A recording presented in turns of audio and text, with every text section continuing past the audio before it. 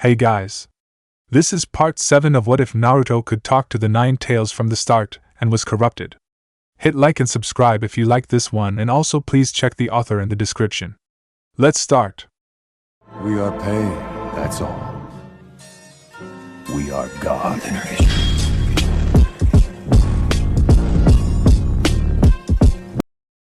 Chapter 47. Why Can't I Learn to Be Free? Naruto had no idea how much time passed since he fell unconscious, and he didn't care. His upper body shot up the moment his eyes opened. A second after, he threw off the blanket covering him before getting out of his hospital bed. Stomping out of the room only took 3. The dim light of the halls and his lack of navigational knowledge didn't deter him. In the same bandaged form he retrieved him with, Orochimaru stepped out of a hallway into his path. "Just what are you doing out of B? Train me! Now! He nearly licked his lips at his lack of response. "You should rest first. I came to you for power and to destroy the leaf, remember?" He tilted his head. "You're not the least bit curious who your parents are?" Naruto, looking down, made him smile. "Your father was Minato Namikaze, the 4th Hokage himself." He laughed as the boy's eyes widened. "Kushina Uzumaki was your mother, and the previous Nine Tails Jinchuriki." His smile shifted into a frown when he drove a fist into the wall. "I can't teach you any ninjutsu if you break your fingers." Play acting performed, Naruto wafted his bruised hand. "What did you have in mind? You are capable of molding your chakra into wind. I know quite a bit of wind jutsu and can teach you how to mold your chakra into fire so you can combine both. If either is in your interest, all other base elements are on the table with many of their jutsu. Taijutsu is out of the question for now." He raised an eyebrow at the last bit. "How do I mold my chakra into fire?" "Well, you're not exactly turning your chakra into fire but the cause and fuel for it." Orochimaru held up an educational finger. "Fire is actually the result of a complex reaction between various factors." "Then how do I cause it?" He lowered it. "You must focus your chakra into a volatile form. It will react with its surroundings and produce fire. Is wind your affinity?" He hummed at a nod. "Wind as an element is your chakra in pure, concentrated force. You must make it wild and unguided. Fire is scattered force that consumes everything in its path. Wind goes so well with fire because it directs and amplifies it." Naruto blinked at what had to be the best and only interesting education he ever received. What are earth, water, and lightning? He was genuinely interested. Earth is chakra in pure substance. Think of your chakra in unchanging and immovable form. It can made in different states, but that requires knowledge of materials as well as expertise. Water is substance without proper structure. Like and unlike earth, it can be in different states in fewer ways, but has the advantage of being far more malleable. It is scattered like fire and unchanging like earth. So earth beats water because it's not concentrated or immovable enough, and water beats fire because it doesn't have structure to be consumed and is scattered too? Yes. Orochimaru patted his head and smiled at a blush. Lightning is chakra in 2 opposite forces that are attracted to each other. It is volatile like fire but concentrated like wind. It beats earth by being concentrated change, and wind beats lightning because it's pure force messing with whatever dynamic the opposing forces have. Naruto looked away as the man caressed his scalp. "Very astute. I can go into detail on how Kekkai Genkai elements function, but you have none to take advantage of. You performed the vacuum blade jutsu when we last met, so you already know how to infuse your breath with chakra. Concentrate on infusing it with unstable and scattered chakra. When you breathe embers, you will have attained the ability to mold your chakra into fire." He slipped out of Orochimaru's grasp. "Got it." Looking down another hallway, he started walking, aiming to familiarize himself with his new surroundings as he practiced. "I forgot to mention Kakashi, Jiraiya, and Anko knew who you were the entire time." Naruto stopped dead in his tracks. "Anko-sensei. They knew?" "Kakashi was Minato's student, Minato was Jiraiya's student, and Anko was mine. Jiraiya wouldn't shut up about how his student was going to be a father, and he chose him to name the baby. And Kakashi was one of your mother's guards while she was pregnant. As for Anko, I mentioned it in passing a few times when we were together. Not the kind of thing you forget, but she could have." "Huh." He would have been grateful Orochimaru couldn't see the look on his face if it weren't for the pure agony in his chest. "How could they do that to me? Those you care for are typically the ones that hurt you the most." The consequences of love, I'm afraid. Life is often tragic like that. Walking off again, Naruto focused on molding his chakra into the volatile, scattered form Orochimaru described out with his breath as much as he could. The pain in his heart only grew and distracted him. He roamed the halls for what felt like hours before he found the entrance. It was still raining when he stepped outside. Neither the droplets nor the cold could take his mind off what he learned. After a few steps off the stone, he collapsed onto the grass. Just kill her along with everyone else. I don't want to hurt Enko-sensei. He whimpered. I want her to hold me and tell me it's okay. I want to smile and laugh with her. I want her to lick me and let me play with her tits. Did you really forget all about the Hyuga girl? He hugged himself as warmth spread all over his body and soothed his aching heart. Hinata. Remembering their intimate time together, he wistfully sighed. I still have Hinata. He blinked. Who Sakura and Sasuke knew I had sex with, which means everyone else did. The warmth began fading. Who, Granny is punishing with paperwork. Who jackass Niji and asshole Shino think I'm a bad influence on. Cold, icy despair took hold. WHWH who technically helped me commit treason, which is punishable by death. A long and wheezing wail left his lips. Her father is the clan head, correct? It may not be wise, but he will protect his kin. She managed to defeat you in combat, so she is still a valuable shinobi, at least more than most of your pathetic classmates. If they seek your return, willing or otherwise, they will keep her as bait. I made her a pawn. I put her in danger. She did it to herself and for you. There is a great chance she will live. And even if there were none, laying on the ground crying about how no one loves you will accomplish nothing. Every second you spend moping lowers the chances of you seeing her again and fulfilling your goal. It's time to let go of all these pointless feelings of yours, Naruto. He pushed himself up. I know. Concentrating shaken chakra into his exhaling breath, he put a hand over his chest. This just hurts. He balled his other into a fist and drove it into the nearest tree. Over and over and over. Forming another with his chest hand, he kicked a crack into the trunk before sending the tree toppling with it. And over again. Red chakra bubbled over him and dissipated just as easily. Kurama watched him wander, weary and tired, through the thicket. What it was hoping for wasn't what it expected so far. Naruto's mental state was clearly far more unstable than it was in the village. While not quite at the level after he learned the truth from his father, it still wasn't ideal. It was no longer interested in freedom as it was seeing their shared desire fulfilled. Inky blackness only vaguely illuminated by torches permeated the area. Clinking, ruffling, muttering, and groaning could barely be made out. It wasn't designed to be torturous, but its intended purpose assured minimal comfort was more or less the result. Most of its inhabitants expected it to be far worse, all things considered. Danzo Shimura, ever true to his nickname, stepped out of the darkness in front of steel bars. Midarashi. He watched the flame-marked woman bundled in seal papers turn to him. Her mismatched eyes lacked any feeling nor life. Are you my executioner? Feeling sorry for oneself benefits only civilian women and children. His old self would have shaken his head at her turning away. As you are now, you are of little use to anyone, much less yourself. His eye narrowed at her stirring. Do not mistake my presence here as some foolish attempt to be the next man you devote yourself to. I have no interest in being anyone's emotional crutch nor maintaining a volatile tool like you. Her almost inhuman hissing didn't faze him. A war is coming, and far more than just a leaf will be at stake. We need shinobi, not brooding miscreants. Then why the hell did you come to me?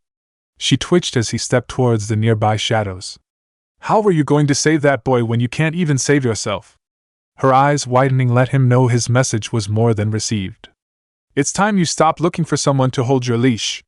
With one more step, he disappeared.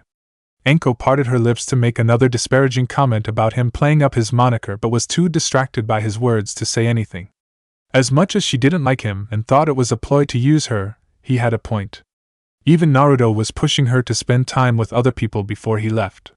She had no idea how to go about it though. It was far easier said than done, but it wasn't as if she could stand going through the same pain again and again. She sat properly with a groan. Why didn't I bother to remember all those sealing jutsu? Looking down at her bindings, she squinted at the characters. Oh yeah, it's a bunch of drawing where fucking up once will either cause it not to work or blow up in your face, literally. She tilted her head. Speaking of which, She bit her lip until it bled, dipped the tip of her tongue red, craned her neck, and began altering the characters with added infusions of her own chakra. The seals began glowing. A second later, they reacted as she wanted them to, igniting due to her unstable nature-infused chakra mixing with normal chakra. Fire spread from one tag to the other until they all slipped off her. It could have possibly exploded and injured her, but she didn't care. Anko raised a normal hand to her black-marked chin. What was it again? Tiger, hare, bird, rat, hare, ram? Her lips mouthed several of the hand signs before nodding. Tiger, snake, horse, ram, tiger, hare, and rat. She went through the sequence, and managed to correctly manifest the most brute-force counter-curse seal to exist in her palm. Sarutobi knew how to perform it but refrained from using it on her cursed mark because of how rooted it was. This is going to fucking hurt if it just doesn't kill me. With a shrug, she slammed it against her neck. The Leaf Village's Umbu holding cells were filled with blood-curdling screams for the better part of a minute before they stopped. People didn't think anything of Kiba. He wasn't sure if it was because he didn't stand out among his clan, his fellow shinobi, or in general. When he reached the compound, he got a few looks but neither man nor animal approached. No one was in his home, his mother and sister having gone off on a mission the day before. His back hit the couch cushions with the weight of a corpse. Akamaru, a leg in cast, limped across his collarbone to lick his face. They stayed in that position until several scents they were familiar with wafted by. We're back. Tsum walked in, Niken at her side, and sniffed. You're bleeding. Walking over, she raised an eyebrow at him. The hell happened to you? His lack of response made her laugh. Got your ass kicked again, huh? Hannah shook her head as she walked toward her room. May as well just give up if you're going to be gloomy after every loss. You're right. Kiba closed his eyes. I'm not cut out to be a shinobi. What? She stopped in her tracks and looked at him. Tsum scowled before grabbing his shoulder. Hey! Receiving further silence, she pulled him up. Hey! His eyes opening on reflex showed her they were watering. Kiba?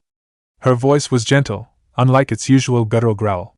She slid her arms around him. What happened? Tears streamed down his cheeks while Akamaru whimpered. I can only tell Jonin about it. Hannah made a bewildered face. You can't be serious. She began moving when her mother jerked her head toward the front door. Sure it was just them two, she listened to everything he had to say. Her eyes widened in horror at the beginning and stayed that way. It was all too much. His initial opponents were inhuman ninjas she wasn't certain she could beat. A fifth of Naruto could still toss him around like a child. Kimimaro was someone powerful enough to threaten even their Hokage, and their failure meant the next shinobi world war was near a certainty. Kiba had taken part in history without even knowing it. I was completely worthless. He sobbed. Naruto was holding back and helping us the entire time. Shino was twice the ninja I ever was, but he still got killed by that white-haired bastard. He died alone, not knowing if we'd live and knowing it was our own comrade's fault. Shaking, he buried his face into his mother's flak jacket. It should have been me. Tsum held her child tighter. A council meeting was sure to be called soon, and there would be much to discuss if they could even find the words. 2 clan heads lost their heirs. One's, while disinherited, may as well have killed them herself.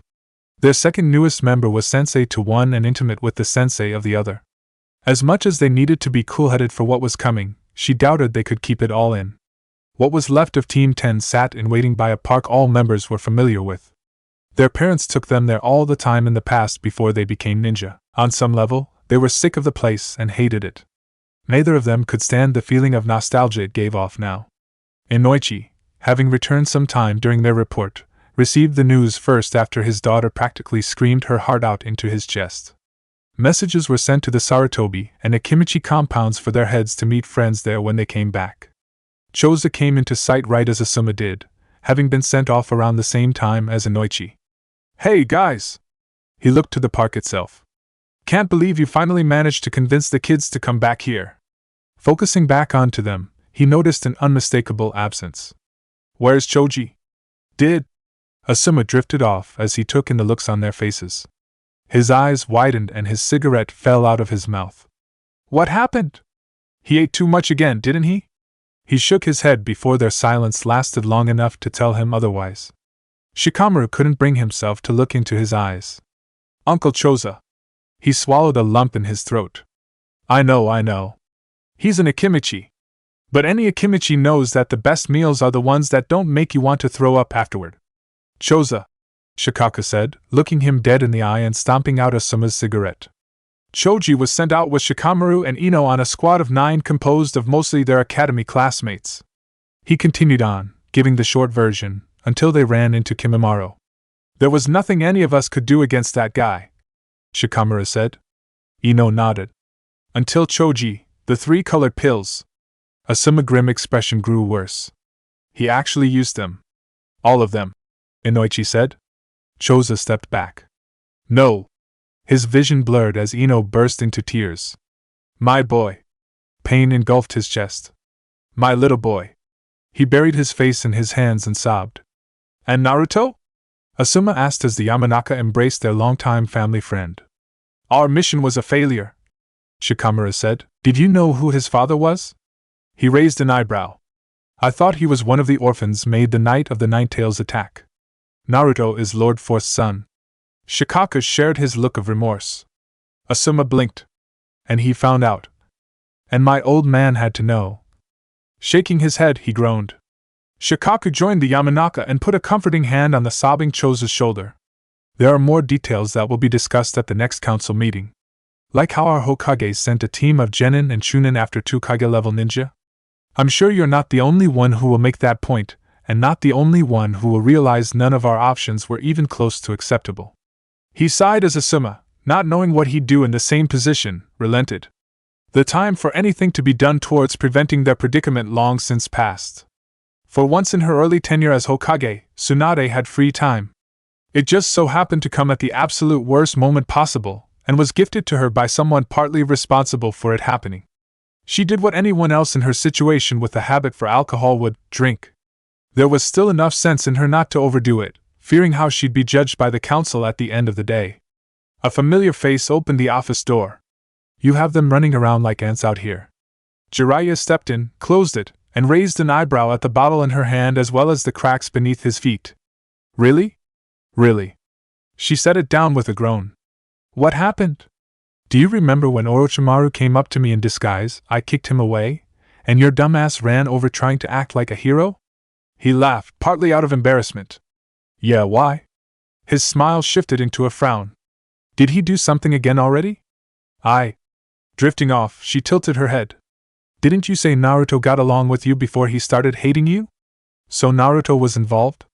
She glared at him. Answer the question, you idiot. Yeah, he thought I was a pervert, but it wasn't like he despised me before the attack on the village. His expression grew somber. What happened, Tsunade? Anxiety beat in his chest when she downed the rest of the bottle.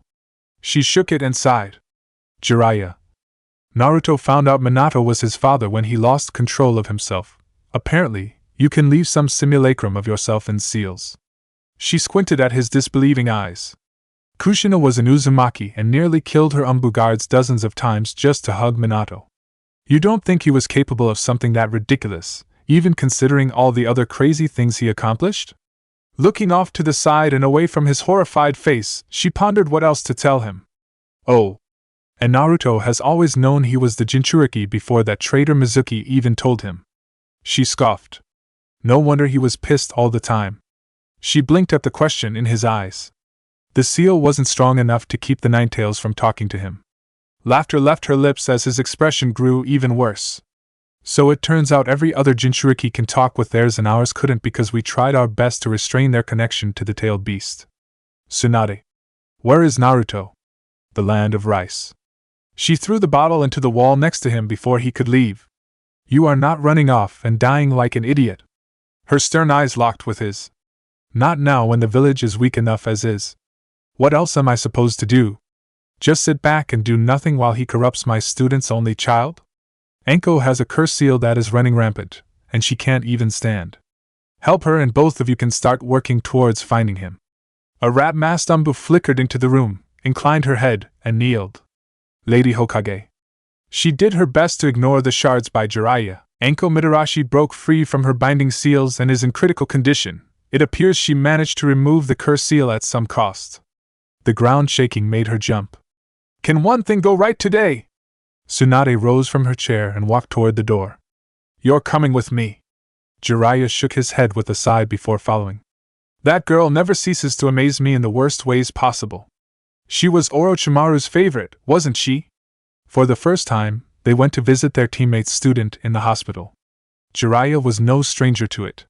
She didn't make them a habit, but it happened every so often for one reason or another. Trouble may as well have been her middle name. Little did anyone know how much she and her sensei had gotten up to. It took some time for Naruto to stumble upon civilization. The town wasn't nearly as big as anything he had seen in the Land of Fire, but everything he saw in the Land of Waves paled in comparison. When he entered, more than a few looks were thrown his way. He easily stood out with his worn state of dress, odd breathing, and shambling gait. Most were cautious rather than hateful, rightfully fearing strangers, but he remained unaffected, far beyond caring anymore. Nearly half an hour passed before his path was blocked by 3 men brandishing weapons. A few were on nearby rooftops. Without looking, he could tell there were just as much if not more behind him. They were all shinobi, their stature and presence told him as much. It wasn't as if he made any effort to hide his status as one either. A young man several years older than him stomped forward. This town is ours. He grabbed the collar of his shirt with his free hand. So unless why? It fell away from his wrist with a lesser spurt of blood than the one from his severed throat. Naruto, having drawn a kunai he coated with wind chakra, grabbed his collar in turn and hefted him over his head, blocking shuriken from on high. Glancing back, he saw them drawing shuriken too. He blew wind chakra over the kunai, spun through it at their center, let go of the collar, and made the snake sign before the body could fall on him. The body was sent flying along with the charging front men while those behind him were cut in two by the forming wind scimitar. Those above either drew more shuriken, kunai tied to explosive tags, or prepared hand signs when he, also preparing hand signs, began running up the wall to join them. The ninja closest to Naruto threw a punch with his free hand into an elbow, shattering his own fist. He got a knee in his liver in return and was moved in front of more ninja tools. One on an opposite roof with an explosive tagged kunai prepared to throw it before a beam of wind from his target's mouth tore through his wrist, severing the ligaments needed to hold things.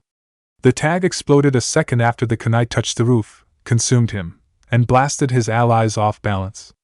Seeing an opening, Naruto leaped towards them. He blew beams through each man's heart before his feet even touched the tiles. The two he left behind threw shuriken and spat fire after him. His hands formed the snake sign as he blew one last beam through the shuriken thrower. The fireball was sent back in far greater force with a clap of his hands, burning all 3. The 2 surviving ninja that were blown back ran away. Naruto sat down and let them, preferring to resume his fire-breathing attempts. Even if they were fetching reinforcements, it likely wasn't anything he couldn't handle with ease. A shinobi on the same level as him wouldn't be caught dead leading weaklings unless they really wanted to lay low. It took a few minutes for him to hear sandals clacking against tiles from behind. So you are just a brat. A stern-faced stranger in a kimono with a sword strapped around his back frowned when he turned his head. I've heard of kids somehow being stronger than experienced shinobi, but I've never seen it until now. He drew the sword from the sheath. Even if I could use someone like you, I can't let you live after pulling something like this. Duke! A shiver ran down his spine when the boy stood up, drew a kunai, and breathed over it all in one instant. Who the hell are you? He squinted at the forming blade of wind. Naruto didn't bother answering. He charged forward and swung with one hand as his opponent did the same with 2. To his surprise, the blade of his enemy erupted in fire, consuming his own. Time froze. Sasuke took place of the stranger, only his Chidori was somehow piercing his Rasengan. Even though it hadn't been the case, it may as well have. He wasn't fast enough to kill him or, at the very least, lacked the means to before Anko arrived. There was a hole in his heart. All he needed was more expertise in wind chakra and chakra control. In that second, Orochimaru's description of wind chakra came to mind. The man watched his enemy duck and twist out the path of his scorching blade. He turned the edge back towards him just as he waved his free hand. Then he stopped. With every once of his being, he focused on moving but could not. Then blood gushed from his throat. A second was all he had to realize what happened before he faded from the world. Dropping his kunai, Naruto jabbed his pointer finger out and a jet of wind emerged. He pulled it back before adding his middle finger to produce a more blade-like emission. 4 of his fingers made produced the equivalent of a massive one. He clenched his hand twice and shook his head. It was child's play in terms of chakra control when compared to the Rasengan. Sasuke would be dead if he just figured it out sooner. "Be boss?" Naruto picked up his head, walked to the edge of the roof, and threw it down to the crowd of civilians intermixed with ninja. He gave them several minutes to process before frowning. "Is that it?" His face scrunched in anger, eyes turning red. "Is that it?" He embedded his foot into the tile. "Come at me with knives, kunai, shuriken, and swords. Use explosive tags. Hide behind cover. Shove women and children in front of you. Douse me in water and electrocute me with lightning. Cover yourselves in oil, light yourself on fire, and come at me. Fight until you can't move anymore. Struggle, endure, and contend with me." He growled loud enough to make sleeping babes far away cry. "Make me want to live, damn it." One by one, each began to prostrate themselves, forehead planted firmly on the ground. Not a single person dared resist or hesitate. They understood full well what he was, even if he didn't say it or they didn't know it. His words were that of a shinobi beyond any other. Whoever their former lord was didn't even approach the foot of his ability. A choked, disappointed sigh left his lips. "Do any of you fucking idiots have a packet of ramen on you?" Tears of joy sprang from his eyes as several hands shot straight into the air. "Well, what the hell are you standing around for? Get them." He sat down and covered his face with a palm while they obeyed. "Naruto, don't you fucking start with me." He paid the shaking supplicants no mind. "I haven't eaten all day. We both know that's not the issue here." Naruto fell forward, rolled off the roof, and crashed into the ground before them. "I'm staying right here until the ramen comes." He resumed his fire chakra training. "When they're here, the sexiest and cutest women will carry me and bathe me. If any of you have a problem with that, you can either go fuck yourselves or finally grow a pair and try to kill me. The rest of you can fuck off." They obeyed, to his further disappointment. His eyes scanned those who remained and rested on one. "You're not cute or sexy." He rolled them when she skittered away, saddened and terrified. Much like the severed head of the man he just killed, he lacked the strength to pick himself up. It was an ailment of his mind rather than his body or lack thereof. He'd fallen before, but everything he used to pick himself up was gone. Kurama already roused his hatred to get him out of a lesser pain. Neither was sure what to do to get him out of the pit he'd fallen into or for how long it would work. He was depressed. Chapter 48. Please don't tell me that it was only me. No one in the Hokage residence's council room could say anything. Tsunade laid out everything that happened and why Naruto had gone rogue for those who had yet to hear. It was a combination of disbelief, shock, and fear. They were under the threat of something that could dismantle their entire way of life. Even worse, there was no clear or certain solution to it. "Are we going to invade the land of rice?" Some asked, breaking the silence. Hamura scoffed. "That would kickstart this war Lord Fourth Son wants to happen. All neighboring villages would immediately take notice and action in fear of what they would perceive as a power grab. Orochimaru has evaded capture despite being one of the most sought-after ninja in history," Koharu said. "Our rogue Jinchuriki is most likely out of reach. Maybe a meeting between the 5 Kage could be called, so we can resolve this with minimal conflict?" To Asuma's surprise, everyone around him didn't immediately protest. "I know it's still risky, but this is a concern for all of us." He looked down. "Enough people have died already." Danza looked straight into the eyes of those seated at the table. "Put our neighbors in our position and us in theirs. Would we help them fix their mistakes? Ones that have the potential to ruin the entire world and not demand exorbitant concessions in return?" "No," Chibi answered, attracting a worried glance from some. "Preparing our defenses for war will provoke a response from the other villages," Hayashi, hands folded, said. "Not preparing them will leave us weak for an attack that will come when they realize we have lost our Jinchuriki." Inoichi rubbed his temples. "I'd say to send teams of normal shinobi and Umbu to scout out the land of rice, but that'd just be the equivalent of invasion in everyone's eyes. Any major action we could take that would produce results will trigger hostilities." Shikaku began. "Fact of the matter is war is inevitable at this point. The damage to our reputation alone when, not if, this gets out will last for generations." He almost laughed. "Even if we successfully retrieve Naruto, it will happen. I don't know if he's thought that far ahead, but you have to realize what a masterstroke his defection was in dooming us all, what major power would allow its neighbor to make a mistake on this scale again? We can expend who knows how many resources and lives to retrieve him just to be weakened as well as surrounded by enemies. If we don't retrieve him, we'll have to deal with the other major villages before he decides to make his move. This is the price we pay for our lies and our failures. Chozo was either oblivious or uncaring of everyone's mostly concerned looks. We will need the power of the Ninetales or the means to control it should every other village turn against us for losing it, Danzo said, and training shinobi to that caliber is impossible. Tsunade's frown grew. How do you propose we retrieve and control Naruto then? Everyone, including her, turned to Hayashi. When I noticed something of Naruto's in Hinata's possession, she looked at me, her own father, with the intent to kill. A servant approached her while she was holding it, intending to inform her a bath was ready, and nearly lost his life. Even after everything that occurred, she loves that boy. She will not willingly be used against him, and I doubt holding her life against him will be as effective if she could. Then that singles our choices down to the power of the Sharingan. Madara Uchiha was capable of controlling the nine-tailed fox thanks to its genjutsu, Danzo informed. Tsunade shook her head. Sasuke Uchiha considers Naruto his best friend and was infuriated to learn he was being lied to for so long. I don't need to tell any of you what he is to Kakashi Hatake. Even if the Ninetales itself could be controlled, that doesn't mean Naruto can. She looked down. Unless you mean we should undo the seal or kill Naruto and wait for the Ninetales to reform. Naruto Uzumaki's death, while sparing the village of one threat, will potentially open a far greater one in the form of the Ninetales. While tailed beasts can reform, no one has stuck around the places they were felled to find out if they do so there. Who is to say it will not come to us first and destroy everything before its eyes could look into a Sharingan, leaving us back where we started? Some looked to the Hyuga head. As horrible as it might be, using your daughter might be the only way we'll get out of this. We all saw how he was around her, and she did say he would have stayed if she asked him to. His unchanging face worried her. Sorry, Hayashi. Out of the question. Danzo Shimura, the shinobi of darkness and committer of who knew how many atrocities of all people, said. Far too much can go wrong if we hinge our efforts and the survival of our village on adolescent affection. Men and women can part just as easily as they join, especially so young. He paid their still somewhat surprised faces no mind.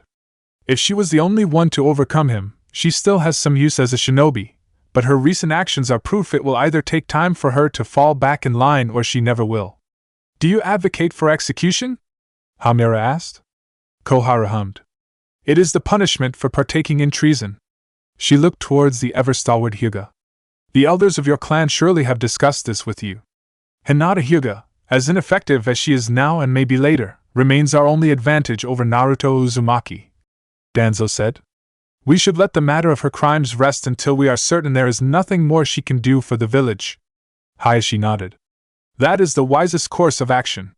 Should the day come where Hinata to be judged, I will not stand in the way. No one here could defend their child doing the same as she did. We're still left with how to proceed, Inoichi said.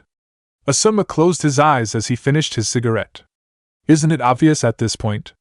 He put it out on the palm of his hand without so much as a twitch. We prepare for war. Against potentially everyone. Some sighed. Unless by some miracle the sand wants to keep associating with us. Their Jinchuriki is still in this building, Hamura said. Inoichi cringed. They sent him in good faith despite everything that could go wrong. With no Kazekage and having already taken large losses in their attack on us, it would be unwise to invade, Hayashi said.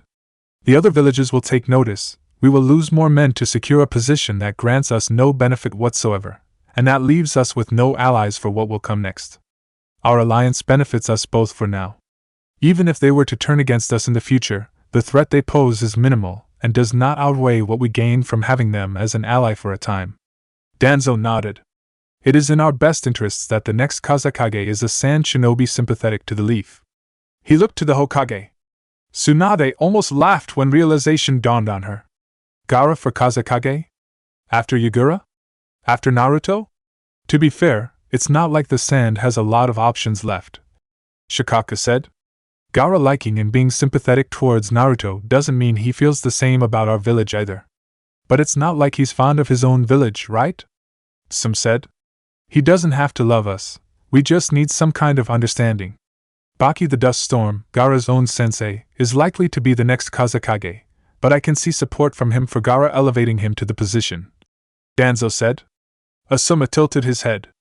"It could just as easily be Baki, he's been around, he knows how these things go." He laughed. "But I guess he's too loyal for our interests, huh? Never for one moment consider what we do is any better nor worse than any other village. Let those of us who fell during the invasion remind you of that the next time you take the ones responsible into consideration." The debate continued on. Far too much could go wrong regardless of what they chose. It would take time for them to see whether or not their decisions were right, wrong, or the lesser of several bad choices. All knew what was coming regardless. When it was over, Hayashi put a hand on Asuma's shoulder before he could leave. "I need to see Kurenai when it is possible. If you're going to blame her for what happened, you and I are going to have a real fucking problem." Hayashi's unfazed expression only unnerved him. "Hinata is practically our daughter. She likely has more than a few words for me, and I cannot blame her." He let go. "I simply wish to talk." He turned towards the exit and started walking. Asuma twitched. "Not even sleeping with her yet you still found some way to cuckold me." He followed after he was gone. "But I guess Kurenai technically was?" He shrugged it off. It was the least of their troubles. Several days passed since the incident that would shape the world for years to come. Kabuto took his part in it, as inconsequential as it was. He returned to the hideout and was immediately sent out with a peculiar task. It wasn't as if he didn't see it coming, but it was still somewhat vexing. Of all the things for his goal to do, he would make himself a goal. The townsfolk glanced at his transformed appearance more than a few times. He didn't impersonate anyone local just in case. His garments and stature were that of a traveler, so he didn't particularly stand out. What he found peculiar was what he overheard. "I heard he was a runaway prince from some faraway land." She patted his head, and he sat in her lap like a fox for more. "No, you had to have seen it. He's the child of a wind spirit and a human. He likes being licked." He was cutting Rika's hair and begged her for forgiveness when she started crying. No matter what anyone did, he wouldn't leave her side. Even his ramen couldn't take him from her. "My wife and my daughter haven't been home since." Lord Tezuki was strict, but the boy doesn't seem to care what we do so long as we obey. I thought they were joining, but really he was crying into her chest. It was very tempting to shake his head, but that would have attracted more attention. The conquered group and town were in Orochimaru's awareness because of their proximity. He had little interest in either save for the possibilities of someone stumbling upon his lair. Supposedly, their old leader was someone formerly a chunin bordering on jonin, so he didn't even come close to being interesting. Stopping by the biggest house, he smiled at the glaring entrance guards. "Pardon me. I overheard this town was taken over by a new lord who fits the description of a dear friend of mine." Their doubtful eyes were well warranted. "He has strange whisker-like marks on his cheeks, blonde hair, and commands the wind." He laughed at their taken-aback faces. "If I can't enter still, tell him, you know who wants a word, you can come in." The one to his left scoffed. The one to his right shook his head. "If you're lying or try anything, he's just going to kill you." "All right." Kabuto walked in and through the halls to the main room. A small crowd of women, grown and young, in white kimonos surrounded a young man in an orange one at its center. The eldest held him up, letting him rest his head on their breasts, while those a few years older than him cuddled him from the sides. His eyes remained shut and his breathing was purposefully odd. When they noticed him, they stirred.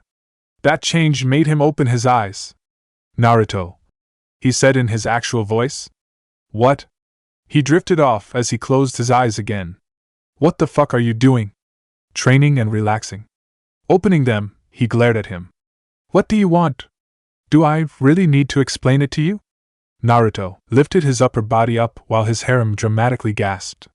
"Take that attitude with me, and I'll cut your tongue out before feeding it to the guards who let you in here. Our friend wants you back so he can show you a few things. Why didn't he before? He wanted to give you time to work on your fire chakra molding. It's not going so well." Naruto made one more attempt and sighed.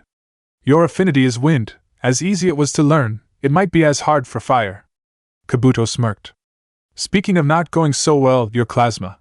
A jet of wind cut through the side of his neck, severing his jugular. "I don't want to hear it." Naruto ignored the girls scurrying away from him in favor to his blood-gushing ally, who transformed back into a Makambu disguise. Oh shit, I killed you! He blinked as the bleeding stopped, and the wound stitched itself together. What the? Kabuto massaged what should have been a fatal wound. Since when could you do that? I could ask the same thing. Shaking his unnaturally black-haired head, Kabuto turned to the direction of the exit. Are you coming or not? He twitched when the boy rubbed his chin. Naruto looked to the terrified faces of his companions, frowned, and nodded. Yeah. They walked out of the town lord's house. His guards looked surprised but made no effort to stop them, knowing how he'd react. Townsfolk, having already lost a sizable amount of their defense, looked panicked. It took about 2 minutes before the shinobi showed up. Lord Holy Royal Master. The former lord's second in command prostrated himself in their path. May I please know where you are going? Out, Kuro. Naruto rolled his eyes. Now get up and fuck off. They flashed red after having to wait a single second more than expected. What did I say? Forgive me, Lord Holy Royal Master. He flickered out of sight while everyone else knelt. Kabuto took in the sight of all the supplicants before they walked out of the village back into the greenery. You really made an impression. Their old leader, No Head Fire Sword, used to be a chunin in some waterfall or whatever before going rogue. I have no idea why he was a big deal. Kuro said something about him using lightning too. And he had this stupid, retard look on his face when I told him how easy it was to kill him. Jonin typically have 2 nature transformations. Streaming chakra of any nature is difficult, even more so in vast quantities. And the only ninja with the rank of Jonin that go rogue are typically S-rank criminals who are on same level as Kage. Naruto grinned, puffed his chest out, and laughed. I keep forgetting how awesome I am. Tailed beasts, Kage, and S-rank criminals. I'm already on top. Frowning, he slouched. Then why? Kabuto stopped when he collapsed onto the grass. Hey. Hey. Well, are you going to get up? Carry me. Just Bika. He jumped to evade a jet of wind in his feet to catch a blade in his ankle, having been perfectly red. Seriously? Do you want to help me find out if you can reattach your legs? Relenting, Kabuto picked Naruto up and set him on his back, just as he did during the Chunin exams. This brings back memories. They remained silent for a time. Both were too angry at the other to think of words, one more justifiably so. Each was a traitor toward the same village and were technically in service to another traitor to it. Questions were on both their minds when sense beat out rage. Neither was quite sure who the other was or what they wanted. Naruto's rage subsided, as it always did, leaving behind an indescribable emptiness. You ever feel like you're just going along with things and have no clue what you're actually doing or who you are? Drifting off, Kabuto pondered how best to answer the question before it resonated far too much. A lot of the time, actually, he blinked at his own answer. I'm sorry. Apology, accepted. Silence returned and would remain. That one question gave both more than enough to think about for the duration of their journey as well as after. It helped quell whatever feelings were left too. Whether or not it had helped them solve their issues remained to be seen. The first thing Anko noticed when she woke up was how weak she felt. Not mentally but physically, even lifting herself up felt harder than before. It was as though weights she never knew existed were removed by the curse mark and subsequently returned when she removed it. Her new Hokage was there to give her context to her favorite Taike shenanigans, which horrified her in how much it explained his recent behaviors. Jiraiya asked her to join him in hunting Orochimaru, but she asked him for time on account of her new reality. As soon as she could get out of bed, she decided to make a visit. Blank eyes narrowed at her. Just what do you think you're doing here, Mitarashi? Would you believe me if I said I'm here to help that little princess in your castle out of bed? Anko tilted her head from side to side. Yeah, I wouldn't either. I suppose you would call it help after what you did to Tetsu. The owner of another set said.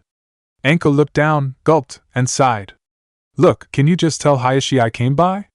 If it would get you to leave, fine. The guard clucked his tongue at her staying in place. Of course it wouldn't be that easy. He went inside while the other kept an eye on her. Hayashi Hyuga came out with him not long after. Mitarashi. He squinted a centimeter at her nervous wave. Follow me. She obeyed and did her best to avoid eye contact with him as well as everyone else inside. She looked down. Hinata isn't pregnant, is she? She is not ovulating, though I understand how one could think it. How do you? Blinking, Anko nearly laughed. No wonder you're all so uptight. You have no privacy. His silence further unsettled her. They stopped by one of the large rooms in the main house. Like the entrance to the compound, 2 guards were in front of it. Both were shinobi Enko vaguely recognized from when Naruto was briefed for the first time, and the slight shift in their demeanor told her their thoughts. Neither opposed Hayashi when he gestured for them to open the door though. A black-haired head familiar to them both rested on a pillow. The lumpy shape of the futon's blankets signaled someone was curled into a ball. Everything she must have heard didn't so much as make either twitch. It was almost like 2 stones at the bottom of a river. Hey. Enko held back a smile when she turned her head, revealing even deader eyes than the rest of the Hyuga. I thought you'd be like this after everything. She turned to the girl's father. So, you might want to step out for this. Hayashi did not move an inch. No. She stepped forward. Suit yourself. Her lips curved into a smirk before she, careful to avoid striking range, leaned toward her. How was he? She whispered loud enough for only her to hear. Life gradually returned to Hinata's eyes as her skin turned a vibrant pink. WHWH, who do you mean? Oh, come on.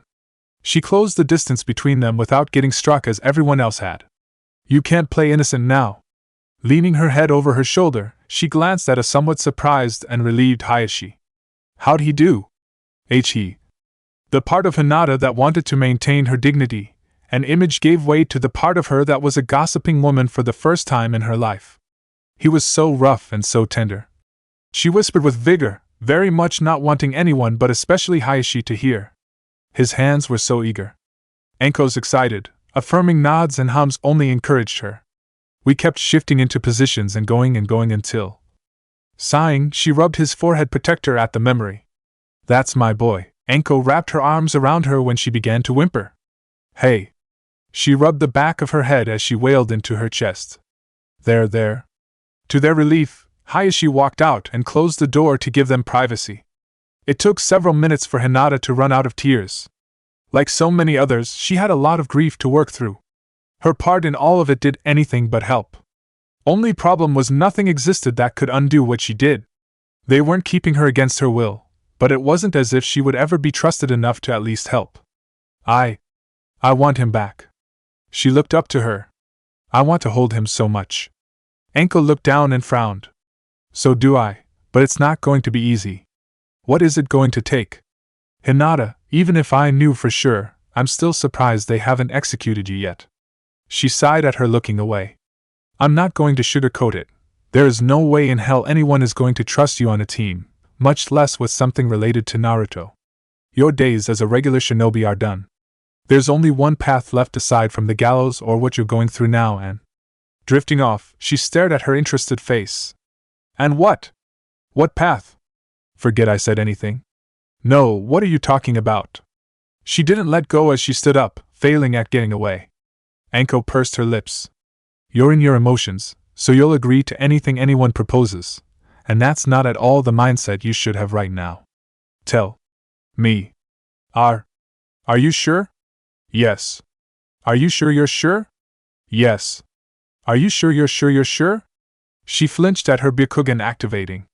Do you think you can get your father to let you leave for a while? A little over a week? Her hopeful nod made her heart skip a beat. Then I'll stop by sometime. Being let go did not relieve her at all. Just don't do anything stupid like try to leave the village because you won't find him on your own. I understand. Deactivating her Byakugan, Hinata slipped back into her bed and nuzzled Naruto's forehead protector. Enko walked out of her room and the Hyuga complex itself with pain and longing in her chest. What the fuck are you doing? She asked herself, far away from anyone. Much like the 2 other disciples of Orochimaru, she had no real answer. For the second time, the surviving Leaf rookies, with 2 exceptions, attended the same funeral in black. It was really 3, but they felt trying to accomplish the same mission, so all occurred at once in honor of their combined sacrifice. The bodies themselves were in the custody of their clans and would be committed in accordance with their traditions or wishes. Twin gravestones on clan plots in or near their compound and village plots reserved for shinobi were common so everyone could honor their fallen whenever they wished. Guy stood and saluted proudly in front of his remaining crying students, hiding his own crying face from them just as he did after they broke the news. It would do them no good to see someone they thought of as strong so fragile.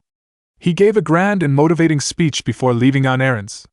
The reality was he collapsed on some distant rooftop bawling before Kakashi, having heard his weeping, appeared to give him the biggest hug in his life. Kiba, Akamaru, and the women in his life were by Shibi. To his surprise, his mother had shown nothing but respect and care for the man. Kurenai showed more emotion than even he did but didn't take offense to his apparent indifference. She felt partly responsible for the ordeal and already knew Aburaim weren't the type to emote. He shed tears once before bitterness held back more. The previous generation of Ina Shikacho came with the survivors of the current one alongside their sensei. Choza and his wife did not restrain their weeping and no one could blame them. Ino joined in. Shikamaru and Shikaku neither shed tears nor made so much as a frown though. Asuma shared looks with Shikaku and Kurenai, but that was it. Hayashi, whether intentionally or not, came out in force with members of his clan, branch, and main family. Hanabi made no sound yet could not stop the tears from leaving her eyes. Niji was far too gifted to be so easily dismissed by even the elders. His growth was exceptional, and he would have surpassed Hayashi in a matter of years. Unfortunately, he was eclipsed and consumed by two others with more. Both students of Kakashi arrived with only each other. Wisely, their sensei was keeping his distance, mourning at the memorial stone as he typically did. Neither was well. Guilt wore itself on both their faces, but for different reasons. For one, it was about to break a dam holding back many emotions. Sasuke never truly grieved over his clan. Even when he was a child, vengeance clouded his mind. Naruto drew his focus towards uncovering the truth behind brother's actions, if there was one. Itachi realigned his focus somewhat back onto him, while wounding his relationship with Naruto. Now, he couldn't focus on anything anymore. Things were far beyond his control as well as his power. All he knew for certain was that he failed and countless people, including those few he loved, were going to die because of him, just like the three he was there for. Sakura glanced at him when she heard the most unlikely sound. She blinked the second she heard it again. Others in their class did the same. Together, they turned to its source. None could say anything or protest, but it was still surprising nonetheless. A young man they all thought beyond them and unassailable was crying, eyes clenched shut, with gritted teeth. Each turned away to give him the privacy they knew he would want. None saw the red-starred flower blooming from his Sharingan when they opened. Numerous abandoned buildings or shacks lingered throughout the Leaf Village for one reason or another. One was because of Root, Danzo Shimura's personal Umbu Corps that made Umbu look like moralists. The people who knew their locations were either a member or familiar with their organization. It just so happened the uninvited visitor to their headquarters was one of the few familiar with them. A masked man flickered in front of the entrance. "If you take one more step, you will die. Did your boss really not say anything?" Anko raised an eyebrow. "Even now, I'm pretty sure I can kill more than a few of you before I go down, so why don't you step aside?" "Wait," a masked woman flickering into sight said. "Lord Danzo has decreed Mitarashi is not to be harmed." He recoiled before nodding. "Apologies. It's my own failure." He flickered away. "Follow me." She turned and began walking. Obeying, Anko stepped into the vaguely familiar dark halls. Her eyes couldn't make anything out but the surprisingly well-sculpted woman leading her. She ended up too focused on her to really make a comment about how cheesy it was. The light of the main room wasn't enough to distract her. "Mitarashi," Danzo said, drawing her attention. "Hey." She glanced at the woman before she flickered away. "Since when the hell did you have her? Why are you here? I need a place far away from any prying eyes and ears, preferably with a large drain and a freezer." "Done." He snapped his fingers and a root agent camouflaged onto the wall disappeared to retrieve the info she wanted. "You're not going to ask me what I need it for?" "No." "So you know what I'm planning, right?" She laughed nervously when he shook his head. "You're freaking me the fuck out. Whatever you do, it will be for the sake of the village. Do not mistake this for trust. I only understand why you're still breathing. Please tell me this is your attempt at humor." She barely registered the agent flickering to her side and holding out a map scroll. "You can leave now, Mitarashi." Anko grabbed the scroll. "I hate you." She left with no further word. The masked woman flickered to his side when she was gone while the man returned to his place. "Are you sure that was wise?" "She will do as she is needed. There is nothing left for her in this life. And should her actions lead to more complications?" Danzo would have laughed if he had a sense of humor. "Our current affairs are complicated enough.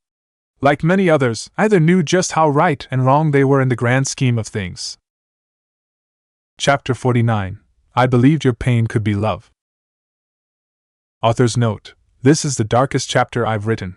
For this FIC, so far. The Nara complex was almost always a quiet and dour place. It was a common trait for them to be lazy or absent-minded since even before they joined the Leaf Village.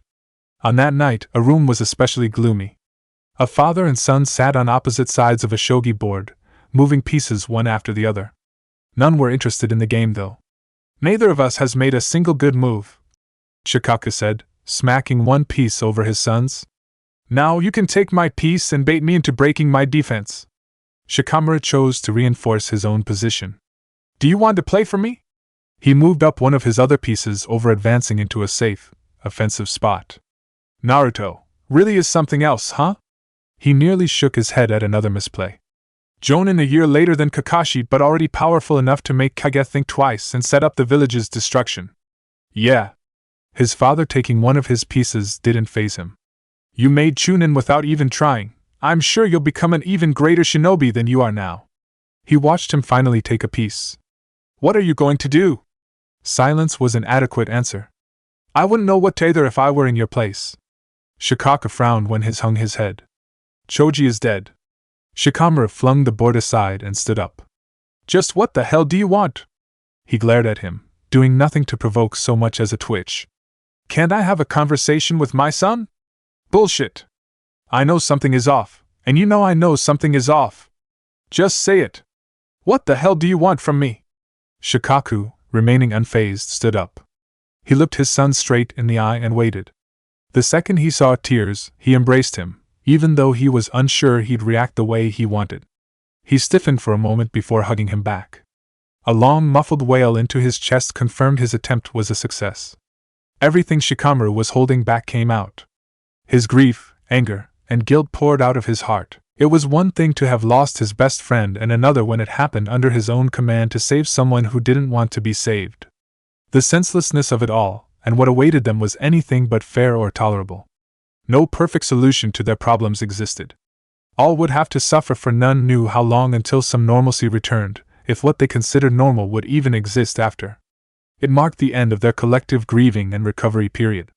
What lay next for them, as Tsunade said, wouldn't allow either any time soon. They needed to become far stronger to see it.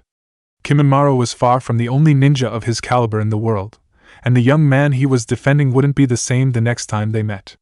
Fact, they hardly recognized him before made it worse. Enko was excited and terrified when she came to the Hyuga complex 2 days after to find Hinata packed for a trip brimming with determination. They made a few stops around the village before leaving. While not necessary, Hinata's favorite foods would add to the experience. It was something Enko considered necessary, though. Little touches added to the overall finished product. How did you get Hayashi of all people to agree to this?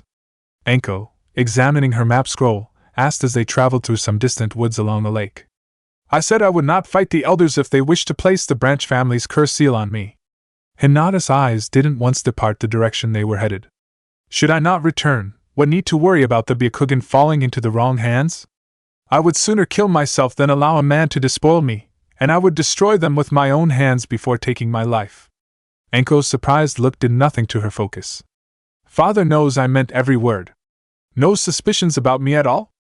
If there is something I needed to know, you would have told me already, and we all have known what you did for some time. They kept quiet for the rest of the trip. Neither quite recognized each other. Enko was acting a little more demure while Hinata was far more overt even without the subject of Naruto to raise her ire. His actions had an effect on both. Neither quite knew the extent of them on everything else. When a building in a clearing came into sight, Enko put away the scroll. We're here. She turned to her follower. I need you to use up all your chakra, not enough to be exhausted but enough that you won't be able to use a jutsu. Hinata squinted for a moment before setting her pack down. If that is what I have to do. She leapt onto the water's surface and began performing her blend of the main branch's 2 best techniques. Enko did not believe her eyes when she first saw it. During the 4th, she whistled at the beautiful ball of whirling chakra blades emitting from her. Naruto falling to her was far more believable to her then.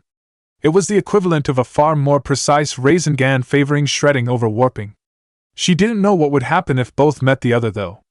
It took a few dozen performances before Hinata's chakra network was depleted. Her breath was shaking. I did it. She stumbled back onto land, nearly falling into the water on her way back. Now what? A smile spread across Anko's face as her heart raced. What do you think? She flickered behind her and snaked an arm beneath her chin, locking her in a rear-naked choke. Why you? Hinata tried to emit chakra from her tenketsu, but her depleted and surprised state kept her from performing a body blow. And she fell limp. Giving her lips a moist lick, Anko shuddered. This is going to. She tossed the girl over her shoulder, picked up her pack, entered the decrepit building, and found a dark, murky room with the large drain she requested. After setting her down, she formed the Shadow Clone Jutsu sign and created several clones to get everything in order. The first thing Hinata noticed when she came to was her lack of clothes. Scaled, rope-like things binding her limbs were the second. One slithering across her body, occasionally licking her skin, was the third. Blindness was the fourth. Cold iron bars against her back was the fifth. What made her struggle and panic was none of them. Where? Where is it? It's your blindfold, Anko said, watching her from a chair. Has anyone ever told you how big your TI? She shook her head as the girl relaxed. Never mind. I understand why you were hesitant now. Hinata swallowed and shook while the snake coiled around her body performed its task of making her uncomfortable. You can begin. I can handle it. Anko burst into laughter before she stood up and walked over. That is the exact same thing I said to Orochimaru before he started. Wha? Thousands of fiery needles jabbing into two sides of her neck sent her into convulsions.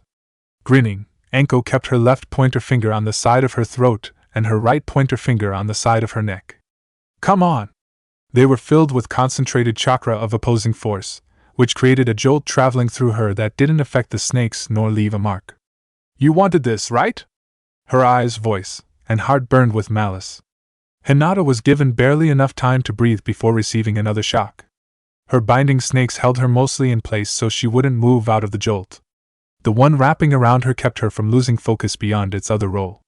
If she weren't in agony, she would have put it all together herself. Whether or not she would understand the overall purpose by the end remained to be seen. The pain continued.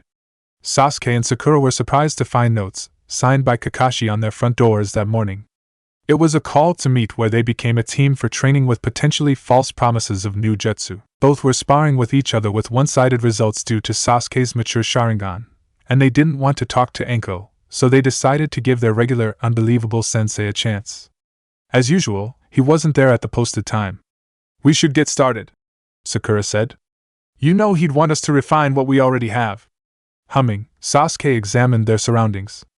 Do you really think Kakashi would pull the exact same thing he always does after everything that's happened? Do you not? Good boy. Sasuke threw her aside, drew a kunai, and blocked the blade of a sword. A familiar purple-haired woman wearing a cat mask turned the hilt and slid the blade across the kunai, using its longer edge to draw a cut across his cheek. You're faster. Sakura squinted at the woman as she got up. What are you doing? Her eyes widened when the ground behind Sasuke burst. The Sharingan can't help you if you can't see your enemies. Another familiar Umbu had his kunai arm locked behind his back. If we were the real deal, she would have just split them. This is training then. Sasuke stepped out of his failing grasp, activated his Sharingan, and streamed lightning chakra through his kunai. Tenzo, ironically bound in an illusionary tree, would have nodded if his mind didn't think his body was restrained. Hands-on is some of the best. You're at that level of chakra control already. Yugao added lightning chakra to her sword, drew shuriken with one hand, and threw them at his teammate with the other. Biting his lip hard enough to bleed, Tenzo broke out of the illusion and made the snake sign, capturing a distracted Sakura in a claustrophobic tree house.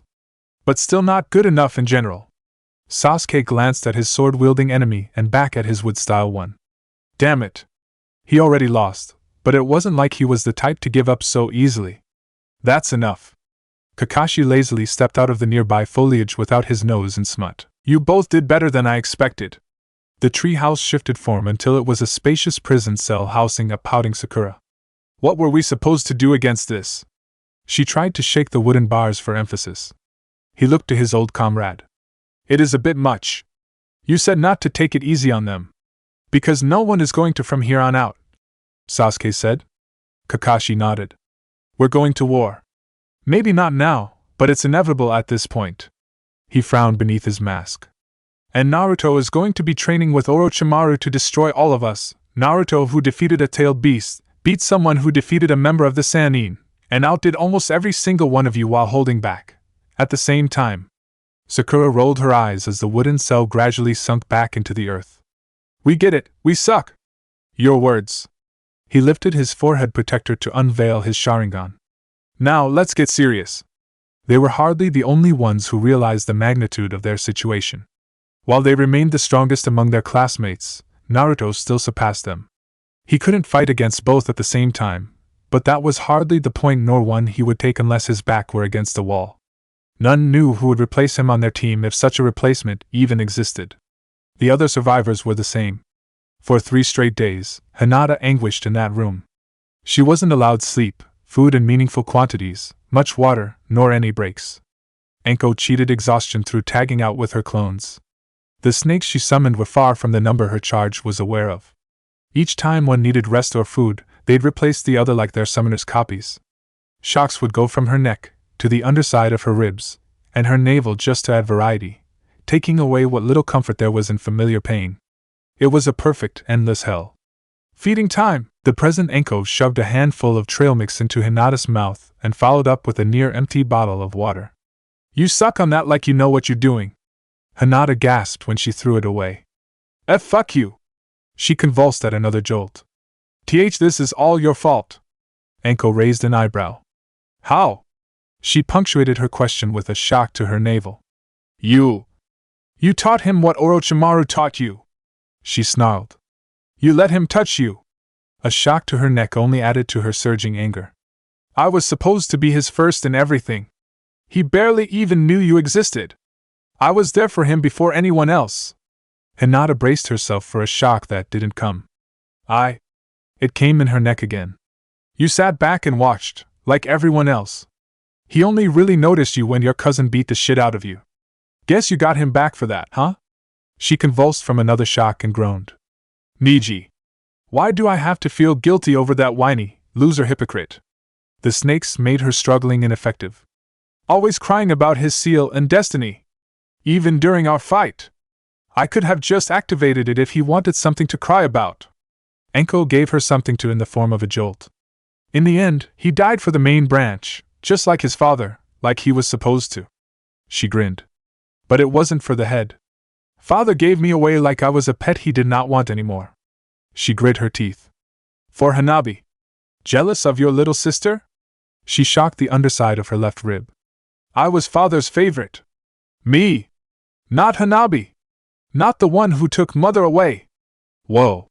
She jabbed her lightning fingers into her neck. What about Kurenai? Hinata almost raised a twitching eyebrow at the familiarity in her tone. Kurenai-sensei? She hung her head. Like mother but not mother. Sweet but cold like father. The surge of pain to her navel almost blotted out the one in her heart. He probably hates me. She knows one with the Aburame hive now or whatever the hell they do when their own die. He was reliable, unlike Kiba. The coiling snake licking at the small of her back reminded her of Akamaru's tongue if it were softer yet far more unpleasant.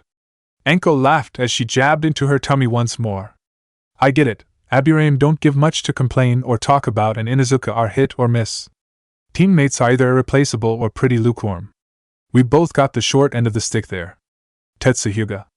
She switched her focus to her neck. He begged us to let him die and for Hiraku to save him. Their current predicament brought back pleasant memories that were increasingly less shameful. They were far from done. Naruto and Kabuto were surprised to find Orochimaru, back to his regular self, looking rather sullen too. Kabuto departed right after to maintain his cover in the Leaf Village.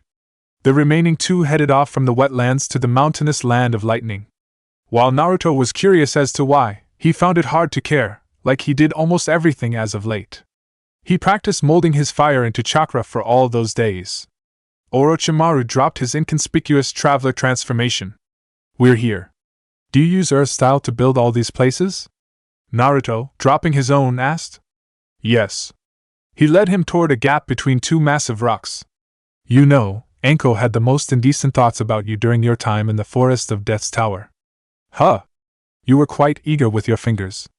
Had Kakashi not arrived, I'm not sure if she could restrain herself. She'd been lonely for years. All she wanted was for someone to hold her, whether as a woman or a person. Naruto stared at his back. How? His hand grasped the seal on his stomach. I don't think anyone besides you or I have ever been as close to Anko. Funny how we didn't need to sleep with her to achieve that. Love, what a torturous thing. Orochimaru pursed his lips at their gray and block-like surroundings. A posted masked ninja with a forehead protector bearing a sound note kneeled at his presence. Lord Orochimaru. He raised his head at the young boy. Is that no concern of yours? He led him deeper into the bowels of the hideout, passing many of his followers and cells filled with test subjects, to a grand door with many locks. You may want to brace yourself. Even if he wasn't thinking of Anko, Naruto wouldn't have the strength to tell him how little he was concerned. He watched the almost comedic drawn-out unlocking of what had to be a specialty vault. Something was either going to attempt to kill him or supposed to surprise him. It wasn't likely to accomplish either. The door unlocking and revealing a young man in a prisoner's garb several years older than him was only confirmation. Orochimaru? He stood up and stepped forward. Where's Kimimaro? His focus turned to Naruto. Who is this? Kimimaro is dead. What? His eyes widened at Orochimaru. That's impossible. He told me he was finally better, and no one could have beaten him. Who was it? Naruto, eyes also widened from broken apathy, asked. Choji Akimichi. A laugh left his lips. Choji? He burst into a joyous fit. Choji did it. His surroundings blurred as tears left his eyes. That's so good to hear. Wiping them away with the sleeve of his kimono, he couldn't help but smile. I'm so proud of him. You're laughing. The young man's stare was empty. Kimimaro is dead, and you're laughing. I can't help it, wasn't like I knew him that well. He laughed even harder. The veins of his eyes bulged as dark splotches spread over his skin. Gritting his teeth, he stomped forward. I'm going to. He growled hard enough to shake the room before finishing his full transformation. Kill you. Naruto raised an eyebrow. Cursed mark? He raised his arm, being too slow and off guard to dodge, just in time to block a literal rocketing club hammer punch. The bones shattered a fraction of a second apart from his left ribs, having been sent flying into the wall. Agony consumed him. Don't compare me to those worthless copies! The unhinged young man grinned on his way toward him. I was born with this. JJ Yugo. Naruto wheezed. Eyes flashing red, he held out his working hand toward his careless enemy and pointed at one of his. B-brain damage still counts, right, Kimimaro? A jet of concentrated wind shot out and skewered his head. Fuck you! Orochimaru, leaning on a nearby wall rather than in it, stroked his chin as Yugo fell back. You learned the wind blade jutsu. Said blade nearly slitting his throat didn't faze him. Keep your focus on Yugo. He's. Naruto drifted off at the sight of the imperfect sage rising. Why you've gotta be fucking kidding me?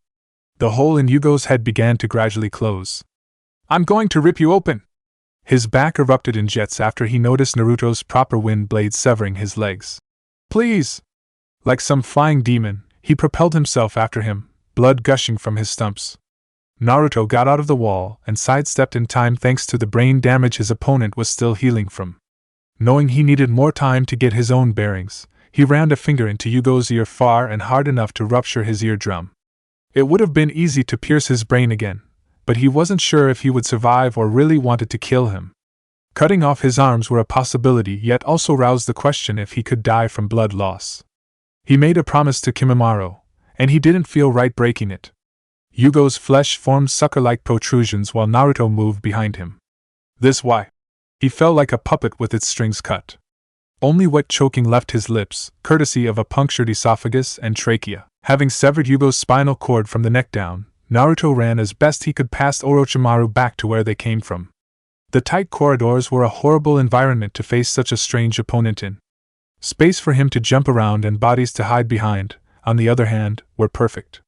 His wind blade's range was more than extensive enough. The second Yugo could move was the one he rocketed himself, bouncing from wall to wall due to his imbalance, toward the main hall of the prison. He took a moment to bask in the looks of fear in the guard's eyes when he arrived. For the next, he propelled himself to the nearest one. The sound ninja broke like a toothpick in his arms before melting into his flesh. His stumps stopped bleeding and sprouted new legs thanks to the added biomass. Naruto dropped his guard transformation to reveal a fascinated and disgusted smile on his face. "You just gave me the absolute worst idea," he smirked as his golden eyes focused on him. "For you and everyone else in here." All but them and Orochimaru were terrified at that statement, and it would be exactly as they thought. It was more than half a decade ago in a hideout long abandoned when he had two of his usual visitors. As always, the woman carried his best friend in like he were her son.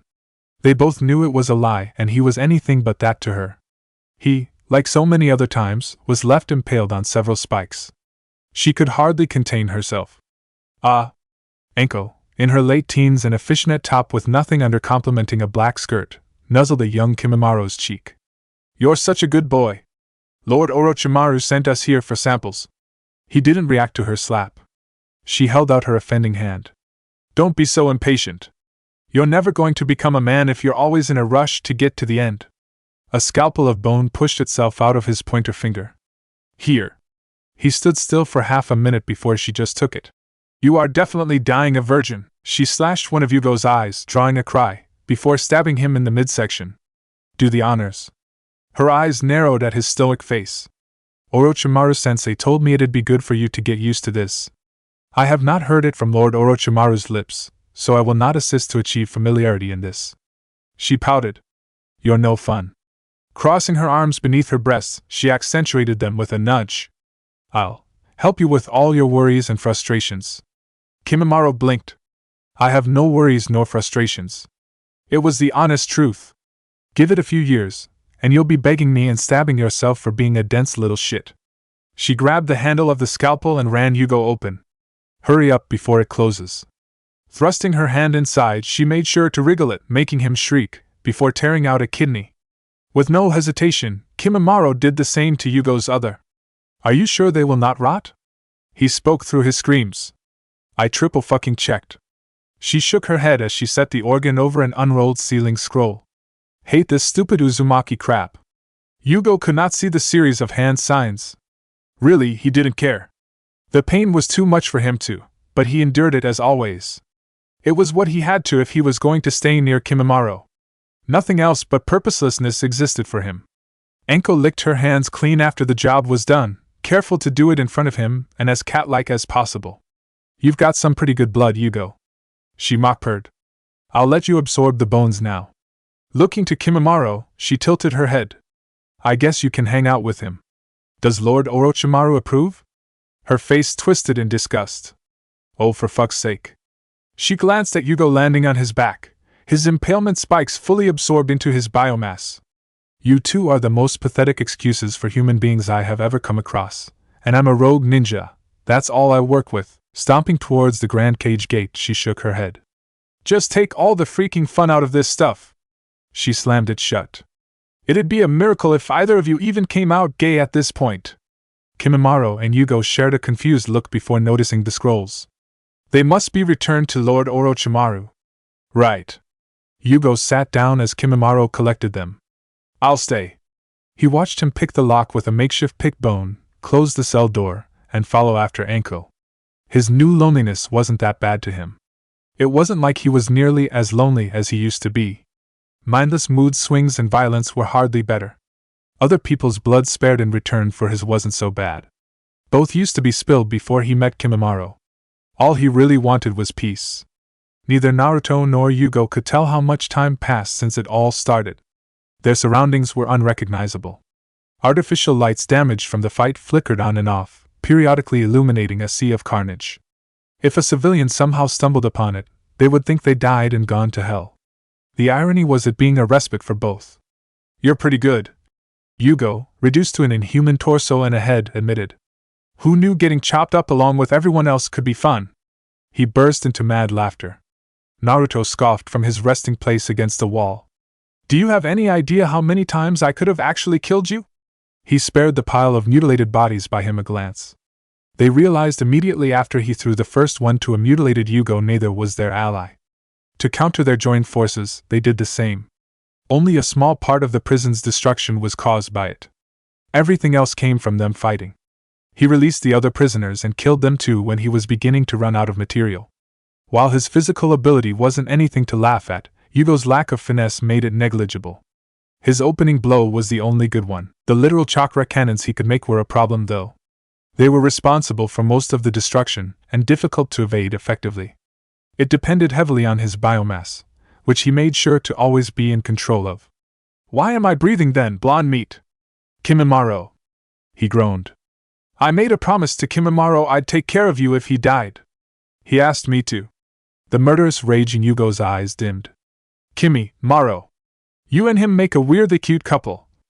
Maid, I mean."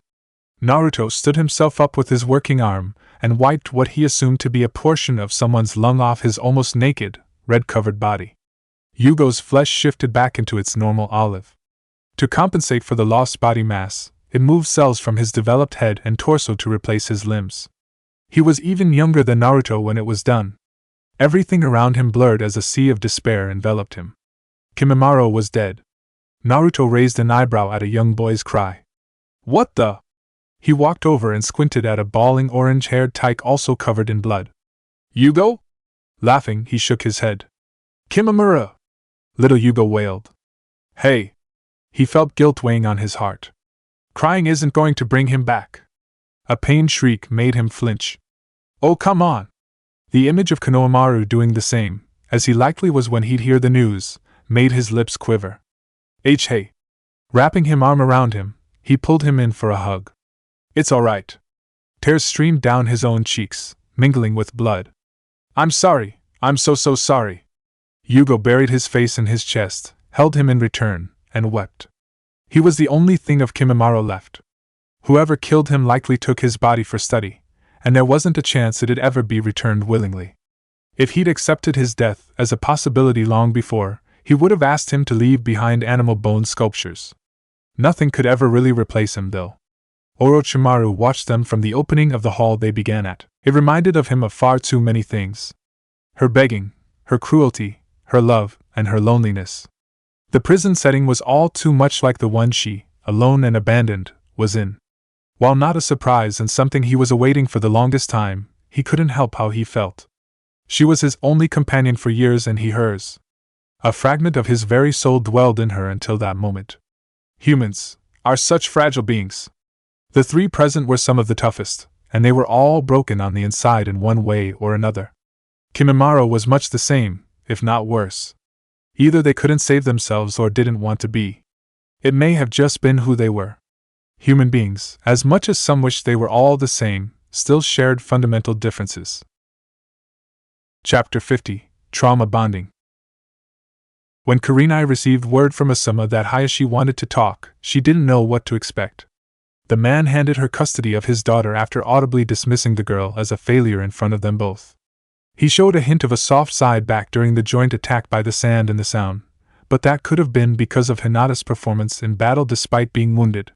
Then Hinata aided and abetted high treason with illicit coitus on top, which was absolutely indefensible. Hayashi, to her surprise, sat by an empty tempura stand far from his clan's compound. "Kurenai," he greeted without turning to look at her. She sat down next to him and raised an eyebrow at the bags under his deactivating eyes. "Why did you ask to merger here, Hayashi?" "Merger? You know, join together and hang out, though I guess this is barely one of those things." He put a palm over his entire face. It wasn't at her strange slang but their entire situation. Far too much was happening and would happen soon. There was no saving or protecting his daughter from any of it. When she came to him practically threatening two unthinkable possibilities, he picked the lesser of the two occurring. Kurenai looked at him for a few seconds to gauge what he was reacting to before burying her face in both her hands, elbows on the stand counter. She wasn't sure what to do either. Her team may as well have not existed at that point. Whether or not it would have felt better if it happened under her command than by freak chance was something she pondered. It was horrible. "Do you know why I left Hinata in your care?" Hayashi put the hand down on the counter and looked directly at her. She set them down too. "Not a clue, and I've been wondering why since." "Because I have no idea how to guide her," he admitted. "She was my firstborn, and I nearly lost her so young to those cloud filth. Then I lost her mother, who gave the world Hanabi as a parting gift. He closed his eyes. I did not know how to nurture and protect her as anything but a father. Even then, I could not if she was going to become clan head. Hanabi knew nothing else, expected nothing else, and rose to the station I could not bring Hinata to. Thought I could do better. Hayashi nodded. You are a woman, and I, in spite all the years I have lived, still cannot understand your ways. Even now, I do not understand what she saw in Naruto Uzumaki. He was there to protect her when no one else was. She glanced to the side, pondering how to put it. He made exceptions for her and only her, listened when she cried out, and likely told her things he'd never tell anyone else. Sure, he's the strongest of her generation, but there's no one else like him who gives her special treatment. She almost laughed. That's why he can say obscene things, look at other girls, and do what he did and not lose her love. He is the man she loves most in this world as a result. Her eyes did not look away from his. Even more than you. I know she has her grievances, and I hope she shares them with me one day or does not allow them to poison her. His stoic face bore a frown. If she is even allowed to live that long. Groaning, he looked down at the stand counter. It is a painful thing to feel so proud and so displeased. She was so quiet and always stuttering, but then she became a shinobi and told me Naruto acknowledged her. Kurenai smiled at the memory. I knew there was someone she admired. I just didn't know who until their orientation day. That little bit of encouragement was all she needed for motivation, and I helped nourish it. Her smile shifted upside down. Perhaps too much. Maybe if I put my foot down after the preliminaries or you were in my place, we wouldn't be in this mess. On the contrary, I would have likely done the same. He drew out Hinata's best, his promise was great, and the gentle fist's reputation was besmirched in front of so much nobility. Tying him to the clan would save face as well as add his power to ours. Kurenai hummed. So, how is she? I let her leave the village with Anko Mitarashi. Anko? She blinked. You let her leave? Her mouth gaped. With her? Hayashi looked her dead in the eye again. You're familiar with Mitarashi? He nearly raised an eyebrow when she looked away. When she came back, I thought your clan wanted her head on a plate. Her restitution was hardly popular with anyone, and tensions died down after we realized there was nothing to be gained. He focused back on the counter. She was the only one that could raise Hinata out of bed and could confide in. His eyes closed. I did not know what to do. Well, if it's any conciliation, Anko is powerful and knows Orochimaru best. She joined him in looking down at nothing. I'm not sure if letting her go is any better than holding her until her execution either. Both of them kept silent. They said their piece. Neither could truly blame the other, and they blamed themselves. As much as they wished it wasn't, their daughter's actions were of her own accord. Everything fell into her hands, and she chose love above all else, even if it may have cost her that. It was her deepest desire, same as her lover. 5 days. That was how long Hinata had gone without rest, proper nutrition, and hydration. It was pain and discomfort beyond anything she ever experienced. A little after the 3rd day, she began falling into unconsciousness, micro-sleeping. Sometimes she sputtered gibberish or nonsense. Despite her blindness, she saw things that weren't there as well as heard them. Anko smiled when she went limp once more. Bad girl. She licked her lips and clapped her hands. Several seconds later, another Anko stepped into the room with a bucket of icy water. I love this so much. Same. She stepped back, careful to not be in splashing distance. The snakes, realizing their master's intent, slithered off their captive. Now, Hinata moved the moment she felt the cold water crash over her skin, deliberately missing the metal forehead protector. The memory of what it meant was shocked into her fading mind, figuratively and literally. Like a blind rat, she skittered straight into a wall. It wasn't enough to knock her back into unconsciousness, though that wouldn't have saved her anyway, but it kept her from moving. Excruciating agony engulfed her. Perfectly channeled lightning carried by the impurities in the lake water danced along her nerves to create pain without doing any real damage. Did I say you could sleep? Anko cackled, giving her time to at least catch a breath, before throwing another subdued spark at her. Does it hurt? The girl's unconstrained convulsions were like an exotic dance to her. Come on, you little slut. While it was all a blur to Hinata, it was the absolute worst. Regular shocks were less painful yet still painful. She could not escape nor endure. Nothing was in her control, and there was nothing she could do to take any back, as her oh-so-loving companion ensured. Her arms and legs were bound by serpents with one coiling around her body before she even knew it. That realization broke her into tears. Oh. Shuddering, Anko licked her lips at her, crying. Pee-pee, please stop. She sobbed. I'll do anything. She leaned her head over her shoulder and brushed her lips by her ear. Anything? Her tone was more than suggestive. Hinata stiffened. Pee-pee, please don't. I want to be only in Naruto's. But you said you'd do anything. She pouted. Did you lie to me? Sparks audibly flew off her fingers inches away from her skin, making her bawl. I'll be yours. Anko backed off, cheeks a vibrant pink. W would. She shook her head free of embarrassment. Would you kill your little sister? Hanabi? The snake coiling around her licked at her shoulder blade. Why yes. Kurenai? Why yes. The Inuzuka kid? Yes. Holding back laughter, Anko grinned. Try not to sound too excited now. What about Hayashi? Why yes. And me? She covered her mouth before the girl physically agonized over the question. It was an impossibility. Her chakra was depleted, she was physically exhausted, her mind was a mess, and Anko was a jonin. She already beat her by keeping her in that predicament to begin with. To say no would be disobedience, and to say yes would risk angering her. Neither was the right choice. Anko cooed as she wailed in despair. I never knew I meant so much to you. Her eyes narrowed. What about Naruto? Hinata went limp. Kill me. Please kill me. She struggled against her living bindings. Kill me. Kill me. I'm begging you. Realizing her one way out, she opened her mouth as wide as she could. Easy. Anko shoved her fingers between her teeth, not that they had the strength required to bite through anything at that point. We still need why. She blushed at her tongue, eagerly licking her fingers as if apologizing. Fucking hell. Caressing her scalp with her other hand, she shushed her. I could never make you do that, and we still need the both of you, alright? She took her repeated licking as understanding. We're done now, you did good, so you can sleep as long as you want. Her fingers were unsurprisingly wet when she took them out. A wide, joyous smile spread across Hinata's face as the snakes slithered off of her. I can sleep?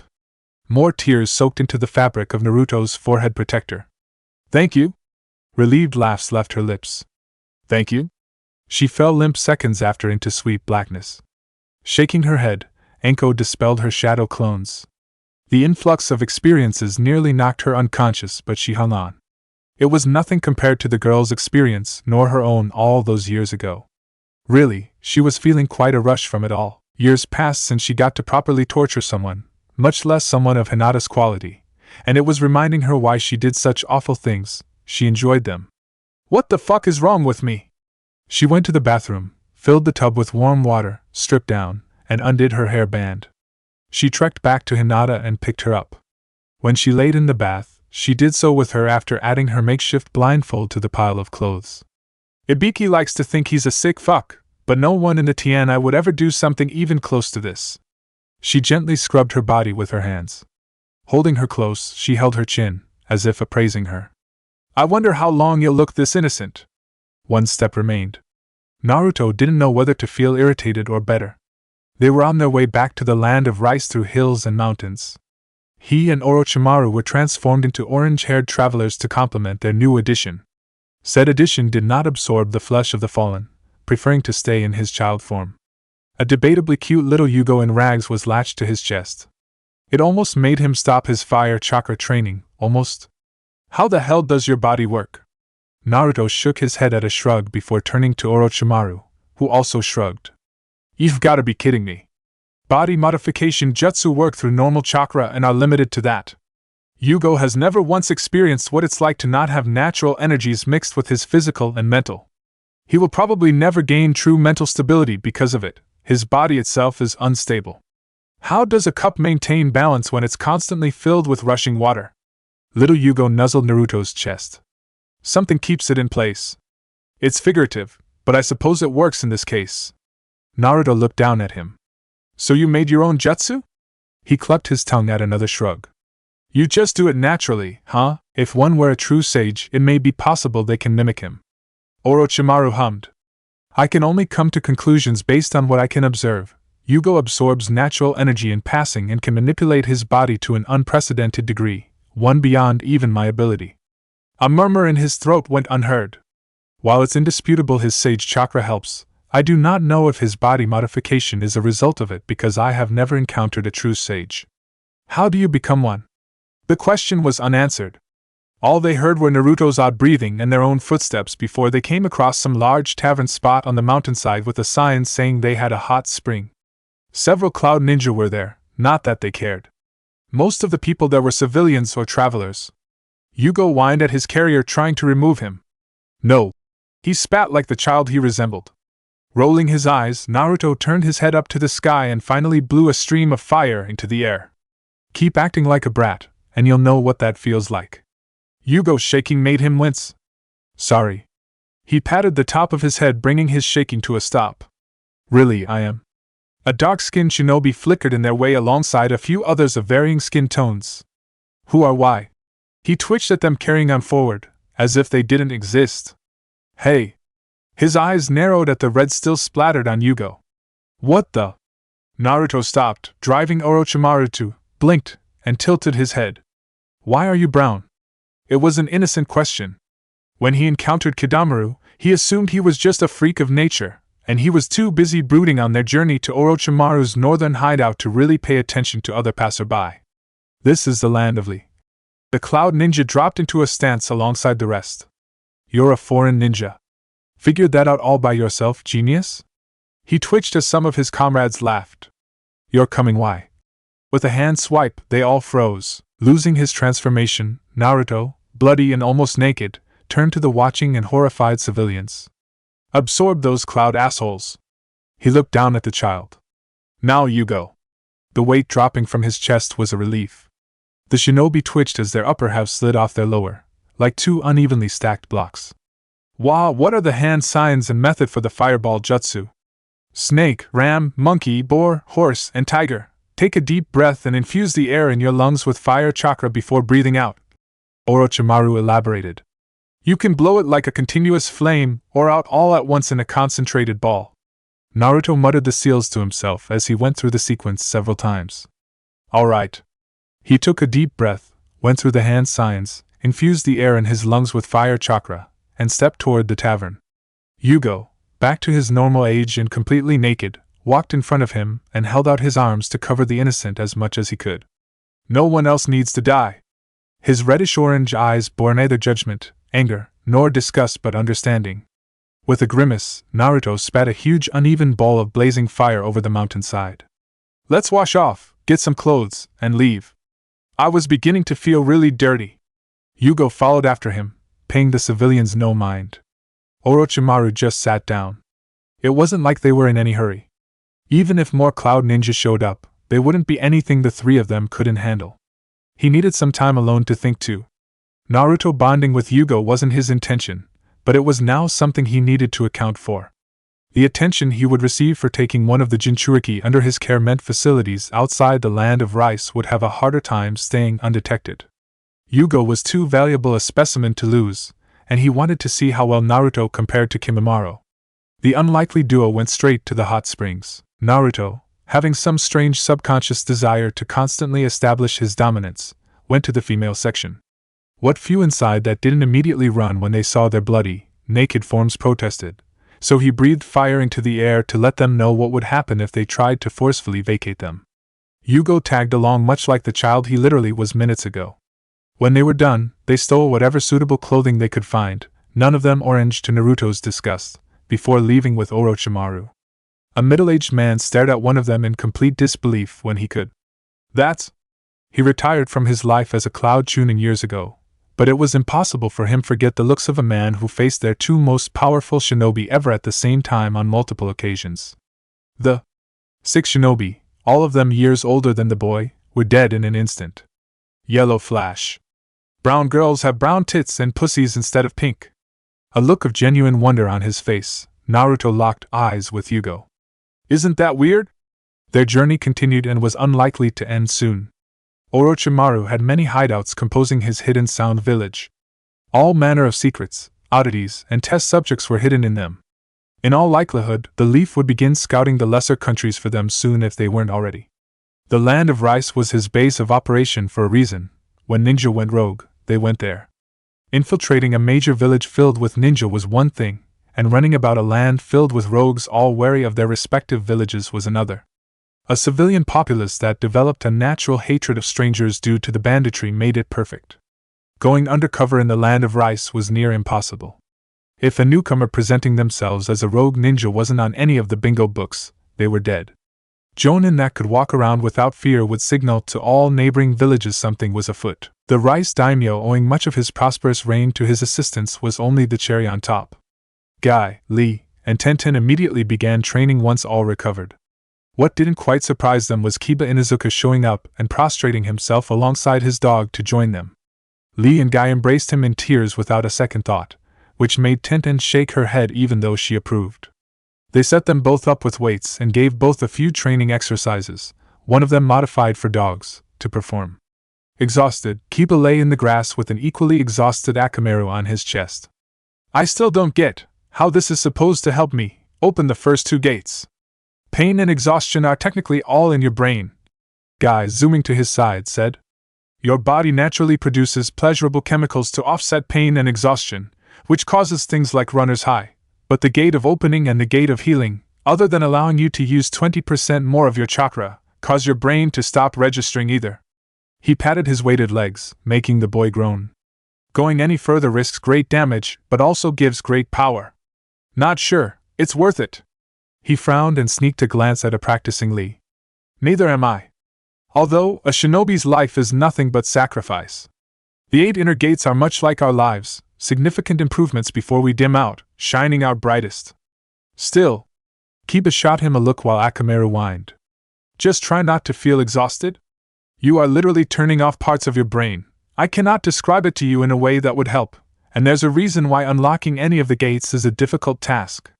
The man and dog duo took a moment to catch their breath. I don't know if this will be enough. No one ever does, but it's better than doing and having nothing. He sat down next to him. I've never caught up to my eternal rival Kakashi.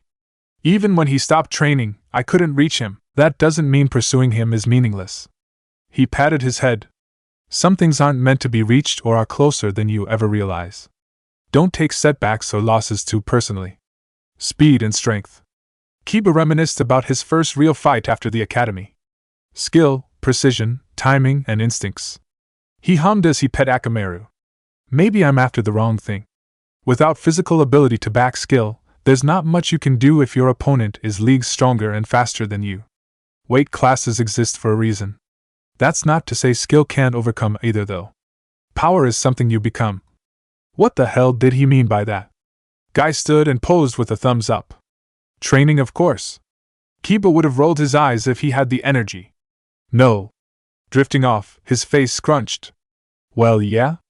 I don't think that's what he meant though. There were many different interpretations of power. While not quite strength, it was associated with the term. Chakra, jutsu, and Kekkei Genkai helped muddle the meaning among shinobi.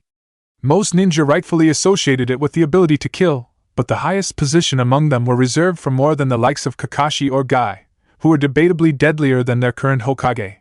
Few realized even that was challenged by the likes of Danzo. It was indescribable. After sleeping for only Anko knew how long, Hinata woke up in a haze to find herself laying on top of her in a sleeping bag, both of them naked. She was terrified, but doing anything could have provoked hostilities. Like a child waking up from a night terror, she was shushed and held until her shaking stopped. Anko even fed her like one with zensai and cinnamon rolls, her favorite foods, from an open pack nearby. Sweet nothings and compliments replaced her insults and taunts. Instead of shocks, caresses massaged her body. She was even carried to the bathroom when she needed to go. Bliss replaced agony. It's weird, right? Anko's tone was the exact opposite of her usual harsh. Like how you felt after sex? She giggled at her blushing nod. You're going to be feeling like this for a while. Hinata buried her pink face in her collar. I don't understand. She patted the top of her head. You don't need to. Her free arms swept over the small of her back. Just relax. I already am. Then I guess we can talk. She nuzzled the side of her head. What's on your mind? Your questions.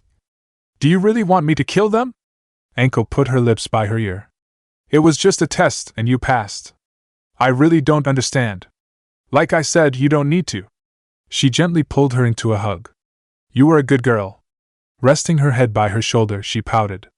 I'm kind of jealous of you. Why? She, knowing there wasn't a good chance she'd ever tell anyone, shrugged. Because you had sex with Naruto. She didn't react to Hinata's questioning look. I know doing that would have been awful, but that boy was so wrapped around my finger a part of me wanted to just so I could see how happy he'd be afterward. Rolling her eyes, she sighed. But sex doesn't make men stay, as you probably figured out for yourself. I thought it would make him. Sex before commitment never works. She frowned. I'm sorry. I wanted to anyway. Hinata whined. He never had eyes for me as a woman. She smiled. But he did when I stripped down so he could finally see. Anko almost glanced down. Yeah, that was a shock for me too. You're bigger than I was at your age in Kurenai. Her looking up made her look down with a questioning hum. How? Why? She drifted off, not quite sure what she was asking. Well, let's just say Asuma and Kurenai didn't used to be an official thing. She giggled at her reddening face. And when I came back, he was still off doing his best impression of a woman by trying to piss off Daddy, so we were both feeling lonely. Tilting her head, she blinked. She was mad at me, like everyone else, but that kind of helped. Hinata murmured. Oh. She stared for a second before squinting. Don't flatter yourself, princess. A little skinship never hurt anyone, much less between girls. Her hold tightened a little, adding a bit more security to her comfort. You're Naruto's, remember? I'm going to wrap you up and give you to him. So I can bring him back. Exactly. Anko grimaced. To paraphrase a piece of shit who is sometimes right about the worst things, we need ninja, not broody little bitches. She caressed her apologetically. You weren't of use to anyone the way you were. Is this Ambu initiation? She flinched at her bursting into laughter. Ambu? She put her lips to her ear again. This is just between us. Hinata nodded. I won't tell anyone. Good girl. It wasn't like that choice was possible for her to make anymore, but it was better if she thought she still had any control. People are going to have a lot of questions for us when we come back, so I'm going to tell you what to say. We trained taijutsu because I've felt off physically, cried over Naruto, and talked each other down from doing stupid shit like running after him. She pet her nodding head. Don't change or add anything. She hummed. You know how to keep your chakra from fluctuating when you lie, right? I think I can. Surprised it's not second nature for you as a Hyuga, but I guess you never had a reason to. What about changing your chakra signature? That's possible? She nodded. It takes a great level of chakra control and some practice, but yeah. Orochimaru and I can do it. To get close to Naruto, you'll need to learn how. So we can infiltrate the hidden sound village. Hinata perked up. How are we going to get him out? You'll know when you need to. She pet her down. Just relax for now. Easing her hold, she caressed her navel. Let me take care of you. Thank you, Anko. Anko-sensei. She corrected. Sorry, Anko-sensei. Thank you, Anko-sensei. They would stay like that for 3 days. Hinata's pleasurable haze gradually faded, but she didn't find her treatment uncomfortable after. If anything, it felt more soothing. Anko leaving to use the bathroom for anything other than their joined baths almost made her pout. She was somewhat sad when it was all over yet felt excited for what was to come. Anko, hair still undone and putting on her coat, raised an eyebrow when Hinata zipped up her jacket. That doesn't suit you anymore. What should I wear then? She began tying her forehead protector around her neck. Maybe something a little form-fitting. She raised a hand to her cheek when as she finished. You do want to look good for him, right? Blushing, she clenched the forehead protector hidden in her pocket. I just don't want anyone else looking at me. You gave me the perfect idea. Anko reached for her hairband, froze, and took her hand back. Don't I look better like this? She turned to her. A bit wild, but I'm still me, right? You're beautiful, Anko-sensei. Even if she didn't mean it, Hinata lacked the will to speak against her. It was her turn to blush. Why you too? One missing detail about it all nearly made her slap herself upside the head. I've got a gift you have to keep. She pricked her thumb on one of her deliberately sharpened incisors, went through a sequence of hand seals, and slammed her palm down to summon a golden black striped snake. This little guy is now your responsibility. Is that a bandit crite? Yeah, they're a bit shy, so let it lick you first. She nearly did the same to her lips when she jumped. All right. Hinata practically tiptoed to the serpent as to not startle it before holding out a shaking hand. Hello? It waved out its tongue against her quivering flesh for several seconds. Having some degree of familiarity, and already knowing its summoner's intention, it slithered on the ground toward her foot. She had no time to react before it climbed up her bare leg through the sleeve opening, licking all the while. Her shaking did nothing to deter it from the hem of her pants. It transitioned seamlessly from her skin to her undershirt. Like a living necklace, it coiled its neck around hers and rested its head on her collar. Anko clapped her hands at its performance. There we go! She put a hand to her chin. The sweater hides that little guy and your tits now. Her continued shaking only made her grin. Calm down. Just as the words left her lips, her terror gradually dissipated. All right. Right. Before we leave, I need you to check if you really can stop your chakra from flickering when you lie. Hinata activated her Byakugan. I am Tsumiki Yamato of the Hidden Stone. She hummed at the brief wavering. Seafood is my favorite. The lack of any waver made her eyes deactivate. I can. She grabbed her pack. Then let's go. Yes, Anko-sensei. Hinata put her own over her shoulders before following. She was tamed. Chapter 51, Ill Omens. The paths from the land of lightning to the land of steam were obvious from the gradual disappearance of slopes along them as well as the added greenery. Snapped out of his stupor, Naruto noticed the differences of the country to others he'd been in. Ninja and foreigners were far more prevalent in the countryside and the roads but smiled at everyone. A few occasionally ran, unknowingly to two of them sensing the equivalent of two human-tailed beasts guarding what they saw as a normal one. Orochimaru would lead them through the thicket every time, careful to keep more of a low profile closer to the leaf. It forced Naruto to practice molding his chakra into earth beneath his feet, rightfully concluding it was how Kakashi did the dig trick, over the fireball jutsu. Are these people even shinobi? Orochimaru tilted his transformed head at the question. The Hidden Steam Village has given up on conflict, but they still train ninja. Ninja that don't participate in violence? Yugo was as confused as Naruto at the idea. It's absurd, I know, but there are many other things ninjutsu can be used for besides killing. Like constructing things? Naruto said, remembering the lab. Doesn't that take away normal jobs, though? Part of the reason why he hated D-rank missions was because they could have easily been done by normal people. Yes, but this land is prosperous. It has evaded destruction in the past by its neighbors through trade. Even the Cloud is wary of offending them. The damage to its economy from withdrawn trade would last too long to anyone's liking, and a full-on invasion would do the same as well as trigger a response from the other villages. He scoffed. What a fucking joke. They have the balls to fuck with everyone else but can't handle a bunch of pussies? Don't be mistaken. The Cloud, the Leaf, and the Mist operate in this land without much interference. In choosing peace, they forewent the strength to resist anyone in a meaningful capacity but made destroying them more of a difficulty. Without power, you can't protect anything.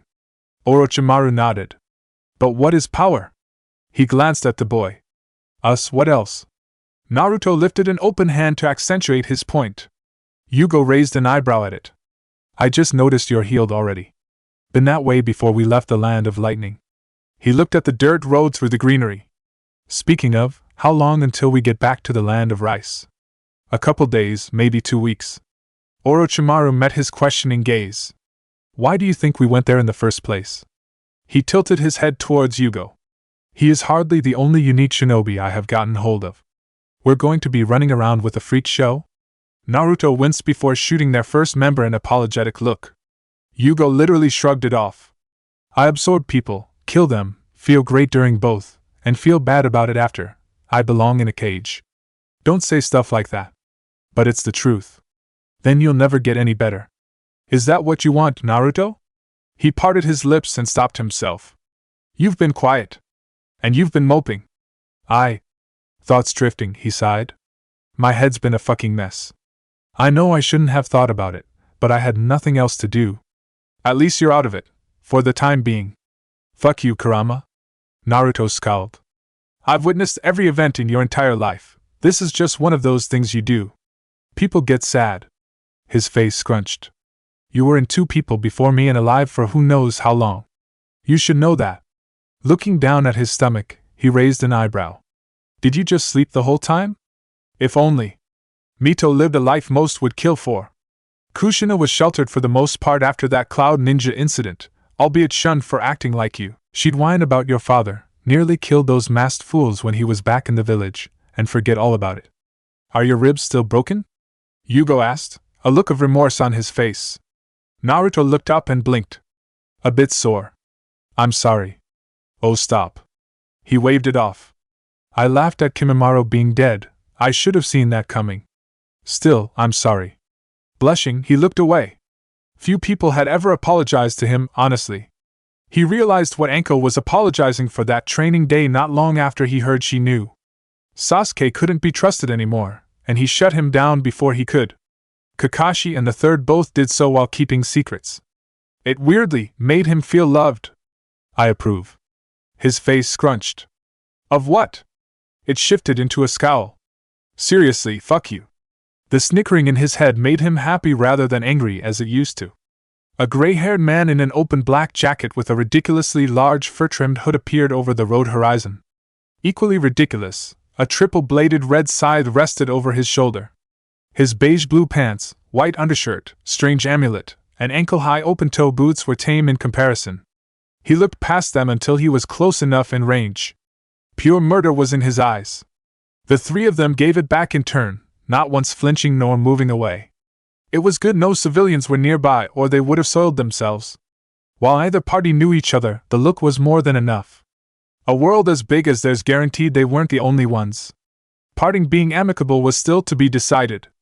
The stranger grinned. Have you heard of our Lord and Savior Jashin? No soliciting. Orochimaru said, continuing to lead on. Fair enough. Shrugging, he went down the path past them. Have a good day. Naruto and Yugo waited until they were far away enough to look at Orochimaru. Who the fuck was that guy? I don't know, which is somewhat concerning.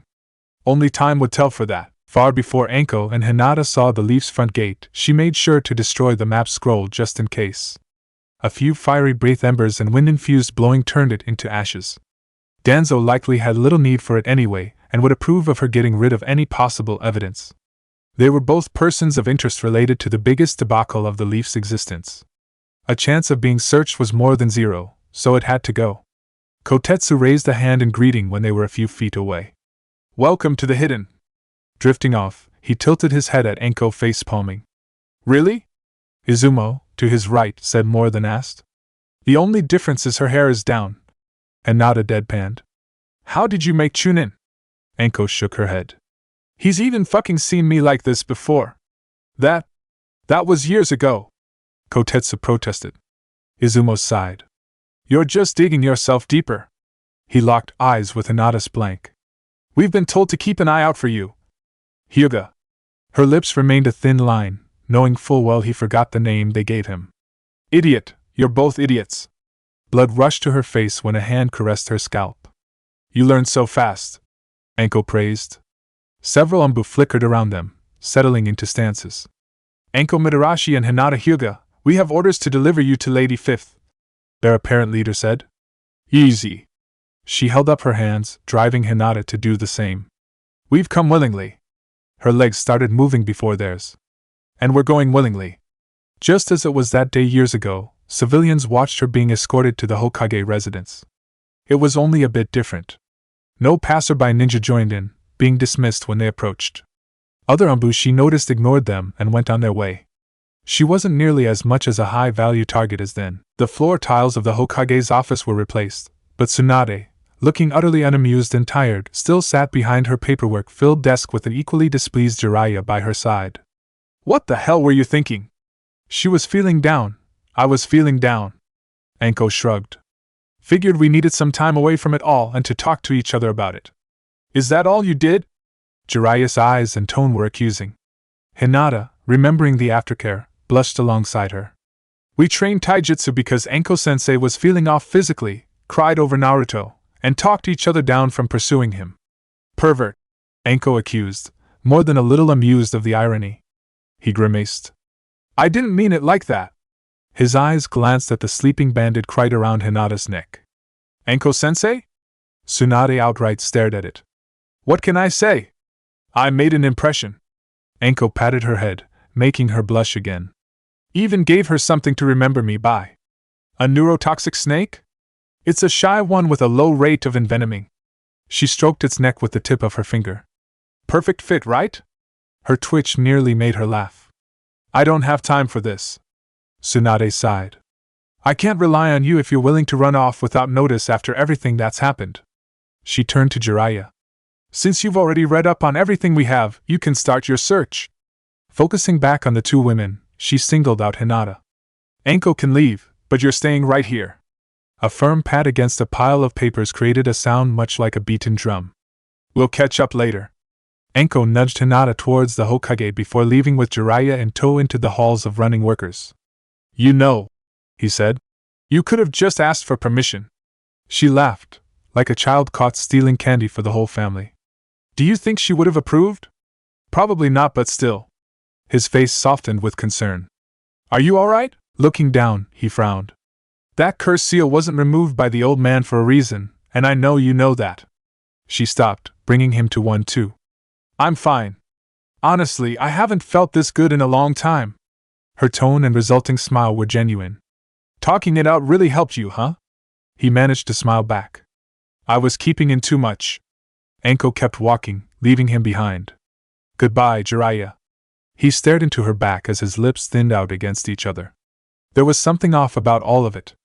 Anko was behaving exactly like the woman he knew after a personal tragedy. While it could have been a sign of growth, she could have been repressing it. Hinata wasn't someone he knew enough to make any conclusions off of. Nothing was wrong, which made it feel wrong. Back in the Hokage's office, Tsunade raised an eyebrow at Hinata setting down her pack. Looks like you bounced back. Should you really be letting me examine all these documents and believing me when I summarize them? She asked, eyes veiny. I know it's mostly approvals, but some of these are important. Don't you know by now anything truly important travels by word and sealed scrolls? Sabotaging the prosperity of the village is hardly in your interests either. She murmured. Then let's get started on the Fire Daimyo's proposed tariffs for border towns. Tsunade listened to summary after summary, and stamped paper after paper. Something felt off about her. Despite lacking the same spirit, Hinata was performing better than she did last time. It was a welcome change but an odd one. She would have cared more if it didn't help her with the absolute boredom that was pencil-pushing though. Both weren't viewed as necessary toward retrieving Naruto or for protecting the village, so they got off lightly. The real difficulty would come in achieving their goal. Luckily, one of them had more than a few ideas and full knowledge of how to. Her partner was a convenient and lovely tool towards reaching it. None knew a serpent had coiled around a white flower. Sasuke and Kakashi took some time during their training to practice their Sharingan genjutsu. It went from Kakashi instructing Sasuke to Sasuke instructing Kakashi. That surprised both. Even though Sasuke never used his Sharingan to its full potential, wary of being complacent in taijutsu and ninjutsu, he was outclassing someone with years of experience with it. Each knew something was up. I don't understand. Sasuke squinted at the chakra of Kakashi's Sharingan contrasting the rest of his body's. Even if an implant is weaker than having one naturally, I shouldn't be able to do this. Maybe, but it's not like we have a lot of records relating to dojutsu implants. Clan secrets. Kakashi nodded. Like a Sharingan beyond the 3 Tomo. He blinked at his look. I don't blame you for keeping that one. Chances are Naruto would have been just as hurt if you told him yourself. Glancing away as Sasuke brooded over it, he hummed. It looks like a pinwheel, right? He snapped out of it. How do I, hey, Kakashi? Jiraiya walked out of the practice field thicket and whistled at the brown splotches marking hard training. I see you're all preparing for the future. Sakura, really 3 of them, looked away from Yugao, who they had surrounded with one buried underground for extra measure, to him, Tenzo having been sent off on a mission. You! She dispelled the clones and began walking over. He smiled. While I'd normally be open to teaching a young pretty thing like yourself, I'd just see a savage hook to his stomach took the wind out of his breath. Pervert! Anger vented, she stomped back toward her Umbu training partner. He rubbed his bruised stomach. WHWH, what was that for? Kakashi stood up. I got the same treatment. Walking over with Sasuke in tow, he raised a hand in greeting. Can't say either of us had it coming. Oh, right. You really trained Naruto's father? Sasuke asked, raising an eyebrow at him. Technically, I trained them both. Jiraiya took a deep breath and sighed. There is so much I should have seen coming during our time together. Kakashi nearly did the same. Tell me about it. Sasuke resisted the urge to shake his head. Why are you here? He pursed his lips at the serious look on the man's face. Tsunade gave me the go-ahead to start tracking Orochimaru, so I figured I'd say goodbye. Jiraiya looked from the interested members of Team 7 to the training one. As much as I could use company, there's no one I can bring on this. He rested on Kakashi. Keep an eye on Anko, something's off about her. She's back? Kakashi squinted. Just what exactly is off? That's the thing, I've only seen her as happy when she was with Naruto and Orochimaru. Sasuke turned to his sensei. You said she left with Hinata? Jiraiya nodded. She was with her when she came back. He pursed his lips, still unable to make a conclusion. They both loved Naruto. Kakashi, also unable to think of anything, shrugged. Maybe they found a lead on him? Sasuke proposed. But if that was the case, why would they keep that to themselves? Yeah, we should keep an eye on them. We're probably not going to be the only ones after a stunt like that. Good. Jiraiya raised a hand, bidding farewell. I'll be sure to return with something, if not him, and hopefully Tsunade will let all of us go at it first. He turned and started walking with a frown on his face. Sasuke stared back at Kakashi. How do you know? Itachi used his to put me in a genjutsu where he stabbed me for 3 days straight, several dozen times a second. He frowned beneath his mask at the terrified recognition in the boy's eyes. You too, huh? My mother and father. He made me watch him kill them for a day. Sasuke, how long have you really had the Sharingan? His brow furrowed. Since the end of our mission in the Land of Waves, you're telling me you just jumped to Tsutomu? Kakashi blinked, remembering Obito awakening his at the same stage. I guess that can happen. He scratched his temple as Sasuke shot him a blank stare. What are you getting at? He shrugged. That the Sharingan can awaken and develop without you even realizing it. Their eyes met. Don't panic. If this is another jutsu. Sasuke drifted off at the sight of his Sharingan whirling into a slanted pinwheel. Kakashi, what did you do? He nearly stepped back at the drastic change in the air. Let's just say, this isn't the first time my actions have led to losing my comrades, and leave it at that. Keeping secrets. The soul-sucking look in his sensei's eyes told him he wasn't going to pry it out, maybe ever. All right. I understand. Thank you? He hummed, eye swirling back to normal. When I first used it, I didn't even know what happened. My target was there, I felt a sharp pain in my Sharingan, and then he was split in half as if something twisted him apart. Took me a while, but I was capable of using it again on a practice dummy by really focusing. He almost laughed. It's what I used against Orochimaru when he almost captured Naruto, and what I was counting to end it all with. Same with Itachi, but he was faster with his. So it's either the same as any other jutsu or being the actual owner helps in its usage. Kakashi shrugged. It burns through a lot of my chakra, so I've been hesitant to practice or use it in case I might kill myself, and the hero who gave me this Sharingan has been dead for a long time. He frowned.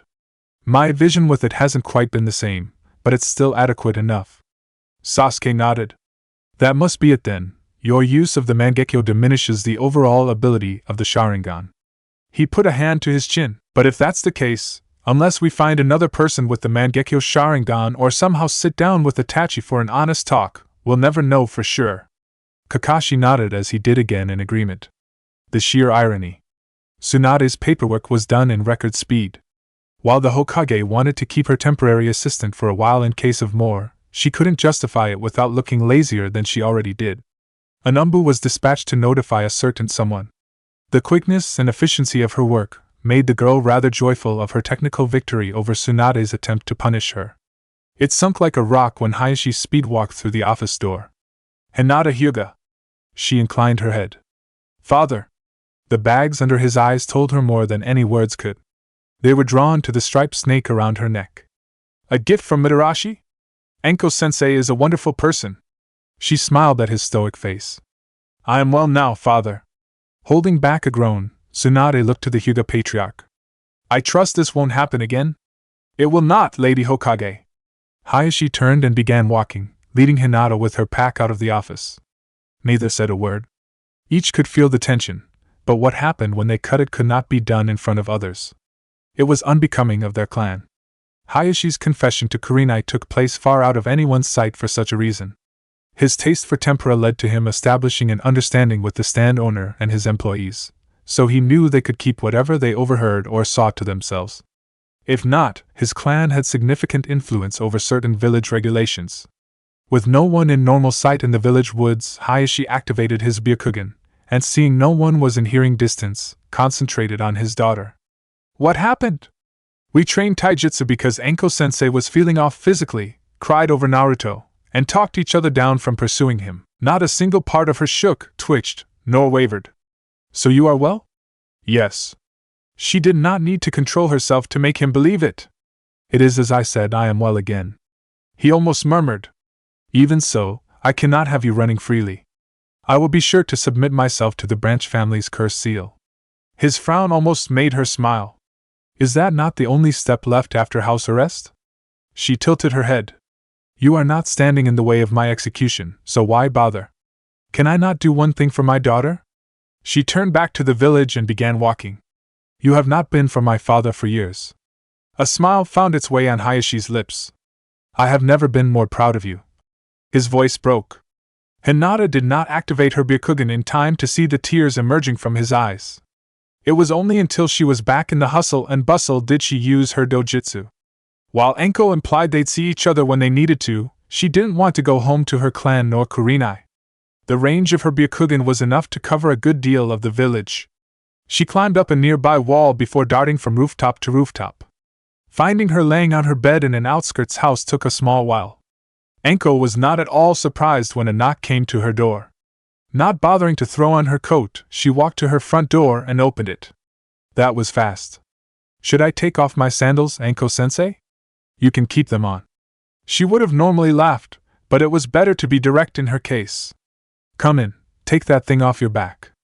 Hinata stepped in, shut the door behind her, and took off her pack. When Enko laid herself down on the couch and gestured her to join her, she obeyed. I feel strange. It'll pass soon. She nuzzled her cheek. Her eyes sparked with worry. You said Orochimaru did the same thing to you, Anko-sensei. Does that mean he'll try it on Naruto? She blinked at her, laughing. First, he'll have to get through his massive reserves of chakra. Second, he'll then need a way to restrain the Nine Tails. Third, he'd have to find a way to do all that without anyone noticing several-tailed beasts' worth of chakra being expended. Fourth, Naruto already knows Orochimaru shouldn't be trusted under any circumstance. It's just impossible. He's safe then. She nuzzled her back. That's such a relief.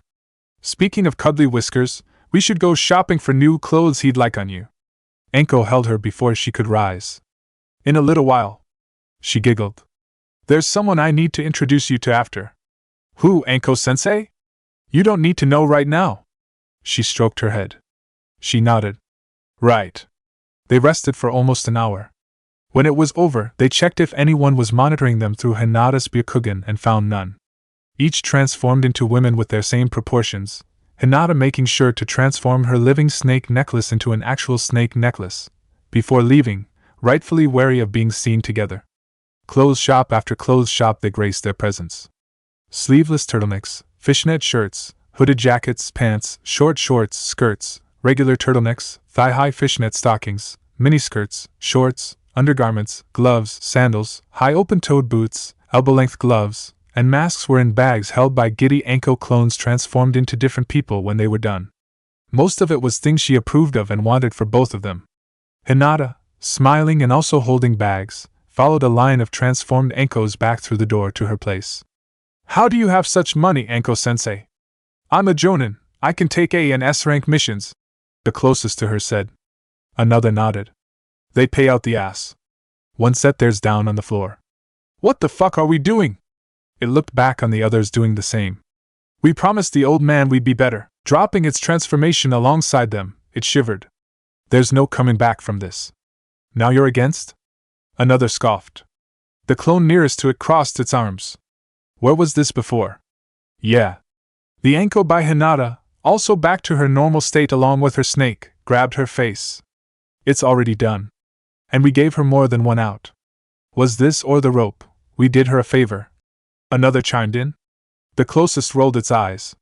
The old man's dead, we weren't enough for Naruto, and we weren't enough for Orochimaru either. One more nodded. It's time we held the leash. It licked its lips at the girl. Its shivering worsened. She didn't know, like we did when we let him. Grabbing its face, it whimpered. What have we? Its voice broke before it turned to Hinata. You have to sta. It, along with the rest, dispersed into smoke. Anko-sensei?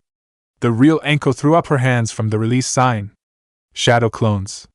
Beckoning the confused girl, she smiled. Come here.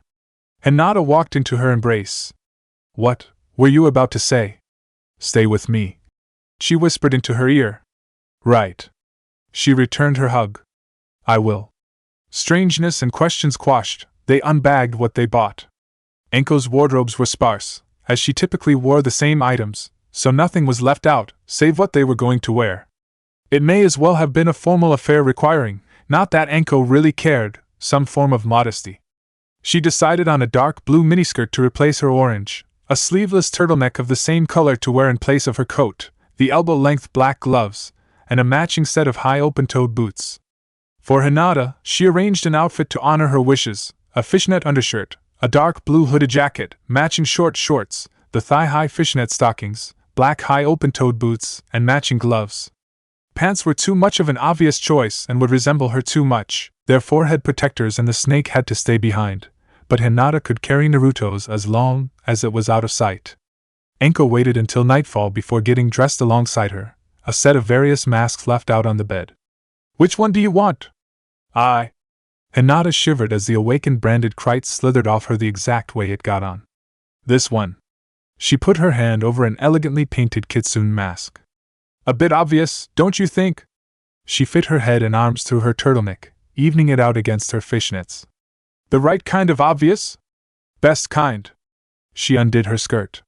He's probably going to know it's you anyway.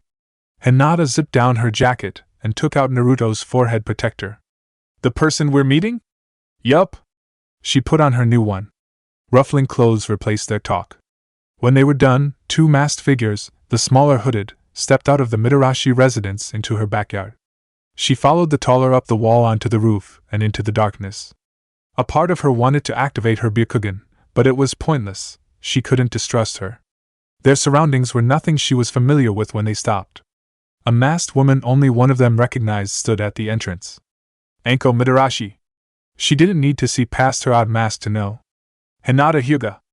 I've been expecting you and was given orders to lead you both. Turning, she stepped into blackness. You heard her. Anko followed, herself leading the girl. Hinata, unable to make anything out other than the two women, observed what she could. You are nicely shaped.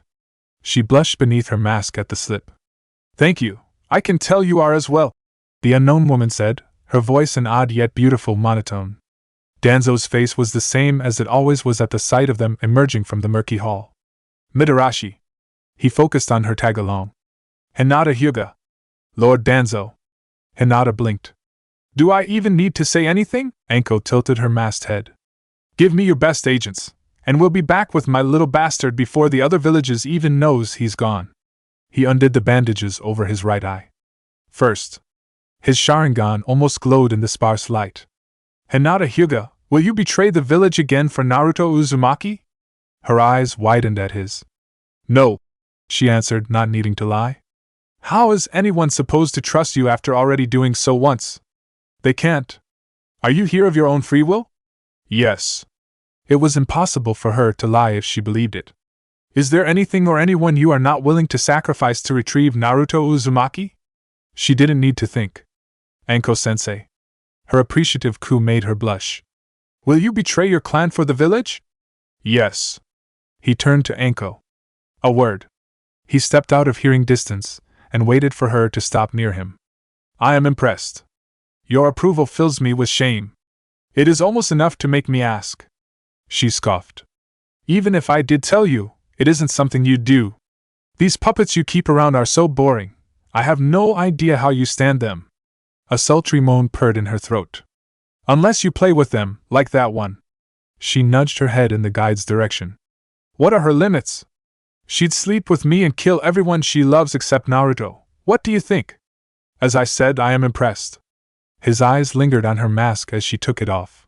You of all people are speaking well of me. She shook her head, loose hair shaking with it. I am fucking losing it. On the contrary, I think you are in more control now than you have ever been. She put her two-faced black and white mask with contrasting marks back on. That's not a good thing. Danzo looked to the patient girl. I have always wanted a Hyuga agent.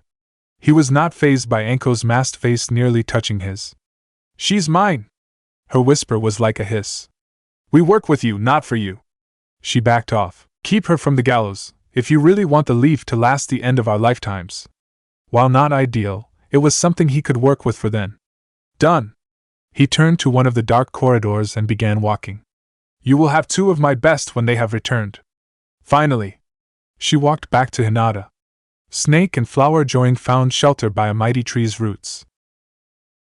Chapter 52, All Riven Kith and Kin. Cold night air hardly bothered either Anko and Hinata when they stepped out of Root's headquarters, same as when they approached.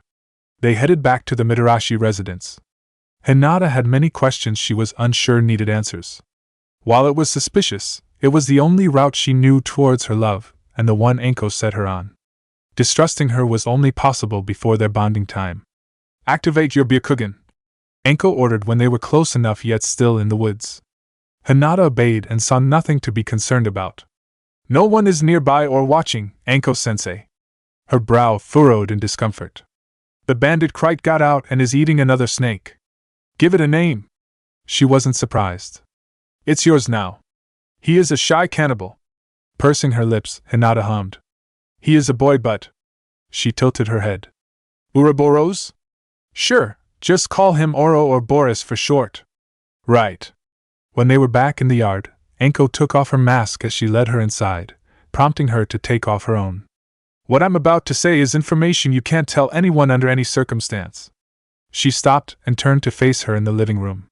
Danzo is the leader of a defunct Umbu special branch that operates without the Hokage's approval nor knowledge. Her lack of response made her smile. He's helping us, but make no mistake, he is not to be trusted, and he doesn't trust us either. You'll have to keep an eye on whoever he sends out with us. I'll help, but your Byakugan is better suited towards that. She nodded. I understand, Anko-sensei. Now, switch back to your old clothes and take your things. She turned to the neatly folded set on her table. Your clan's likely to come looking for you, and it's better if they don't have a reason to snoop.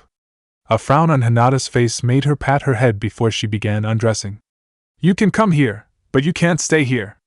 I still need to teach you how to change your chakra signature and maybe a few other things. Like what? Do you know how to mold your chakra into any of the 5 elements? She nodded at a headshake. Then I can teach you that. Taijutsu is out because you're a Hyuga, and Kurenai definitely taught you better genjutsu than I could. Looking out at her yard, she pursed her lips. Take Oro before you go back. Throwing away good pets is as stupid as it is cruel. Right. Hinata finished slipping off her outfit and into her normal one, making sure to put Naruto's forehead protector in her regular jacket's inner pocket. He's my responsibility. She threw her pack on and ran back out into the night. Oro was just sucking in his meal's tail by the time she showed up. He could tell by her scent she was off-put by it, but that didn't matter. She stepped forward to pick him up, and he sprang right into the sleeve of her pants. Anko gave him very specific instructions. While a sensor ninja could tell he wasn't a normal snake by his chakra, they wouldn't know the extent of his intelligence. It took her a few seconds to stop shaking after he returned to his place around her neck. She went back to her clan's compound, to the surprise of the entrance guards, and ignored her present family's looks on her way to her room. She set down her backpack, got into her futon, and threw her blankets over herself. Her mind, having nothing else to focus on, drifted towards her recent behavior. Anko being her answer to Danzo's most important question was a surprise.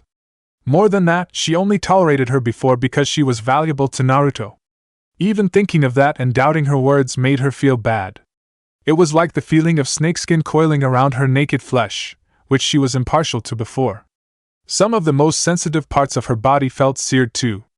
Hinata blinked. Oh. She looked down at Oro. I see. He was a collar and a leash. But I. Blushing, she rubbed her cheek against her pillow. Her closest relationships were either distant, estranged, or outright destroyed. She was secluded where no help would arrive. Sleep deprivation, starvation, dehydration, discomfort, humiliation, and pain shattered her. Then her abuser nursed her back to health with nothing but love and affection, complete with her favorite foods, without literally anything between them only after she swore nearly absolute obedience. Every ailment of her body and mind overloaded her with endorphins. Both shared their true feelings about things they'd never tell anyone. Enko, besides Naruto, had become the closest person to her, and the woman was pure hell or sweet comfort depending on her submission. The bow on top was her awareness of the conditioning being meaningless. Even thinking about taking steps towards breaking it or telling anyone would be agonizing. Deep within the land of steam during the early dawn, the three strange shinobi kept walking. Something began to feel off to them. None could really place it. Maybe it was the peace and quiet of a land unmarked by war for some time. The man they saw the other day was an oddity, but him appearing again would have been somewhat of a comfort. All three, whether through training or experience, expected anything else. Naruto nearly did a backflip when he spotted a glint from the corner of his eye. Scatter! Orochimaru and Yugo jumped to opposite sides. A bubble. He squinted at it, feeling something was off. I think we're going crazy, Yugo, fighting the urge to facepalm, said. Who knows what type of water SD? Its pop made Kurama grunt. Huh! Follow them, Naruto, but don't let their liquid touch you. Explain. He raised an eyebrow at far more floating through the woods. So it is a jutsu. Humming, he followed his tailed beast's advice. Who is it? Chances are you're about to find out. Naruto! Yugo ran after into one and jumped back as it burned through his clothes into his flesh. Be careful! Orochimaru undid his transformation, drew a kunai, threw it at a bubble, and stroked his chin as it splattered normal water against the ground. Either it can't eat through metal, or these only have an acidic effect against those who meet certain conditions. He watched one pop harmlessly against the edge of Naruto's distant clothed leg. And that answers that.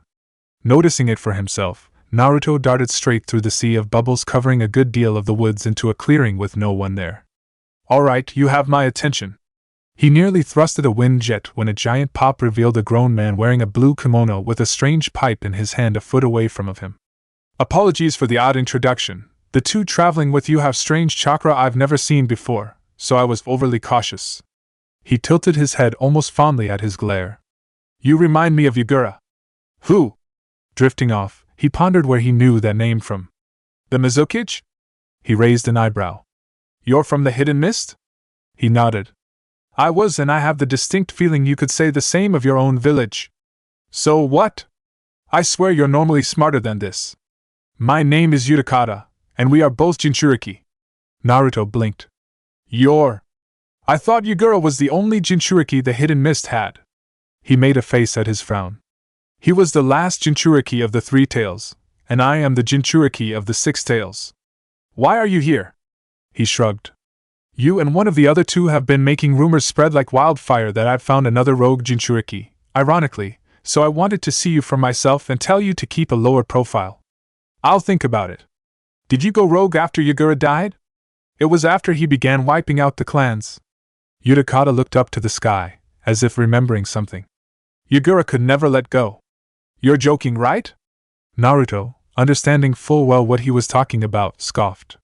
Are you fucking kidding me? The scorn, the unfairness, the lies, and the tainted love were unforgettable. You left him alone over them? Red chakra bubbled over his body as he stomped forward. Naruto. Tears leaving Utakata's eyes turned his red back to blue. He could recognize the look more than anything at that point. It was killing him inside, like a festering wound no amount of time or repentance could heal.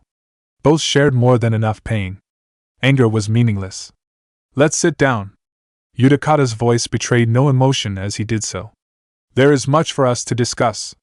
He stood still for a few seconds before joining him. What happened? Asking why he wanted to talk was pointless. Being Jinchuriki was more than enough, especially since they were both missing Nin. Yugura, besides being Jinchuriki, was also born into the lowest caste. He thought by performing well he would be accepted by everyone, but he made one especially grievous miscalculation, thinking becoming a Jinchuriki would help. Naruto raised an eyebrow. I thought you needed to be a newborn. You were too. He reached out and stopped at him, backing away, almost fearfully. Painful, I know. Taking his hand back, he sighed. It depends on the sealing method and the tailed beast. The 3 tails is weaker than the 6 tails, just enough for us to use our own rather than the Uzumaki's. So Yugura realized he fucked himself. Utakata nodded. He befriended the 3 tails quickly though, so much so it even told him its name. I'm not surprised, the turtle was always lonely in his shell. The 3 tails is a turtle? Naruto blinked. The 9 tails talks to you? Utakata's eyes inched wider. Does the 6 tails not? Utakata leaned back onto his arms and smirked. I never thought you talked to any gnat again. Naruto. No. He leaned back when Utakata's face nearly touched his. Come on, vermin! It inched closer. I want to hear your stupid voice with Foxy's growl. Naruto shivered at slime suddenly dripping off the man's skin. Fine. Kurama headbutted Utakata's body a foot back. Space slug. It grimaced at its kins, laughing. I wish everyone else was around to hear this. Oh, haha. Kurama rolled Naruto's red eyes. It sat itself up. You finally sound like how you look. Blame old man Sage for why you're so ugly. For someone who hates humans more than any of us, you sure love to use their criteria to elevate yourself. It lay on Utakata's stomach and playfully kicked his legs alongside swinging bubbles forming the shape of 6 tails.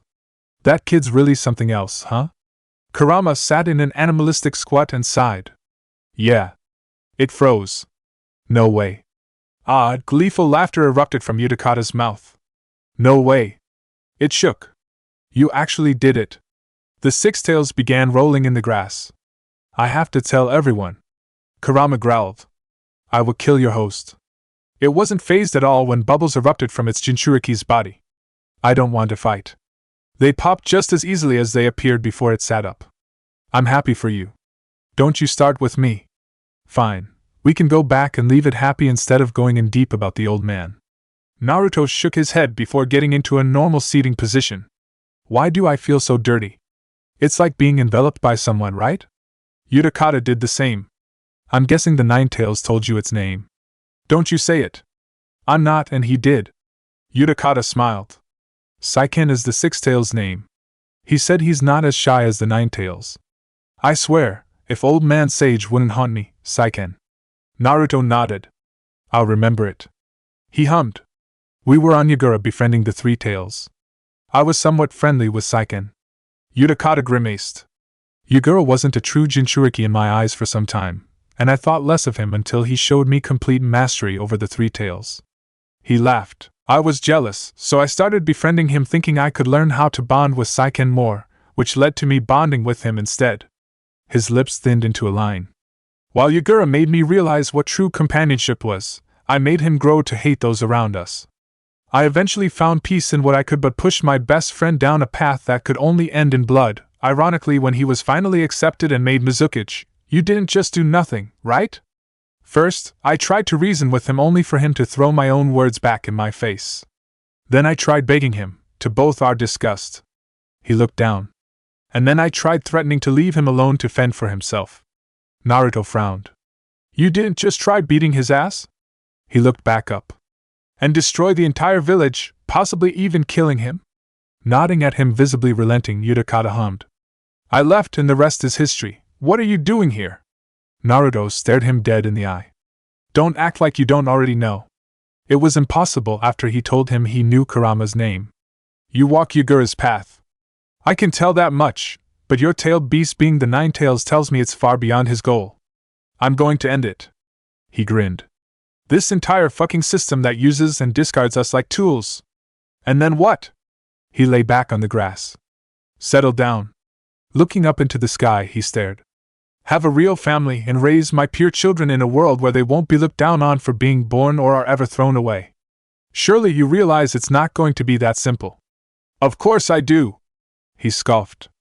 The girl I was planning on settling down with is probably dead now. Frowning, He took a deep breath and sighed. I made a kid who looked up to me as a brother make the same exact mistakes I did before leaving him all alone, left people who knew me for years and were just beginning to respect me or already did to die.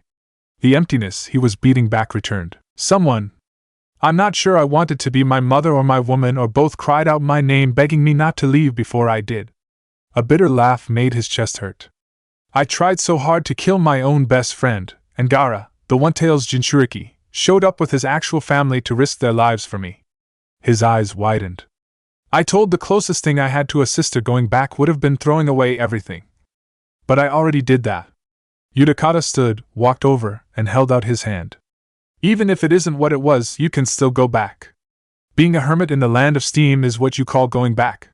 The Blood Mist village hardly exists anymore, and I want nothing to do with what took its place, even if they have sent me offerings of amnesty and reinstatement. He closed his eyes. Then why the hell are you preaching anything? Waving him off, he yawned.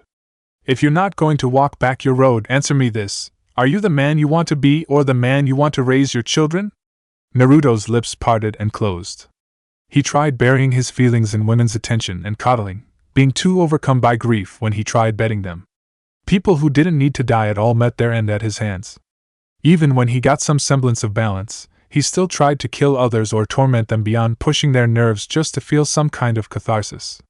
It was his old self he thought he was long done with. Lying to himself in front of another Jinchuriki was just wrong. No, he admitted. Work towards that at the very least. Yudakata sat down next to him. You already know other Jinchuriki are likely to stand in your way. He smiled at his opening cold blue eyes. Do as you will, but I will neither condemn nor condone you. You say that, but you tried to stop Yagura. Well, I never said I was doing it for the villagers or the clan's sake. Naruto laughed. Trying to save me then? Yes. Thank you. It made him feel warm. I don't need it though. He stood up and stretched. Be kind to our kindred. Yudakata stood up too. They likely found peace of their own they want to protect. He frowned, recalling the clarity after his first coma. I used to be them. It doesn't last. I'm sorry it didn't work out for you. He turned and began walking. It was nice to meet another one after so long. Remembering a key detail, he stopped and craned his head back. Keep Saiken's name to yourself. I'm sure you've realized how important they are to the tail beasts by now. Yudakata. He caught up and embraced him as if he always knew him, which he may as well have. Thank you, really? He patted his head. I sensed you were lost and in pain. It hurt. Let go, he went on to the other side of the clearing. My name is Naruto Uzumaki. I know. Your performance at the Chunin exams is still gossip. You do realize he's going to kill so many gnats, right? Number 9 of all of us told him the name. Your shinobi world is done. Yudakata looked up at the sky. It doesn't mean I can't do right by him. Stop reminding me of the old man. Naruto! Yugo, partially transformed, ran to him through the clear woods with scuffed clothes. He raised an eyebrow. The hell happened to you? He turned to a disheveled and displeased Orochimaru. Yugo panicked, Yugo attacked, and Yugo's spine was severed multiple times. He deadpanned. Okawae. He looked back to the direction they were headed. Where were we supposed to be going again? Who was the jutsu user?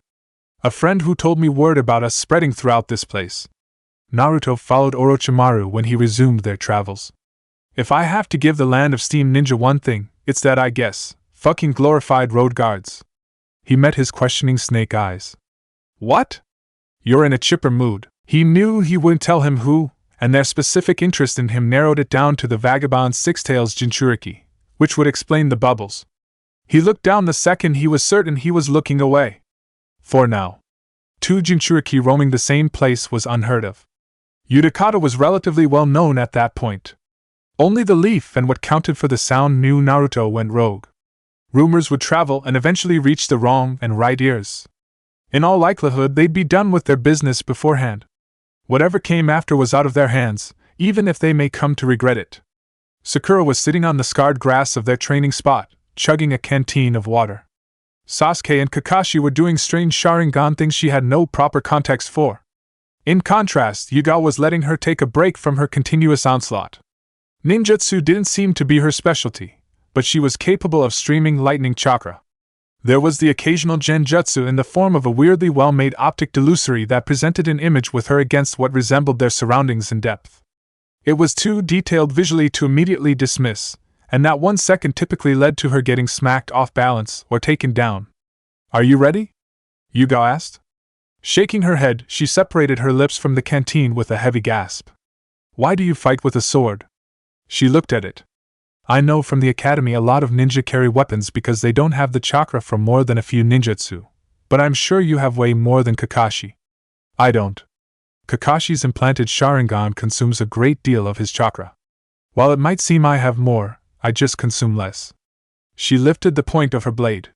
Weapons can do as much damage as any ninjutsu without consuming chakra. It sacrifices the potential of range in favor of damage, though. She looked up to her. You also sacrifice a hand for using hand seals. Eyes widening, inspiration struck. Can you teach me how to use a sword? Yugo, taken back by her volume, blinked. Yes. I should have thought of this earlier. Sakura stood up. Also, I do anything with earth like you can with lightning or? Modification of a blade's material is theoretically possible but would require an extreme level of chakra control beyond just streaming due to how complicated metal alloys can be. She smirked. Then I can definitely do it. Jumping, she turned in the direction of the village proper. Let's go shopping. Yugo looked to Kakashi, who only nodded in approval, and a confused Sasuke. I guess. She followed the giddy girl toward the village. Do you have any preference in terms of length, purpose, and design? Not really, but I'm sure I'll be able to pick something. Oh. Drifting off, she realized it would likely take some time. Are you open to recommendations? You are the expert here. Lightweight and maneuverability is best, so a short blade like mine is preferable. Long swords have more reach but are likely to get caught if you're in an urban or cluttered environment, like the practice field woods. Hook swords, polearms, and other exotic or large weapons are also options to surprise inexperienced ninja but best carried in sealed scrolls. Sakura shook with excitement. An extra edge. It wasn't as if her reserves were something to scoff at, not anymore. As much as genjutsu helped, the likes of Kimimaro were still beyond her. She knew Sasuke blamed himself for the deaths that monster caused, but he surpassed Naruto's ability or at least his deadliness. They needed weapons and jutsu that could penetrate absolute defenses, take out groups, distract precise enemies, eliminate traps, or counter others. Even those were useless without the skill to use them.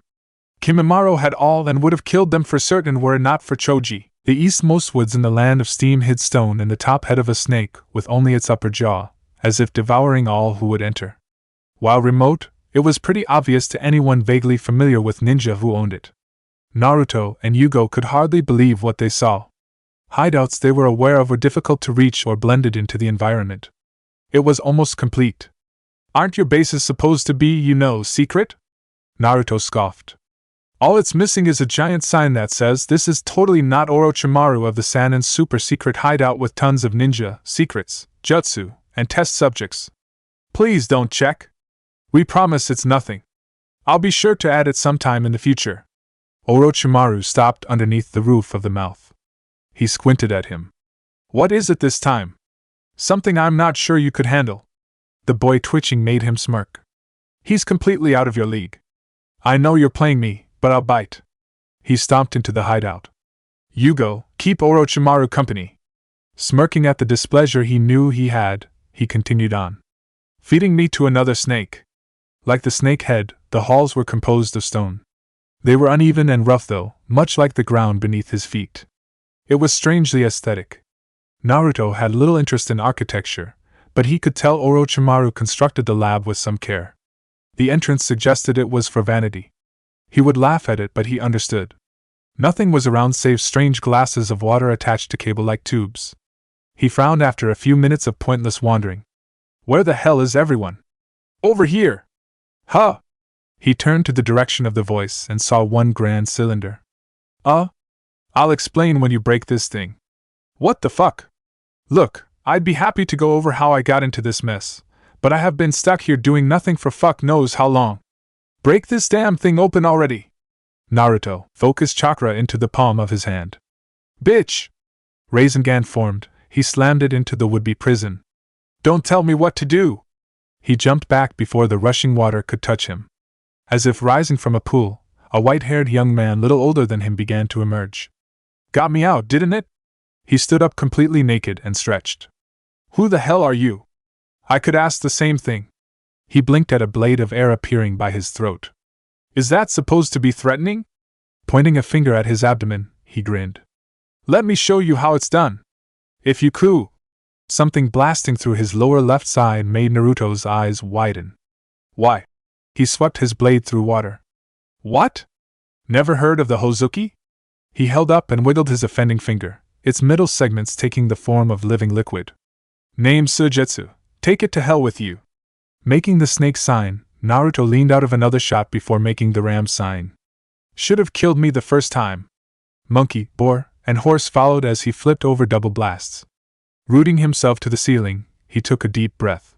He made the tiger sign the fraction of a second after and blew at him, filling the room with fire. Sujetsu would have laughed if he weren't boiling. Are you seriously using fire style against water? In spite of his fire-clouded vision, he shot at his torso, aiming to hit a lung with one hand and where he moved to dodge with the other, adding a complementing hole in his lower right. Gotcha! Naruto added exponentially more chakra into his breath in response. His experience with the jutsu was limited, but the form he applied it required basic control he was far beyond. The flames spilled out into the halls and nearly reached him but consumed his target. Unknowingly to him, the extreme heat began forming cracks in the bubbling liquid canisters below. Sujetsu was partially turning into steam when they broke. Becoming one with the rush of hot water, Sujetsu grew and crashed over him like a wave, ending his jutsu. Nice try. He formed his upper body at the top of the boiling blob and looked down at his trapped opponent. But this is... Drifting off, he squinted at the utter disinterest in Naruto's eyes. What? He rolled them, made the snake sign, and clapped. The Gale Palm Jutsu was extremely simple. It was also incredibly versatile. Few people had the experience he did, his level of chakra control, nor the reserves to test just how much it could be pushed. Doing that in the middle of battle would normally be a horrible idea, but it wasn't like he had any better options. Everything around him exploded back. The walls, ceiling, and floor broke really, several inches out. All the metal and glass were flattened and shattered into grain respectively. While not filling the room, bubbling water formed a thin lake all around. It resembled an explosion because it was an extreme release of energy in the form of compressed air. Sujetsu rose partially out of the thin body of water and gaped. How much fucking chakra do you have? Naruto jumped onto the remade ceiling and formed the shadow clone jutsu sign. I honestly got no idea. Joined by his doubles, he led them in performing the signs for the fireball jutsu. Ah. He stared at the incoming all-consuming flames. Fuck. He blew until they saw nothing but steam. Done and done. Dispelling his clones, he dropped and squinted at the gelatinized form of Sujetsu. So did I kill you or? He moved to touch it out of curiosity, but inched back in disgust. Oh hell no. Naruto. Orochimaru called out. He turned and saw him emerge from a hall with Yugo, a sword in his neck thrown over his shoulder. Are you trying to kill me? He crossed his arms above the two oozing holes in him. I'm used to do-or-die stuff, but I'm starting to feel like this is personal. A frown formed on his lips. And you're the one who fed me to a fucking snake. We wouldn't be having this conversation if that was my aim. I didn't intend for you to fight Sujetsu at all, but I wasn't against. Well, he's an asshole.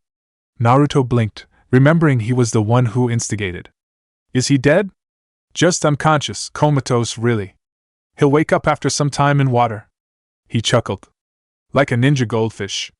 He sat down and immediately jumped back to his feet thanks to the scathing earth. Shit! There are other things I came here for. Orochimaru turned and began walking back down the hall.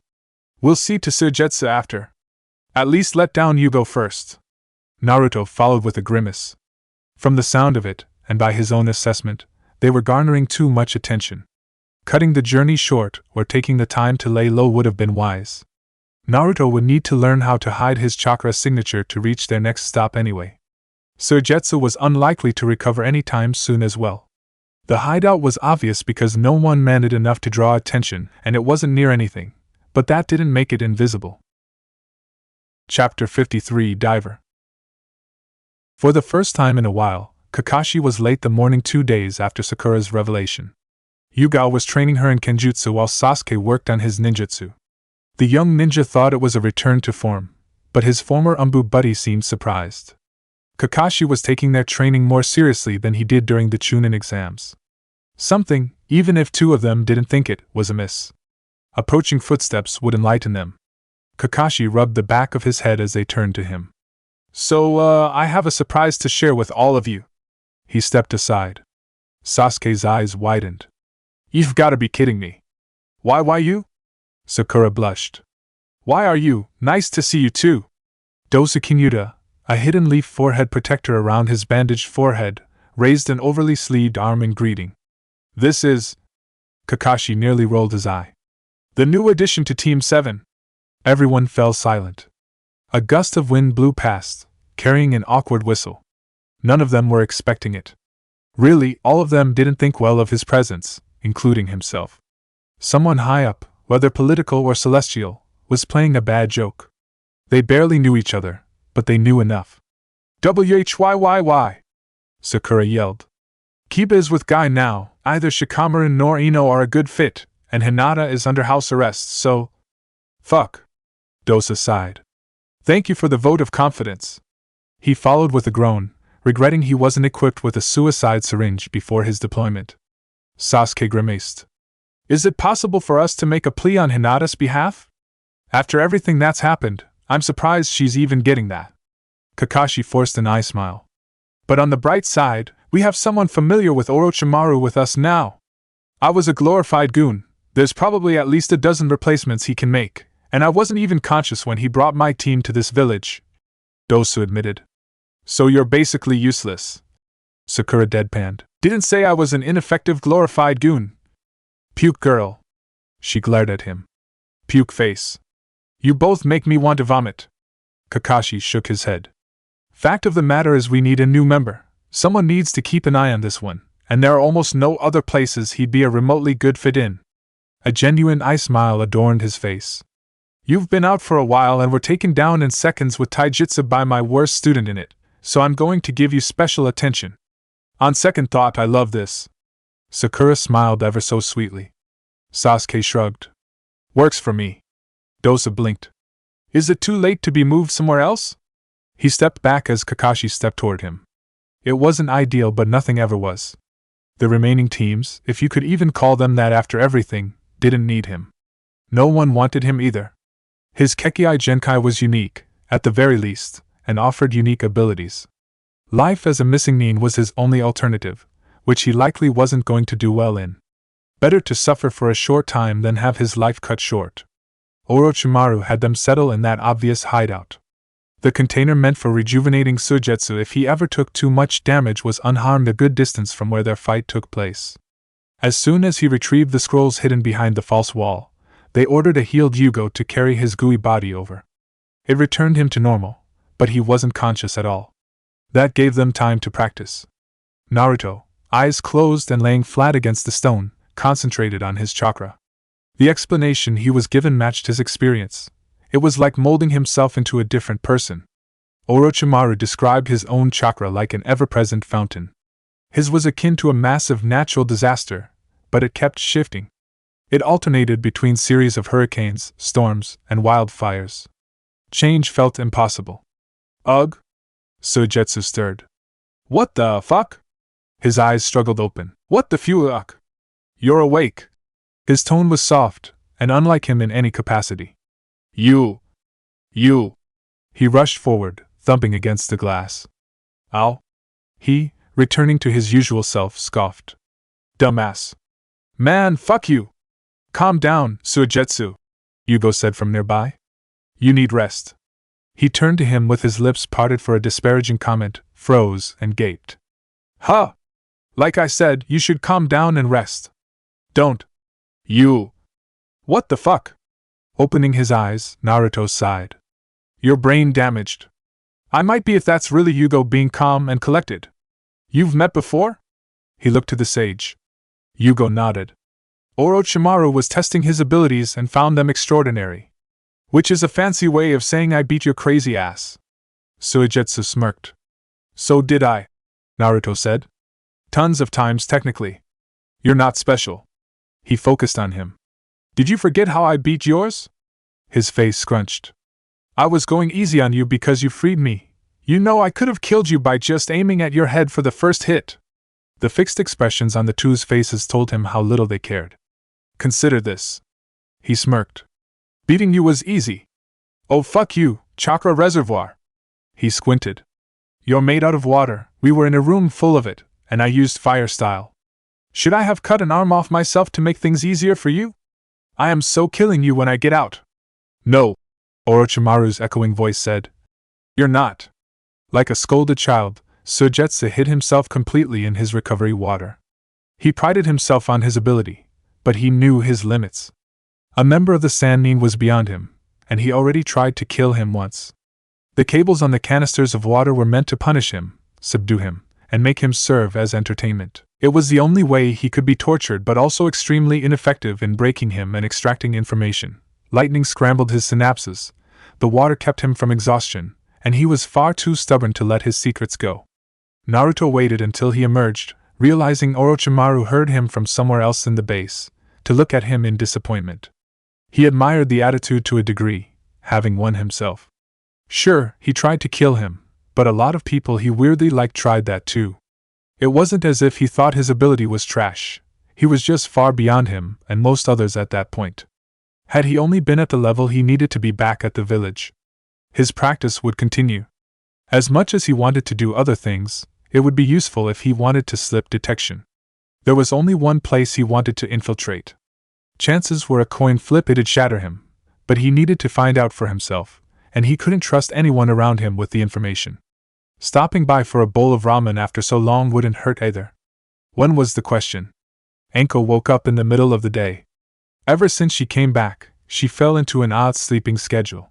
It was the consequence of staying up to make storage seals and a seal to hide the scrolls after Hinata left. Some Hyuga sent by Hayashi to scout out her place would notice clothes in her exact size, which would set off some alarms. All they'd see, besides her lovely naked body, would be her normal clothes and a pitch-black drawer in one of her dressers. She lock-sealed it with her blood mixed with the snake's to go the extra mile. If anyone asked, she'd know and tell them it was where she kept her best gear, which wasn't a lie because it made them look fabulous. She briefly met Hinata in her home the morning after, told her how to change her signature, and ordered her to keep her distance until she could be wary of her diminished ability, going out to do some training of her own. She was slurping down some coffee when she heard the knock on her door. Already? Narrowing her eyes, she walked to the door and opened it. Hey! Kurenai greeted, careful not to look down. Anko, remembering who Hinata's official sensei was, blinked. Hey! Do you have time to talk? She scoffed. Think I'm ever going to be on call for missions again? She walked toward her table. If you thought not when I came back, what do you think now? I felt like someone was watching when I looked around. She followed. Someone probably is by now. Sitting down, she slurped more. Because of what you're here to talk to me about. Kurenai sat down on the opposite seat to hers. Anko, what happened? We trained taijutsu because I was feeling off physically, cried over Naruto, and talked each other down from running after him. That's it. She shrugged. I guess we really got along. Her lips curved into a smile. Even left her a pet snake to take care of. It shifted into a grin. She calls me Anko-sensei now. Even after you let her boyfriend touch your breasts? Her narrowed eyes all but said their judgment. Scarlet red, Anko inclined her head. Are you jealous? Her flirty tone was more than familiar to her. I'm not in the mood. She nearly flinched at her choice of words. Ah. She set aside her coffee and leaned over the table, making sure she got an eyeful. Let me ma. Kurenai stood up and grabbed her face. Can you take one thing seriously? I am. She, feigning hurt, whined. She pushed her back to her seat. Oh, shut up! She always did that. Been a while since it was just the two of us. Anko pouted. Can't I spend some time with the old feisty Kurenai only I know? We've been over this. She scoffed. Yeah? Asuma is finally back and giving you all the attention you ever wanted. Her bitter tone was genuine. Why don't you crawl back onto his monkey D? A well-deserved slap nearly sent her to the floor. Kurenai stomped toward her front door. Stay away from Hinata. Anko, recovering, stroked her reddening cheek. She took a deep breath and sighed while her guest opened and slammed her door shut. That takes me back. Lifting her mug of coffee to her lips, she continued where she left off. It was one of the few ways she could make her drop the subject entirely. She wouldn't bother with her when he had his own daughter to receive information from, which he couldn't. As much as Kurenai thought she knew her, there was a lot she could hide behind her perception of her character, like with everyone else. They would find her actions suspicious yet still in line with the young Anko all were familiar with. None of them were around during her time as a missing nin or associate of root with Orochimaru. Reading her reports on the former was one thing, but witnessing her during those events was another. There was a knock on her yard door a few minutes after. "Anko-sensei, can I come in?" Hinata, visibly behind its glass and voice muffled, asked. Holding back a laugh, she gestured for her to. "Already, huh?" She slid open the door and stepped inside. "Yes." Every aspect of her body language changed, transforming her from stalwart noble girl to hunched brooding brat. "To be sure, I transformed myself into the appearance of a branch member away from the compound and walked around as her in it without anyone noticing the difference." She looked down apologetically at her sleeping snake. "I had to wake up Oro and set him down for a while though. It's fine as long as you have to. A bit reckless, but I'm impressed you're already skilled enough to impersonate people." Anko hummed. "Then again, it just might be a result of Yufuga's insane chakra control." She shifted back to her normal self. "Anko-sensei, I saw you and Kurenai-sensei with my Byakugan." Her eyes focused on her cheek. "Are you okay?" "Just a love tap." She pouted. Emotionally, I could use a hug. A fit of pleased laughter overcame her when the girl cleared the distance between them to embrace her. "You might be sweeter than Naruto." "Thank you." Hinata nuzzled her collar. I wanted to be close to you, even when you told me to stay away, and it hurt." Anko moved her back and looked into her terrified eyes. "You're starting to realize it, huh?" Her shaking was confirmation. "It's okay for you to know, inevitable, really." She grinned as she stopped. "Now I'm going to tell you how to break out of it." It coming back in force made her laugh. "I want you to hear this, and I'm okay with you knowing this." Holding her still shaking form, she rested her head over her shoulder. "Distance, support, and endurance, space from me, other people to focus you, and the ability to keep going. I don't want to break it, Anko-sensei. That's the point." She rubbed the top of her head. "I have to be the one to do it, and I never will." Her shivering stopped. "If I did, you'd agonize over following it being the obedience I want or the disobedience I want. You'll still try to do things for me even if I don't want you to, which will make it worse." Hinata blinked. "Orochimaru let you go." She frowned. "He got bored of me and threw me away." Taking her head back, she stroked her cheek.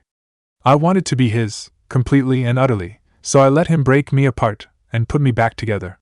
For the first 2 years after I came back, I was doing it so I could be in a position to help him if he ever moved against the leaf. But I was open to just getting executed when I turned myself in to make it stop." A laugh left her lips. "Pretty sure the old man, that closet pervert, knew but wanted me to get better." "Lord Third?" Her blank eyes widened. "A closet pervert? I'll tell you all about it." Standing up out of her grasp, she finished her mug of coffee. "We still have to wait, so it's best we spend our time wisely." She set down the empty mug. "Activate your Byakugan." "Right." The veins in her eyes bulged. "No one has taken position in possible observational areas since last I checked, but there are a few civilians about." She almost turned them off before she began walking to her room. Anko retrieved her coat from the floor, took a few chakra induction papers left over from Naruto's training, went back, and slipped the coat on. "Will any see us if we climb and take off from the roof?" She transformed after she shook her head. "Then let's go." Hinata transformed before following. "Yes, Anko-sensei." They left side by side. Hinata would inform Anko of potential onlookers, specifically ninja, just in case, and Anko would adjust their route accordingly. Even transformed, they might provoke a few questions. It was needlessly cautious to some degree, but the depths of their connection could not be discovered in any way. Both adopted different chakra signatures without needing to tell the other. Some distance from their destination, Hinata hummed. "Konohamaru, Asuma-sensei's nephew and Lord Third's grandson, is ahead." "By the stream?" "Yes, Naruto brought him there, and it's where the sound ninja approached him." "How did you find out about it?" Anko smirked at her transformed, blushing face. I wanted to tell him how I felt after I couldn't the day of his induction, so I tracked him down with my Byakugan and followed him. You did more than just tell him. Her smirk shifted into a grin when she wistfully sighed. In a rush to get pregnant, huh? Hinata, popping out of her transformation with an even redder face, stopped as she did behind the foliage leading to the training spot. I am not opposed. Tilting her head, she imagined what their children would look like. She giggled before dropping out of her own. You've got the Rura mindset, not that I'm surprised. She set a hand on her shoulder. Stay. Patting it, she walked through the thicket. For a little over 2 weeks, Konohamaru practiced what Naruto taught him when he could. Something was off ever since. He couldn't tell what, but he could feel it in the atmosphere and the strange moods of the experienced shinobi. A great deal of him wanted to see Naruto, even if he was likely busy as he'd been since his graduation. The trouble was no one had seen him, and his neighbors really didn't want to talk about what they last heard from his apartment. He turned to the sound of approaching footsteps. Who? His eyes locked onto her breasts. So you're his mini-me? She started laughing. Konohamaru looked up at her face and blinked. You were with Big Brother Naruto and his team. He ran over. Do you know where he is? Remembering his clone's last request, she frowned. He's a Jonin now, so he can be sent off on A to S-class missions on the Hokage's behest. So he's off on a really important mission? He squinted at her lack of response before widening his eyes in realization. Oh, right. Clearing his throat, he crossed his arms and tilted his head. Big Brother Naruto's always off doing cool things, he said nonchalantly. Exactly. She patted his head, making him blush. He not so subtly sneaked a glance at her chest. So, are you Big Brother Naruto's girlfriend? Did he tell you about me? You are. Face crimson, he stepped back. She burst into laughter. I'm his sensei. She ruffled his hair. My name's Anko Mitarashi. Her smile became sad. He asked me to take care of you until he comes back. Warmth spread all over him. That's... He scratched his cheek with a finger. I appreciate it, but I'm alright. He wouldn't want me to rely on other people anyway. That is so like him. She patted his shoulder. I'm going to need this place to myself for a while. Konohamaru nodded. You can have it. I just... Drifting off, he blushed before running off. See you later, Anko. Hinata stepped out of the greenery shaking when he was far enough gone. Hey, Anko-sensei. What happened? She raised an eyebrow at her blush. I felt angry when he called you Naruto's girlfriend. Holding herself, she couldn't soothe her phantom feelings. I'm sorry. I'm so sore. Anko flickered over, embraced her, and shushed. I forgive you. Looking down at her, she smiled at the eyes that once looked at her with anger and disdain now looking up with love. Thank you, Anko-sensei. Now. She separated from her before taking out a slip of paper. Channel your chakra into this. Hinata pinched the paper and obeyed, making it crumple. Huh! She burst into laughter. Oh wow! Dropping it, she held on to her sides and looked away. That's... A bit of guilt aching in her chest made her stop. Kind of fucked up. What is it, Anko-sensei? Meeting her gaze, she couldn't help but smile. Your chakra affinity is lightning. Her nearly stepping back made her laugh again. There was much for them to do. It took 3 days for Sujetsu to finally be in a condition to move around. He shared insults with Naruto, attempted the same training to no avail, tried to provoke Yugo, and got shocked by Orochimaru a few times for no particular reason in that time frame. The dead of night would have helped him escape if Orochimaru actually slept.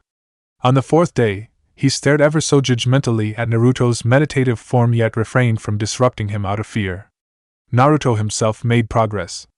His mental state, not his chakra control, was the problem. It was why his chakra shifted from one natural disaster to the other. Yudhakata's words lingering in his mind did most of the work. What his ideal self looked like, or the man he wanted to be, eluded him though. The closest he could think of was himself back during his training for the Chunin exams, which Yudhakata reminded him of, an old yet different Naruto, chakra suppressed to a fraction of his actual capacity yet still too large for a civilian, transformed into someone else, stepped out of the hideout with a smile on his face. Yugo and Sujetsu, then dressed, were concerned and disturbed respectively. They both knew it was just an act, but it was perfect. Something was obviously wrong with him. Orochimaru's only concern was his body, so he paid it no mind. Their journey through the land of steam into the land of fire was all too quiet.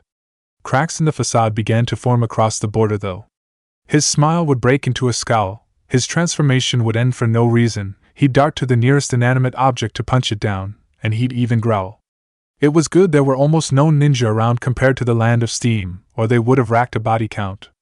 Only one of them had some understanding of why, but it wasn't anywhere close to the actual truth. When a bridge and its sign came into sight after 4 days of travel, Naruto dropped his latest transformation to reveal his sunken face, the exact opposite of the person he was pretending to be. He knew. It was agonizing, really. The person he saw closest to his ideal self was the exact opposite of the person he was. Nothing could ever bring him back to that state, and the land they were about to enter was not at all what he needed then. Zabuza died here, right? Suigetsu squinted at what laid over the bridge while they walked forward. Are we staying for a while? I need to find his sword. We left it at his grave, Naruto muttered. He, not hearing, turned to him. What? I thought about taking it with me, but it was heavy, and Kakashi said it would be disrespectful. Suigetsu blinked. You! Holy shit. He imagined the massacre in his head. Kakashi the copycat ninja versus Zabuza the demon of the mist. Talk about a fight for the ages. His scoff made him squint. You can't tell me it sucked. The sullen expression on his face growing even worse made him frown. What happened? Naruto wavered, nearly falling over. Shut up. He grit his teeth at the memory of different people's words that resonated all too well after everything he'd experienced. Just shut the fuck up. The rest of their crossing was silent. At several sections of the bridge, Naruto looked around, as if seeing things as they were then. For a second, he felt himself covered in blood and saw the scattered remains of the thugs he slaughtered in an endless pool of red. Sadness, anger, and despair he knew all too well made his head a mess. He didn't notice when they crossed or finally entered the growing town. A boy dirted by sawdust stopped cutting a log when he saw him. Naruto? Snapped out of his stupor, he stopped, driving the others to, and took the sight of him in. You're Inari. His voice had no life whatsoever. You look like hell. He looked at his entourage. Where are the others? He pursed his lips when he walked off with them, taking the lead. It wasn't as if Orochimaru was in any rush. They were still going in the direction of their destination, and he had nowhere else to be. Even when he turned, it was nothing to worry about. They reached it after a while, 2 graves hidden deep in the woods with a massive blade embedded behind one. While they knew who was in one, only Naruto knew who was in the other. Suigetsu walked over to Zabuza's. I always wanted to meet you. He grabbed the sword handle and pulled it out with all the strength he could muster. Maybe I will one day. Giving it a swing, he nearly lost his grip. Orochimaru turned back towards their destination, began walking, and stopped when he didn't hear other footsteps. I'm heading somewhat southeast of here. He continued on after no response. Yugo looked to his only friend. Hey. Don't. Suigetsu hefted the blade over his shoulder and followed Orochimaru, knowing he wasn't the one he spoke to. Naruto needs to be alone. It took him a while, but he recognized his behavior as the same he had after his brother died. Is that? Drifting off, he turned and walked away to give him some distance but not enough to make him lose control or sight. Naruto kept staring at the grave of the first person he ever confided in. He thought he understood him before, but he really did then. After so long, he had the strength he wanted and then some he needed on the bridge. There was just nothing else left. It was one of the worst feelings he ever had, and all of it was his fault. Maybe it was because he didn't really accomplish his goal, but it was assured after what he did. He looked to Zabuza's. I wonder if you're with him. Looking up to the blue sky, he murmured. I wonder if I'll be with her. Naruto. He attached himself to one of the overlooking trees with a jump. He ran up until he reached its peak before jumping to the next highest. They were like stepstones toward the highest peak. It was what he did with Sasuke but far easier. His foot was planted on it not long after. Only he rested on the apex for once. While liberating, it was the most hollow feeling. Wave managed to look beautiful from the view. Naruto! What are you so worried about? Spotting Orochimaru walking on the sea by a half-merged Suigetsu where he said he was going, he followed after, going down from treetop to treetop. He could hear Yugo's jets some way behind him. The sand of the shore parted under his sandal-clad feet before they splattered on water. White, brown, and green land was replaced by a vibrant blue. It was beautiful and the exact opposite of that red he imagined himself in, but it didn't feel as real. A rock-like structure appearing over the horizon couldn't distract him from the scenery. He wondered if he was dead. And then he sunk. The chakra in his feet gave out along with his strength to stand. He didn't bother trying to swim up, preferring the endless blue. It was cold, but it was better than what he was feeling. Blackness seeped in and enveloped everything. Closing his eyes, he let himself be whisked away. The feeling of envelopment vanishing in an instant made him open them. Naruto, his old ideal self, stood in front of him. Everyone he knew and cherished was by his side. It was as if nothing ever happened. He was happy, they were happy, and they would continue to be happy forever. They stood on the water with a blue sky overhead, just as he did. With a smile, he held out his hand. He, the real Naruto, stood in the aftermath of his time with Yugo and the Wave Massacre. Everything was grimy, dark, and red. It covered him like a second skin. Nothing about it made him happy or comfortable. His face scrunched in anguish and anger. He wanted to take his hand, and he hated himself for it. Really, he hated all of it. A world where either ever happened was impossible at that point. Naruto relaxed, looked down at the offer, looked up, spat in his own face, and glared at him when he didn't respond. Really? Is that what I'm supposed to pass on to my kids and do? Gritting his teeth, he growled. Like you.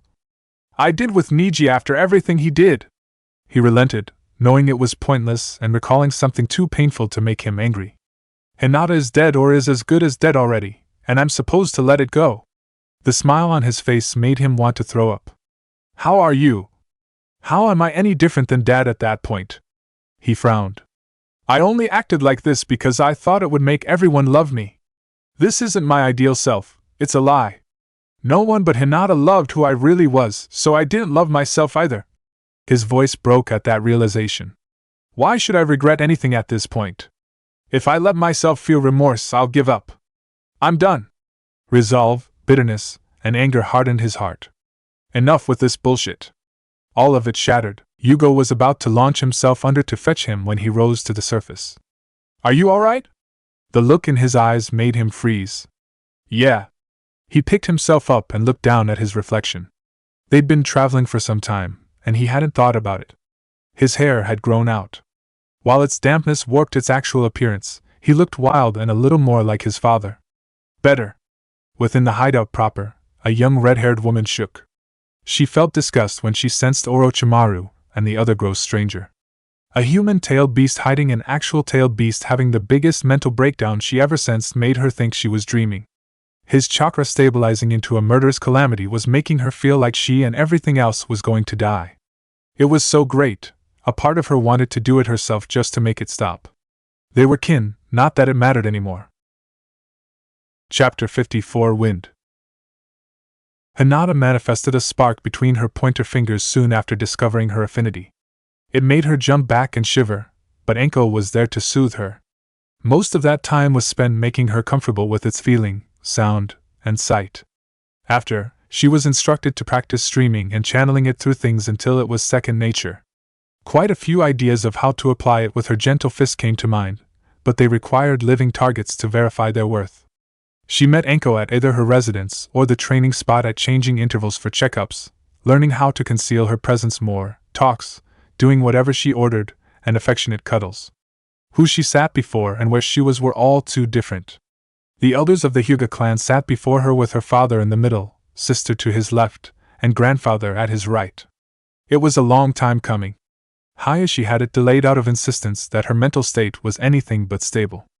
Some argued against by virtue of how grand her transgressions were, but Hayashi was the head, and his father hadn't been in the mood for arguing since Hizashi was executed. A tribunal was called. Hinata Hyuga. Hayashi, back to his normal self, began. You have been summoned here today to defend your status as a member of the main branch.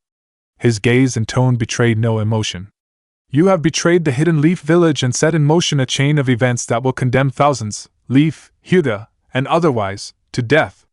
A member of your squad and one of your own kin have already died because of your actions. By what right should we permit you to retain your status as a member of the main branch? Her expression and tone matched.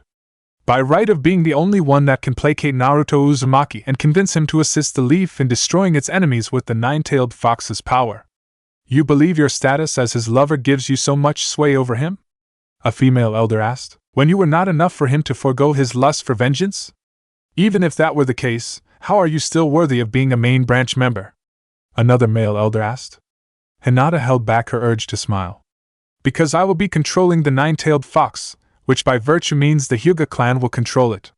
Kushina Uzumaki was the previous Jinchuriki of the Nine Tails, and Mito Uzumaki, as I recall, was the first. Only Uzumaki have served as its Jinchuriki.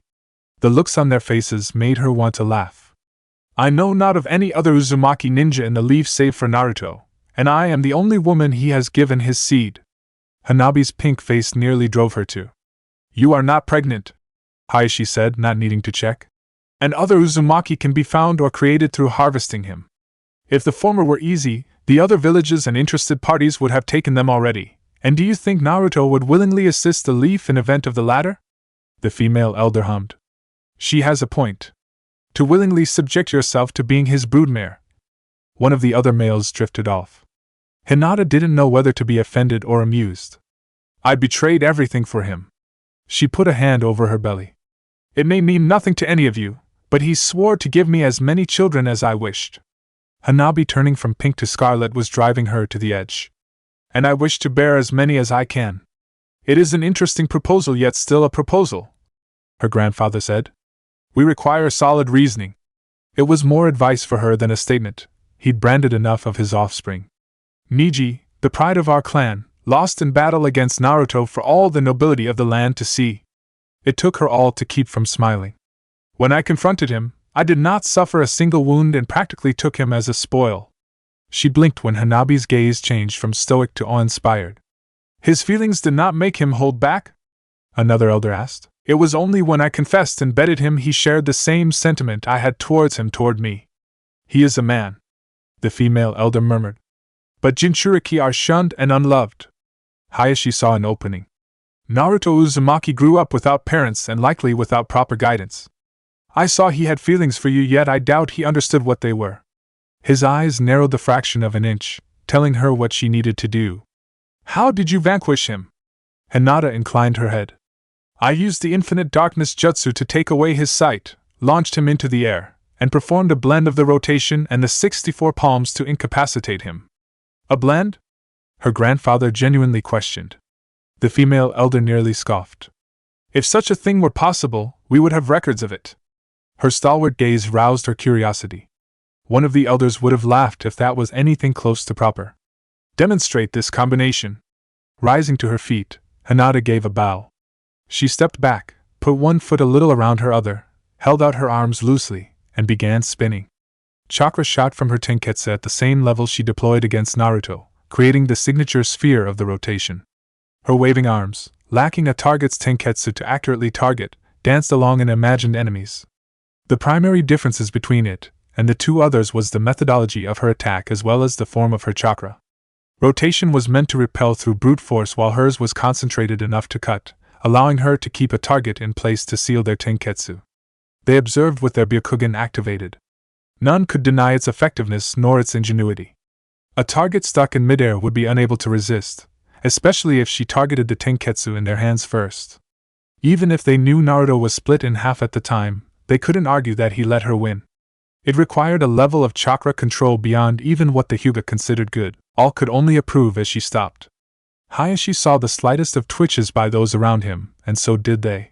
You really have become strong. He only wished she showed promise before.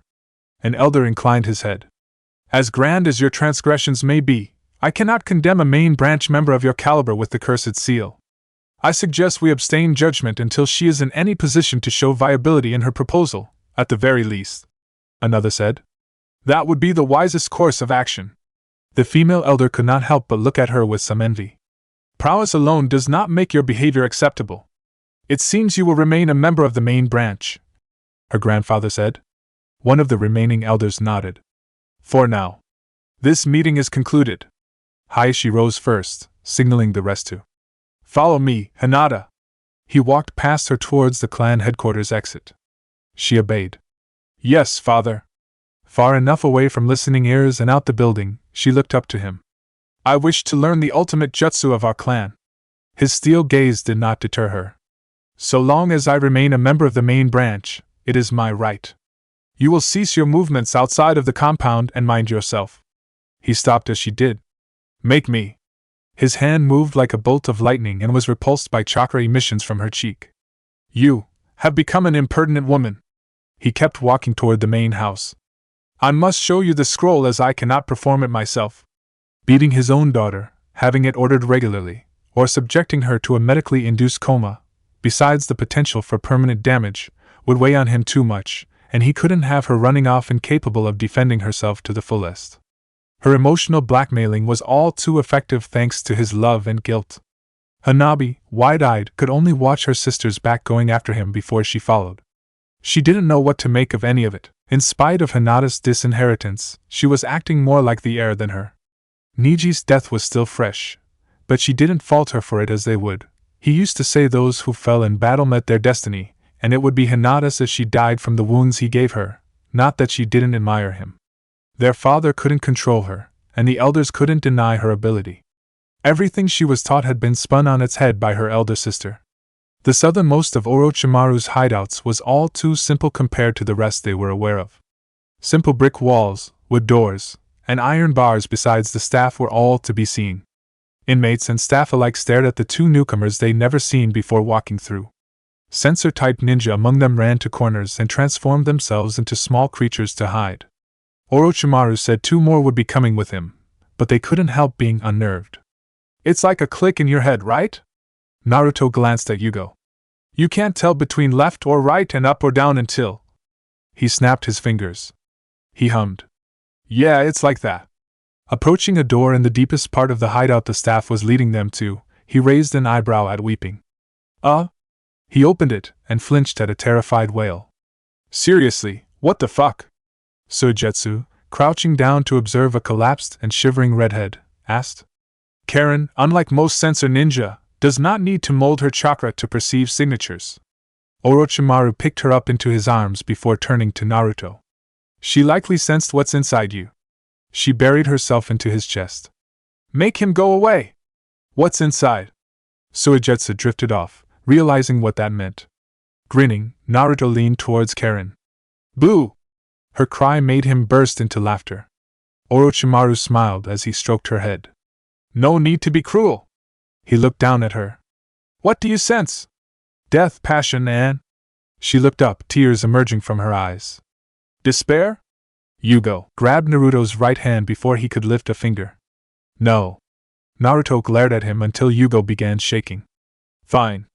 It was a spur of the moment anyway, and he would have used his left or been too fast with his right if he really wanted to kill her. Got it out, I see. Suigetsu nearly froze when their eyes met. Hey. His gaze lingering made him liquefy. See, come on, man! Orochimaru refrained from licking his lips. I don't need anything or anyone else here. Naruto tilted his head, hummed, and shook his head at another look from Yugo. It would be too boring. He looked to Suigetsu. You do it.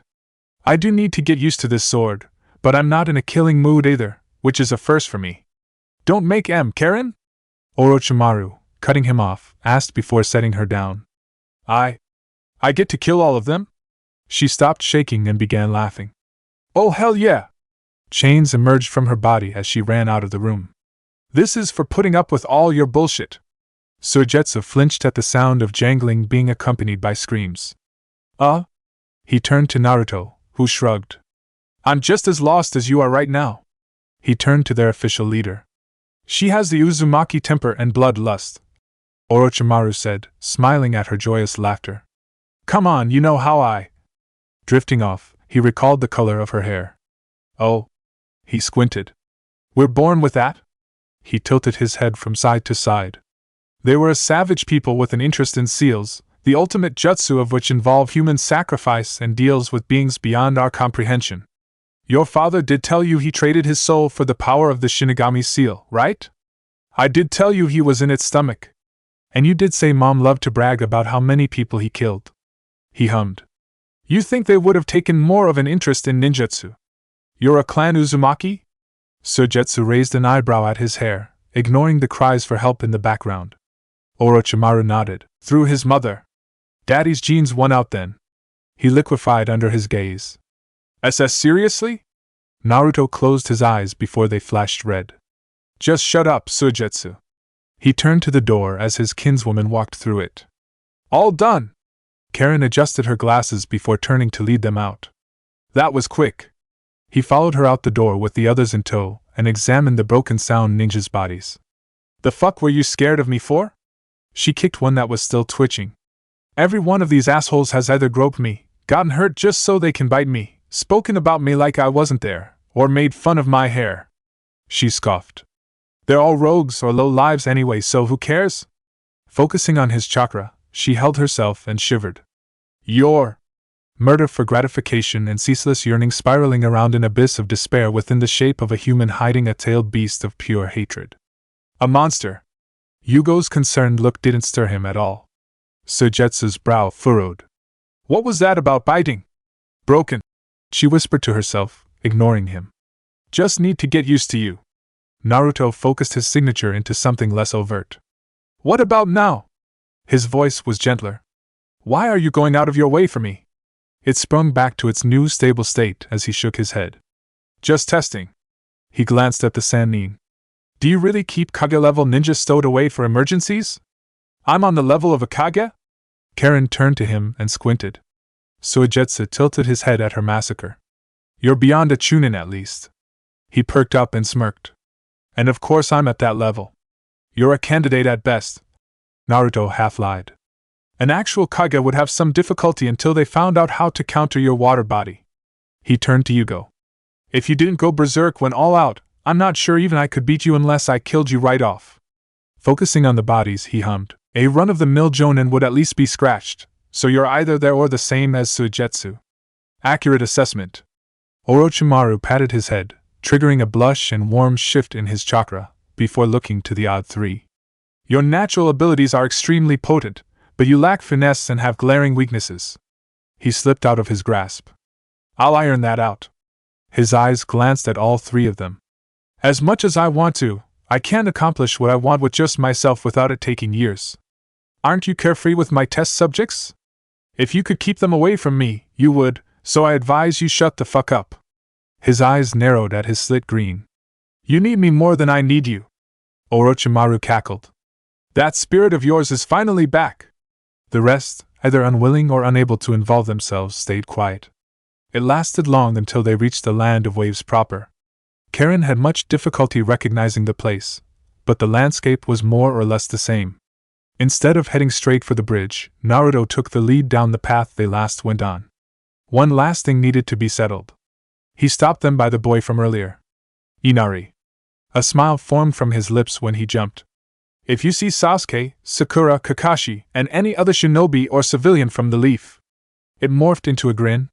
Tell them Naruto Uzumaki is going to kill every last one of them. About damn time! They left him in stunned shock. A growing town was replaced by the finished bridge. No phantasms, words, or unpleasant feelings crossed Naruto's mind as they walked through. His decision was made that day, really years ago, but the affection of his companions sent him into denial and made him hate himself for not being the person he thought they wanted him to be. Same could be said of his breakdown after Hiruzen died. It didn't end there, as his recent behavior attested to. Love nearly stopped him before their loss drove the pain beyond his limits. He could not be savior and destroyer. It forced him to finally accept that. You're a Jinchuriki, from the Leaf Village. The gears in Sujetsu's head finished turning. Ah fuck. The Nine Tails, right? Yugo said. Naruto laughed. You know any other tailed beast the Leaf has? He blinked, recalling something. Did Kakashi not know the sand only have the one tail? The Jinchuriki of the three tails before Yagura was briefly his teammate, Rin Noera. Orochimaru elaborated. Since Yagura died, it's reforming and is effectively loose. It doesn't happen often, but tailed beasts have exchanged villages. The village hidden in the waterfall acquired the seven tails from the sand after Sakumo Hatake killed its Jinchuriki by the border of the Land of Hills and the Land of Fire. Sakumo Hatake? The white fan of the Leaf. I'm not surprised you haven't heard of him, seeing as how he killed himself in disgrace. He was a powerful ninja thought above even us Sannin before he abandoned an important mission to save his comrades. His shame grew too much, and he committed suicide, leaving Kakashi all alone in the world. I'll reunite them soon enough. He smiled. Asshole father with asshole son. He tilted his head. Who's Rin? As Orochimaru regaled them with the tales of the Third Great Ninja War, they continued onward to help along the Fourth, whether knowingly or not. Naruto knew it'd be folly to try infiltrating his village as he was, and a part of him was unsure if he wanted to know the truth anymore. The Hyuga clan were composed almost entirely of sensor ninja that could see a person's internal organs, so he had to snoop around without losing his cool long enough to hear the news. He wasn't powerful enough on his own to fight off the entire village in case he was discovered too. Patience was key. Something felt off to Kakashi the moment he entered his place. He lived alone, so he was more than familiar with the soul-crushing emptiness that came out when he opened the door. Instead, it felt somewhat warmer than usual, which was anything but soul-crushing. His hand lifted up his forehead protect while his other drew a kunai from his pouch. A jonin like him did the home invading and did not get home invaded. The lights were off, but that wasn't a problem for his Sharingan. Not a single chakra signature was in sight, trap was hidden, nor thing misplaced. Someone either did a poor job of robbing him, or he was dealing with the second Succumbed, who was back to life for some reason. He crept towards his bedroom, back against the wall, and put his hand on the doorknob. Easing it open, he peeked inside to see a gift box on his bed. How thoughtful. He flung the door open and flickered inside with his back against the wall in front of him. Seeing no one, he walked to his bedside. My birthday was last month, and I spent it in a coma. The photo of him comatose with a birthday hat on alongside a cry-smiling guy was something he burned the second he discovered its existence. This is probably a trap. His Sharingan swirled into a pinwheel before he opened the box. It narrowed at the note inside. For my favorite stalker. He hummed.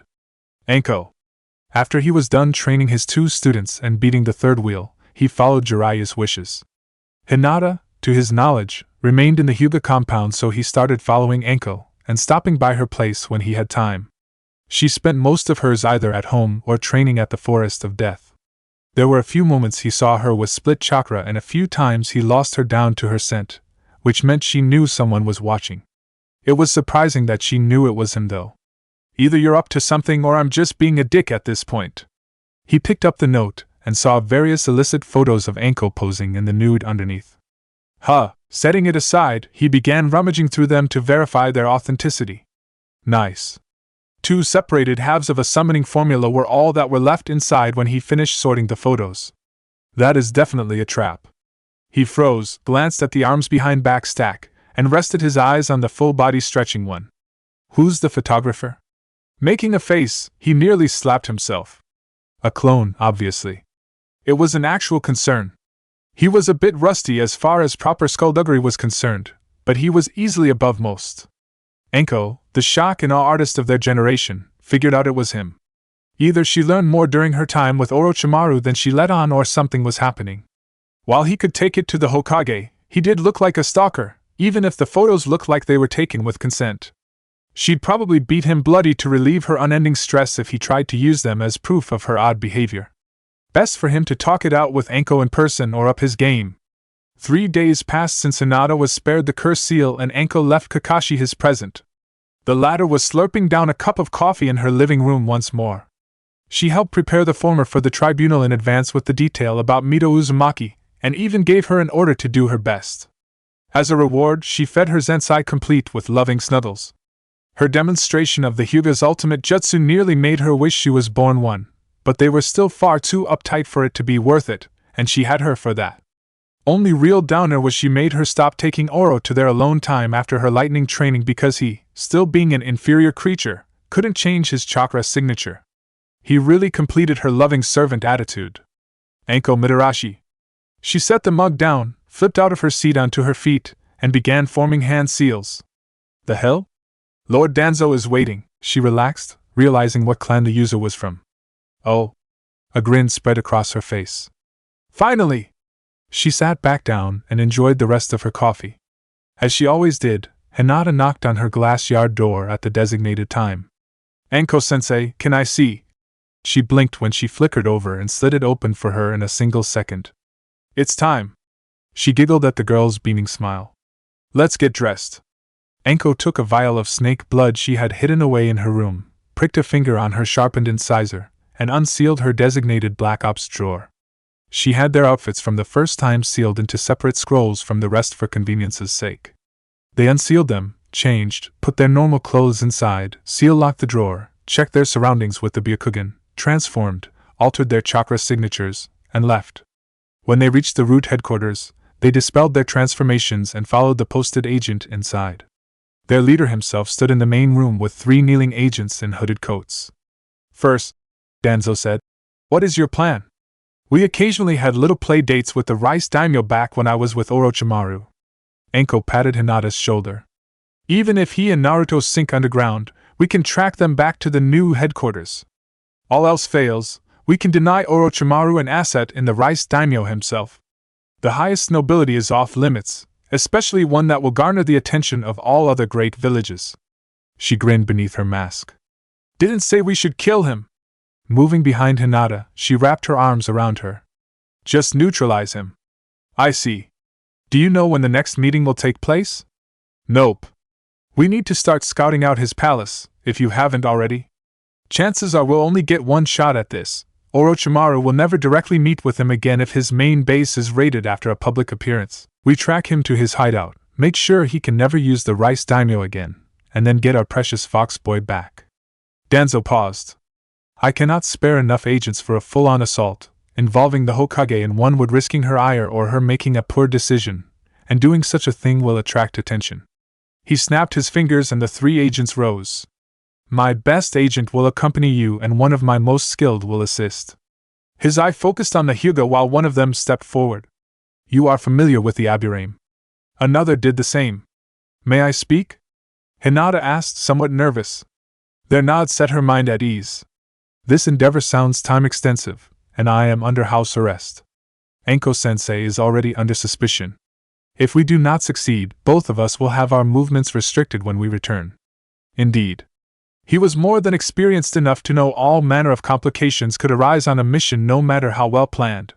Then Tsunade must approve of this officially without ever knowing of our association. Anko almost scoffed. And how the hell are you going to make that happen? She held up her hands.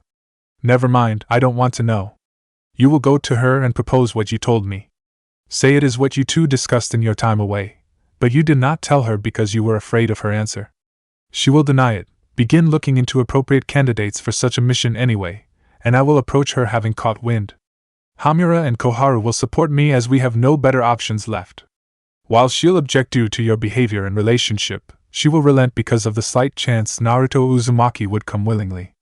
2 agents I of all people approve of will be impossible for her to deny, especially with the backing of the 2 elders.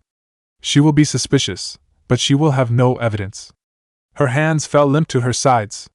You are one conniving old fuck. As familiar as she was with him, she had no idea. Their journey through the land of fire to the land of rice was pretty uneventful. Naruto, instead of practicing his chakra signature masking, focused on molding his chakra into earth. It wasn't as if they could evade detection anyway. Karen and Yugo had chakra either on or bordering the level of a tailed beast while Suigetsu's was on the level of an experienced jonin. Yugo couldn't even control his intake of natural energy. Karen was too unnerved by Naruto's chakra to focus, and Suigetsu's chakra control wasn't anything to brag about. What few ninja could sense them ran off. None of them were on Karen's level, so they always noticed and slipped away. Some ways from the hideout, Naruto sunk into the earth. That's a relief. He pushed himself up. Fire took me a full week. You molded your chakra for that long? Suigetsu rolled his eyes, remembering his ridiculous reserves. Oh, right. Orochimaru almost licked his lips. 3 out of the 5 elements already. Is water actually a piece of shit element like Anko said, or is it worth learning? Naruto kept walking and glanced at the waterman. He tilted his head. It has its uses. However limited they were. Suigetsu made a face. Ha! Naruto beat you with fire. Yugo deadpanned. He has practically infinite chakra. Karen adjusted her glasses. It's still indicative of the water element's limitations. Fuck are you sounding so smart for, bondage queen? A fist splattered through his watery head. Come on. He took a bottle from his waistband, opened it, and began chugging. Naruto leaned towards a shaking Karen. He sucks on that like he knows what he's doing. He snickered alongside her, making Yugo smile. Suigetsu twitched as he finished the bottle yet did nothing, knowing he wasn't going to win.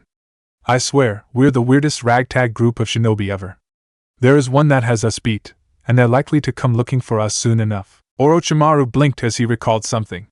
I forgot. A playful smile spread across his face.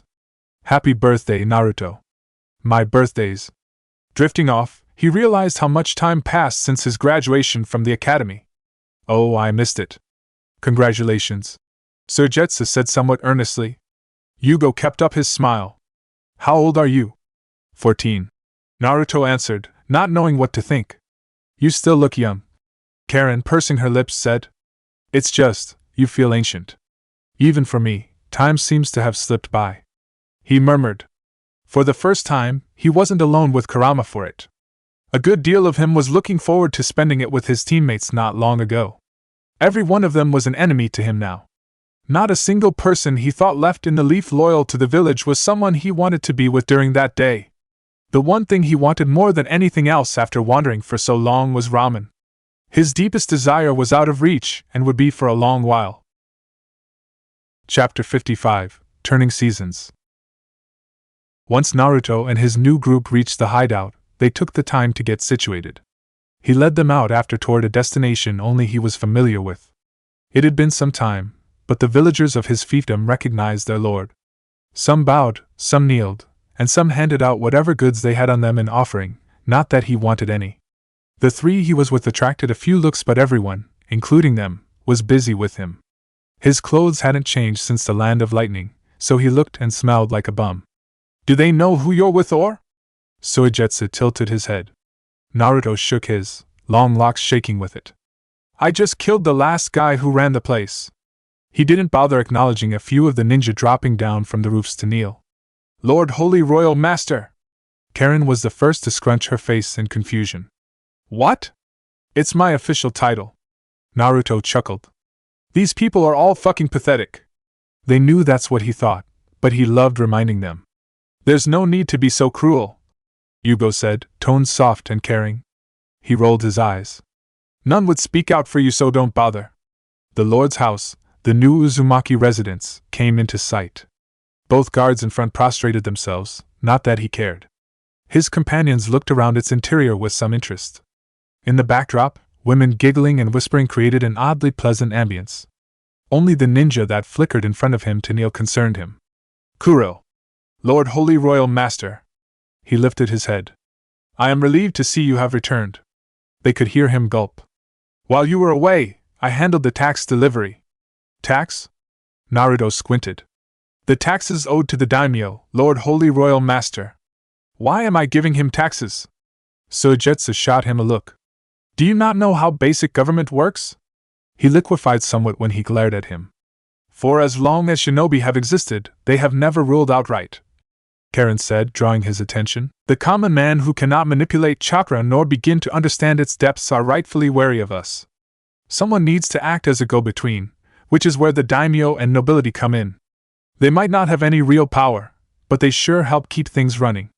Yugura fucked things up for the mist by burning that bridge, and Kisame Hashigaki is on everyone's shit list for offing the last steam daimyo. Naruto, remembering some class lessons, hummed.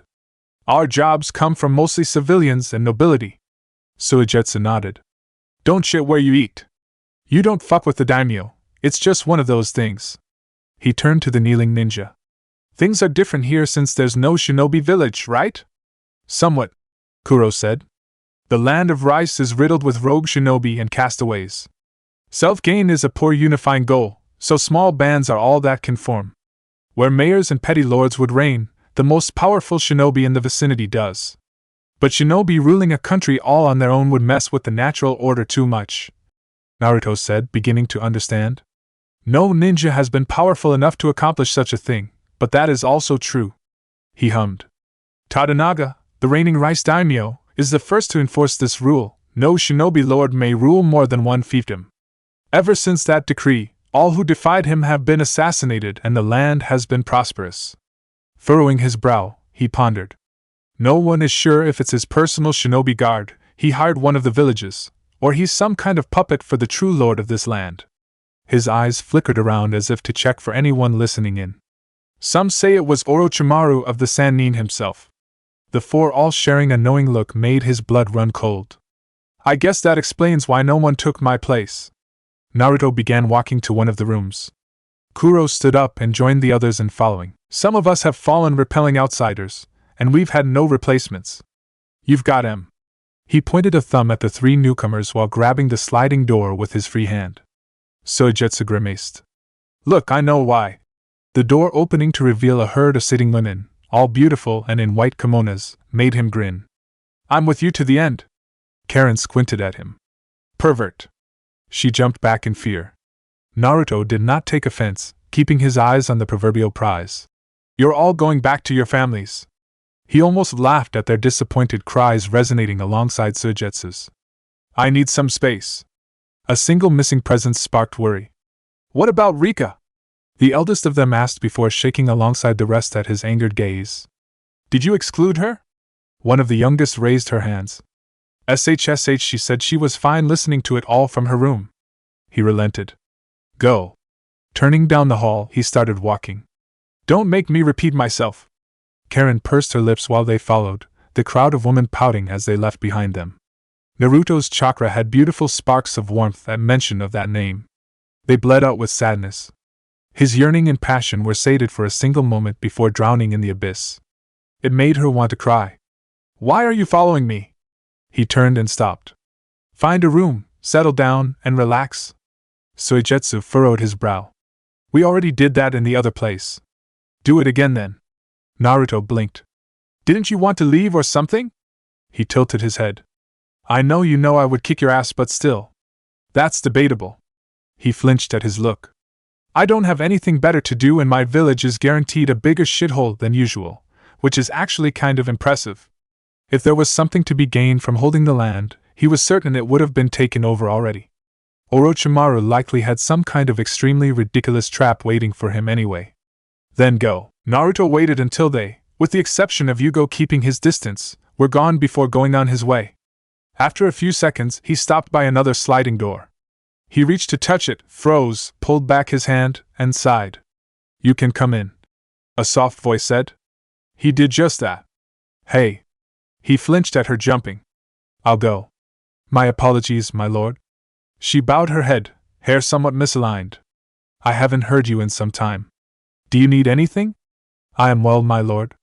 He frowned. Naruto. He walked to her side, sat down, and lay down by her side. Call me Naruto. Her nose twitching made him blush. I'll go take a bath and change. Blushing, she inclined her head. You are very kind, my Naruto. Do I even need to say anything? He stood up and left. The bathroom was a few rooms over, just distant enough for her not to smell but not far enough to get lost reaching. Plumbing was a luxury in rural areas, so his place was the only one with it.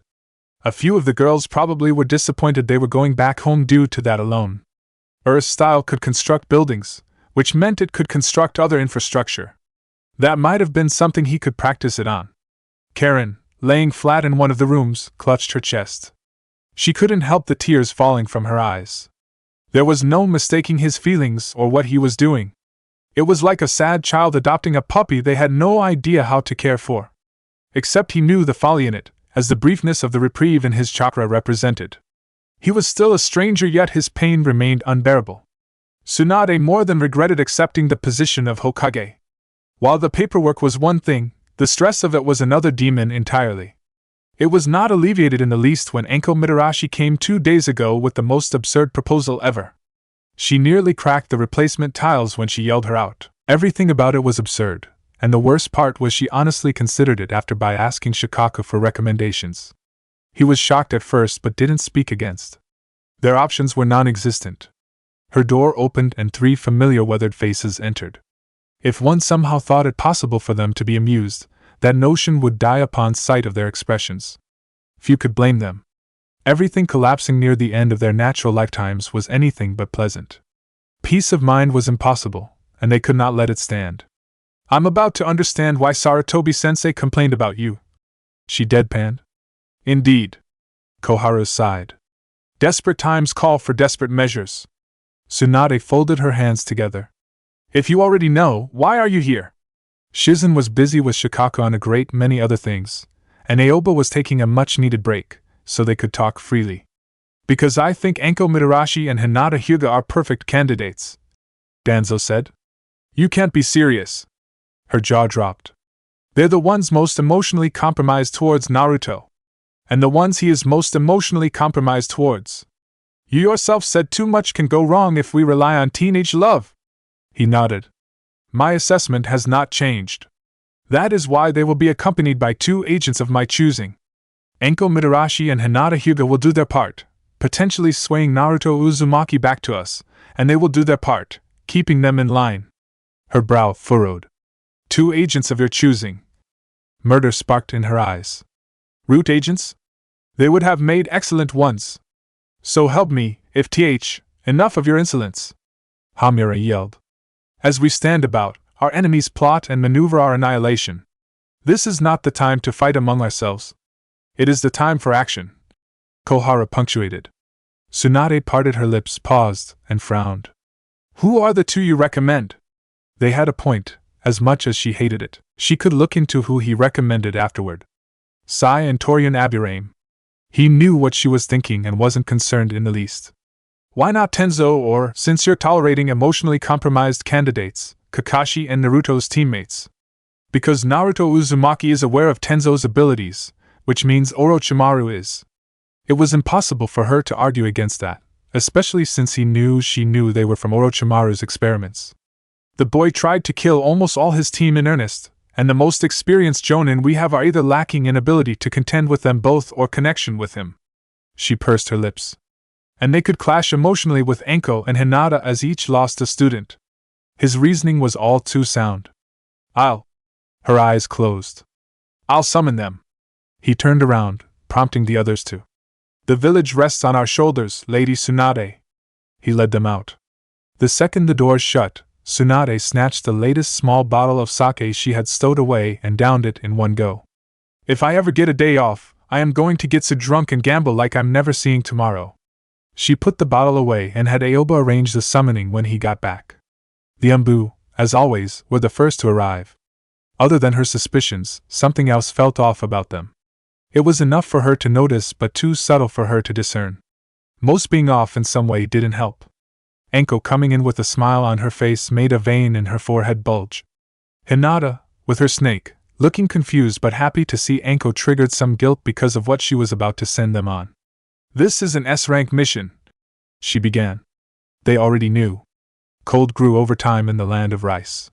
As it did, a patch of brown not far from a certain town kept growing. Naruto put his new stooges through the training method that worked best for him, beating them until they did better. Each healed just as if not faster than him, so they were making more or less the same progress. Orochimaru taught him a handful of jutsu, failed to convince him the summoning jutsu was worth anything, started his Mithridatism, and told him a bit about the group chasing after him. He checked in on him every once in a while before going back to his hideout, obviously planning or researching ways to take over his body. Kabuto, to his own surprise, did the same when he came by at Naruto's request. Naruto kept his hair long yet not too long. Karen tried to convince him the merits of a good haircut on several occasions, but he always shut it down. The young plumpness in his face was less so. He was back in orange, specifically a tight orange jacket. Instead of fishnets, he wore a purple undershirt. It was toss-up between orange or black for his pants, but he settled on black. His sandals matched what little of his undershirt was visible. Bandages stained red covered his hands for various reasons. I'm telling you, Suigetsu, still in his basic purple and gray, said, Kisame is still alive! And I'm telling you I blew him the fuck up. He held out his hand. Karen rolled her eyes and set her hands on her hips covered by her purple coat and black pants. When are you going to stop? He groaned. When I get it, duh. The whirling ball of blades formed in his palm, only slightly tearing its wrappings. You're not going to have hands to make it if you keep going like this. Kabuto, in his latest disguise, scoffed. We're going to find out if you can reattach them at this point. He smirked at his Uchiki fuck look. Taking a deep breath, Naruto closed his eyes and tilted his hand. It was full of concentrated force spiraling in a ball. That force let him throw it like one. He wanted more though. Kurama told him all about how powerful the tailed beast's destructive abilities were. Matching that was his goal, and he'd need to if he wanted to make his dream a reality. Suigetsu observed the gathering force with envy and interest. What more do you have to prove? It's not about proving for him, Karen said, knowing more than most should about his innermost workings. Kabuto's eyes widened as the force stabilized into a whirling shuriken. Oh no. Naruto's opened. Fuck yes! He ran to the nearest tree, which was a good distance away, and pulled his hand back. Wait! The honest worry in Kabuto's voice made him confused with himself. Realizing why he was crying out, Naruto cut the tree using his wind blade with his free hand before ramming his new jutsu into the severed part. He grinned as the trunk was sent spiraling into the sky. The resulting explosion made him jump in joy. It was one thing to add an element to the Rasengan when his father couldn't. What he did was surpass him completely and utterly in one aspect. Nothing could take it away from him. Oh wow, you can make Shikaku jealous. Big deal. Fuck you, Kurama. He tried lifting his middle finger for emphasis but couldn't. Blinking, he noticed a tear in his sleeve and his bandages. Kabuto was by his side before he could notice him. Give me your hand. When he obeyed, he closed his eyes and focused chakra into it. Naruto. He opened them and grimaced. Never use that jutsu again. Huh! Your very cells are damaged. He'd be surprised his hand wasn't mush if he wasn't used to him at that point. If you use it again, chances are you really will lose it. Naruto scoffed. Aiju. Kabuto squeezed it, making him freeze in pain. No! His eyes narrowed. Naruto! Letting go, he let his gaze linger. Fine. A warm feeling made him look away. Suigetsu and Karen shared looks. Kabuto wasn't a stranger anymore, and his odd behavior had a charming quality to it. He wasn't anywhere near Yugo or Naruto's level of instability. While a bit jarring, it was a breath of fresh air compared to what they put up with. The man was obviously a spy, so it was par for the course anyway. Naruto! Yugo, in plain beige clothes and rocketing from overhead, yelled. He held up his damaged hand in greeting. I'm alright. The second he touched down, he hugged him back. Relax. He parted from him and raised an eyebrow at his arm before sharing a look with Kabuto. What is it this time? Oh, come on. That hand won't be of use for a couple days, Kabuto said. And I do mean that in Naruto time. Naruto himself looked away from Yugo's judging gaze. You shouldn't love someone who beats the shit out of you so much. You're a memento of Kimimaro. That's not a good thing. He scratched the back of his head with his working hand. How far were you? He smiled. Almost at the warning sign. I'm doing better. Good. Naruto returned it, blinked, and held out his head again. Kabuto twitched. Don't you dare. I just want to try something. Lightning swirled in its palm. A little different this time since it's less stable. He held it up. Naruto! Yugo scolded as he flew far into the sky. Suigetsu liquefied at the growing light show. Oh fuck. Nope. Karen sunk deep into the earth and away. Face-palming, Kabuto followed her lead. Idiot. A lightning storm erupted from his hand. Unlike the common storm, it was horizontal than vertical, which was normally impossible. It shocked trees, Suigetsu, the earth, the sky, and the grass, but mostly Suigetsu. Fire sparked, fulgurite formed, and Suigetsu slept. Those distant yet still close enough to see it would remember the spectacle for the rest of their lives. Naruto lowered his bloody, burned hand and managed to move it with effort. Worth it! He looked around to find his companions, save a Puddlegetsu, gone. You can come back now! Their this dumbass looks were well warranted when they did. Kabuto grabbed the hand, channeled his chakra into it, and squeezed afterward. You are every medical practitioner's worst nightmare. I tried to tell him to take better care of himself. Yugo sighed. Karen squinted at Suigetsu's puddle self.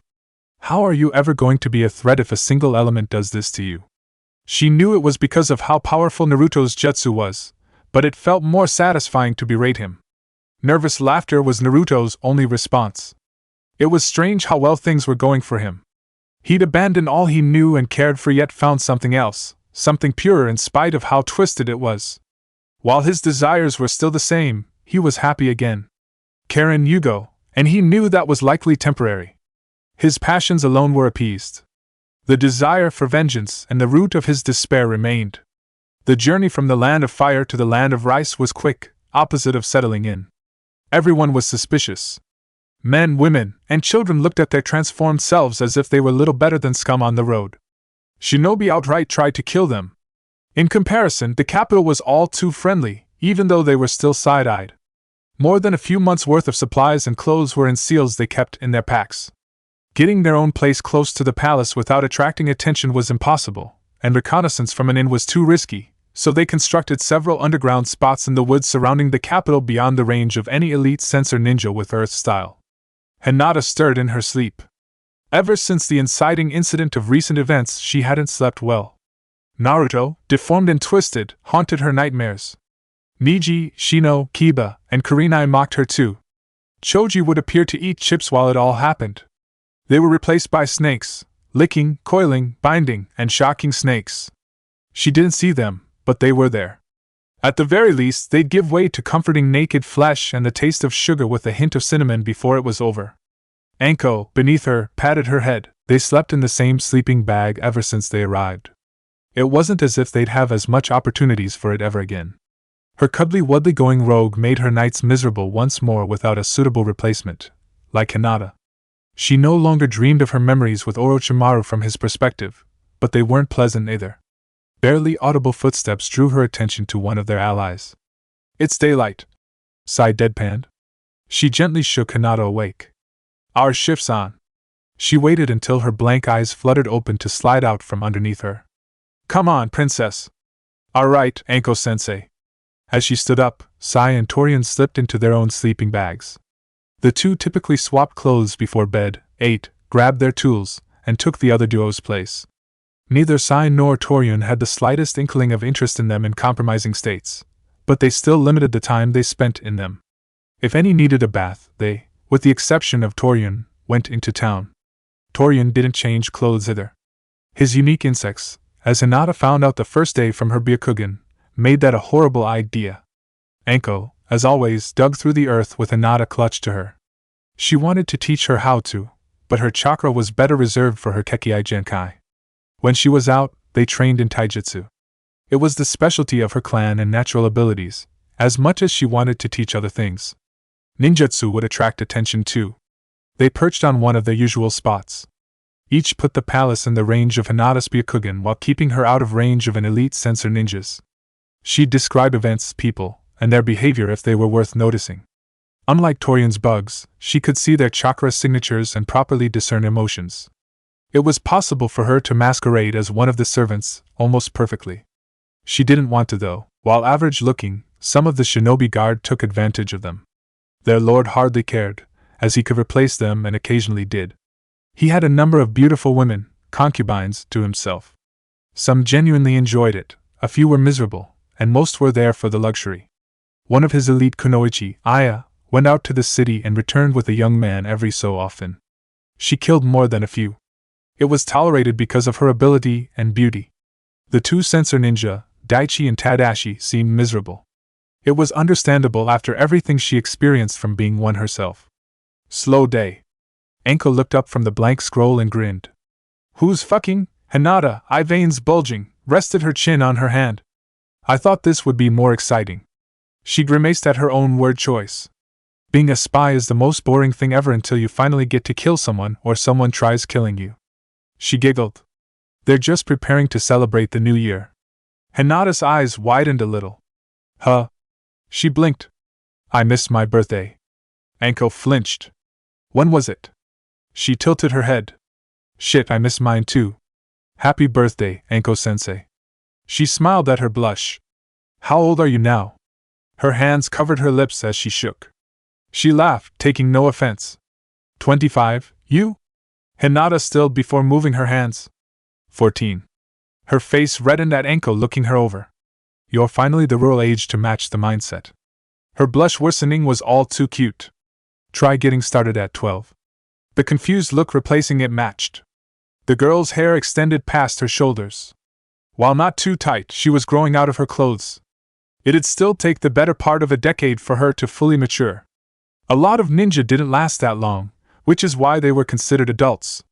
Sending someone out to die and kill people while saying they weren't ready for other things did not sit well with anyone in the same position. Didn't mean all boundaries, as Kakashi reminded Enko, were free to cross. Oh. Hinata's blush returned. Did you love him? Enko held down a laugh. I killed him!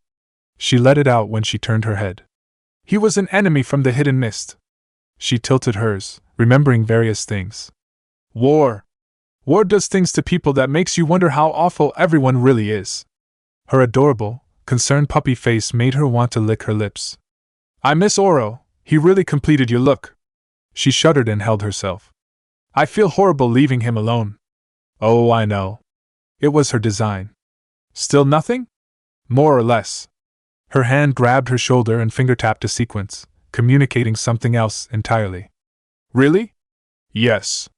There were no poisonous insects, no alternative movements in the night, or spying bugs that she could see on them. Good, how's your chakra? More than adequate for the usual schedule. She smiled. I think I could keep it up all day. She shook her head. Don't push yourself too much. We need you. Right, Anko-sensei. During intervals they set as the dullest hours, they'd go over what each other wrote the other day, or what they knew. It was best for them to be familiar with every element of the palace as possible. The routes the guards walked were already memorized in their heads, but the people and lives of the place were more difficult. One misstep was all it'd take to accelerate the Fourth Great Ninja War. Daichi and Tadashi had to be incapacitated without anyone knowing or them remembering if more than just Hinata wanted to go in. Not a single person could suspect a thing when they took care of the daimyo. Dosa's presence was extremely distracting at first. Eventually, he bled into the background he literally bled on. They couldn't just train forever, so they began going on missions again. None of it was particularly memorable, save the ones that had them traveling. Wave was only as interesting as it was because they fought 2 Kage-level ninja there and lived to tell the tale. Missions above D rank were as boring yet less annoying. A few rogue ninja were in a B rank to clear some bandit hideout, but the 4 of them annihilated the opposition. Sakura and Sasuke had no interest in leaving for administrative positions. Kakashi alone with a scarf and cloak stood, his face in smut, at the snowy practice field. You're late. Hiei smiled at the annoyed looks from all 3. I swear, you'd get along with Orochimaru if he wasn't a missing nin. Dosa froze at the eyes twitch. Sasuke, in a scarf and cloak Sakura took him shopping for, murmured. Still nothing? Has word really not spread? Sakura, wearing her own pink sword on her back, asked. This kind of thing is historic. That's why everything is so quiet. By the time it happens, you won't yet you'll still be surprised. Kakashi stared out at nothing, recalling the Third Great Ninja War. What did you call us here for? He snapped out of it. Lady Hokage herself has a mission for us. Is it? Dosa tilted his head. We're the last people she'd send. He couldn't blame her either. She didn't give me a rank, but it's definitely something up there if she's giving it to us personally. Turning to the direction of the village, he started walking. The leaf looked very different during winter. Green and brown gave way to white. It was beautiful, but it was a sudden, contrasting shift. A surprising number saw it as a chance to try on new fashion. Everyone else just saw it as a pain to get used to.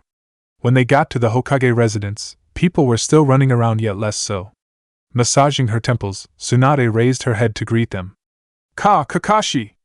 Guy embraced him. My eternal rival! Hey, said rival greeted. Kiba by a somewhat bigger Akamaru glanced from Tenten's blank face to Lee's beaming. So he really just does that. He squinted at Dosu, and I see the rumors are true. The new leaf ninja looked away from the manliest hug to raise a hand in greeting. Sup. Sighing, Tsunade rolled her eyes. This is an A-rank mission. They all fell into ranks, thankfully. The Land of Steam's daimyo is going to be celebrating the new year, but the village hidden in the steam has been behaving too strangely for his liking. He requested our best, offering a fortune, so we're taking it. She waved them out the door before they could celebrate the implication. Don't mess up a simple milk run. Yes. Kiba and Akamaru, walking out, jumped alongside Guy and Lee, nearly smashing their heads into the ceiling. Tenten rolled her eyes. We're glorified babysitters. She flinched at their collective deflating. Dosa sighed. You know, I thought being an actual ninja would be a lot more exciting. Tell me about it. The rest said in unison. Sakura scoffed. You missed D rank hell because of us. You should be grateful. She shook at her memories. We're still stuck in it. Tenten groaned as Akamaru whimpered. I don't think we should celebrate just yet. Kakashi's lips pursed beneath his mask. The steam daimyo could just be overly cautious, but this also could be warranted. They'd find out.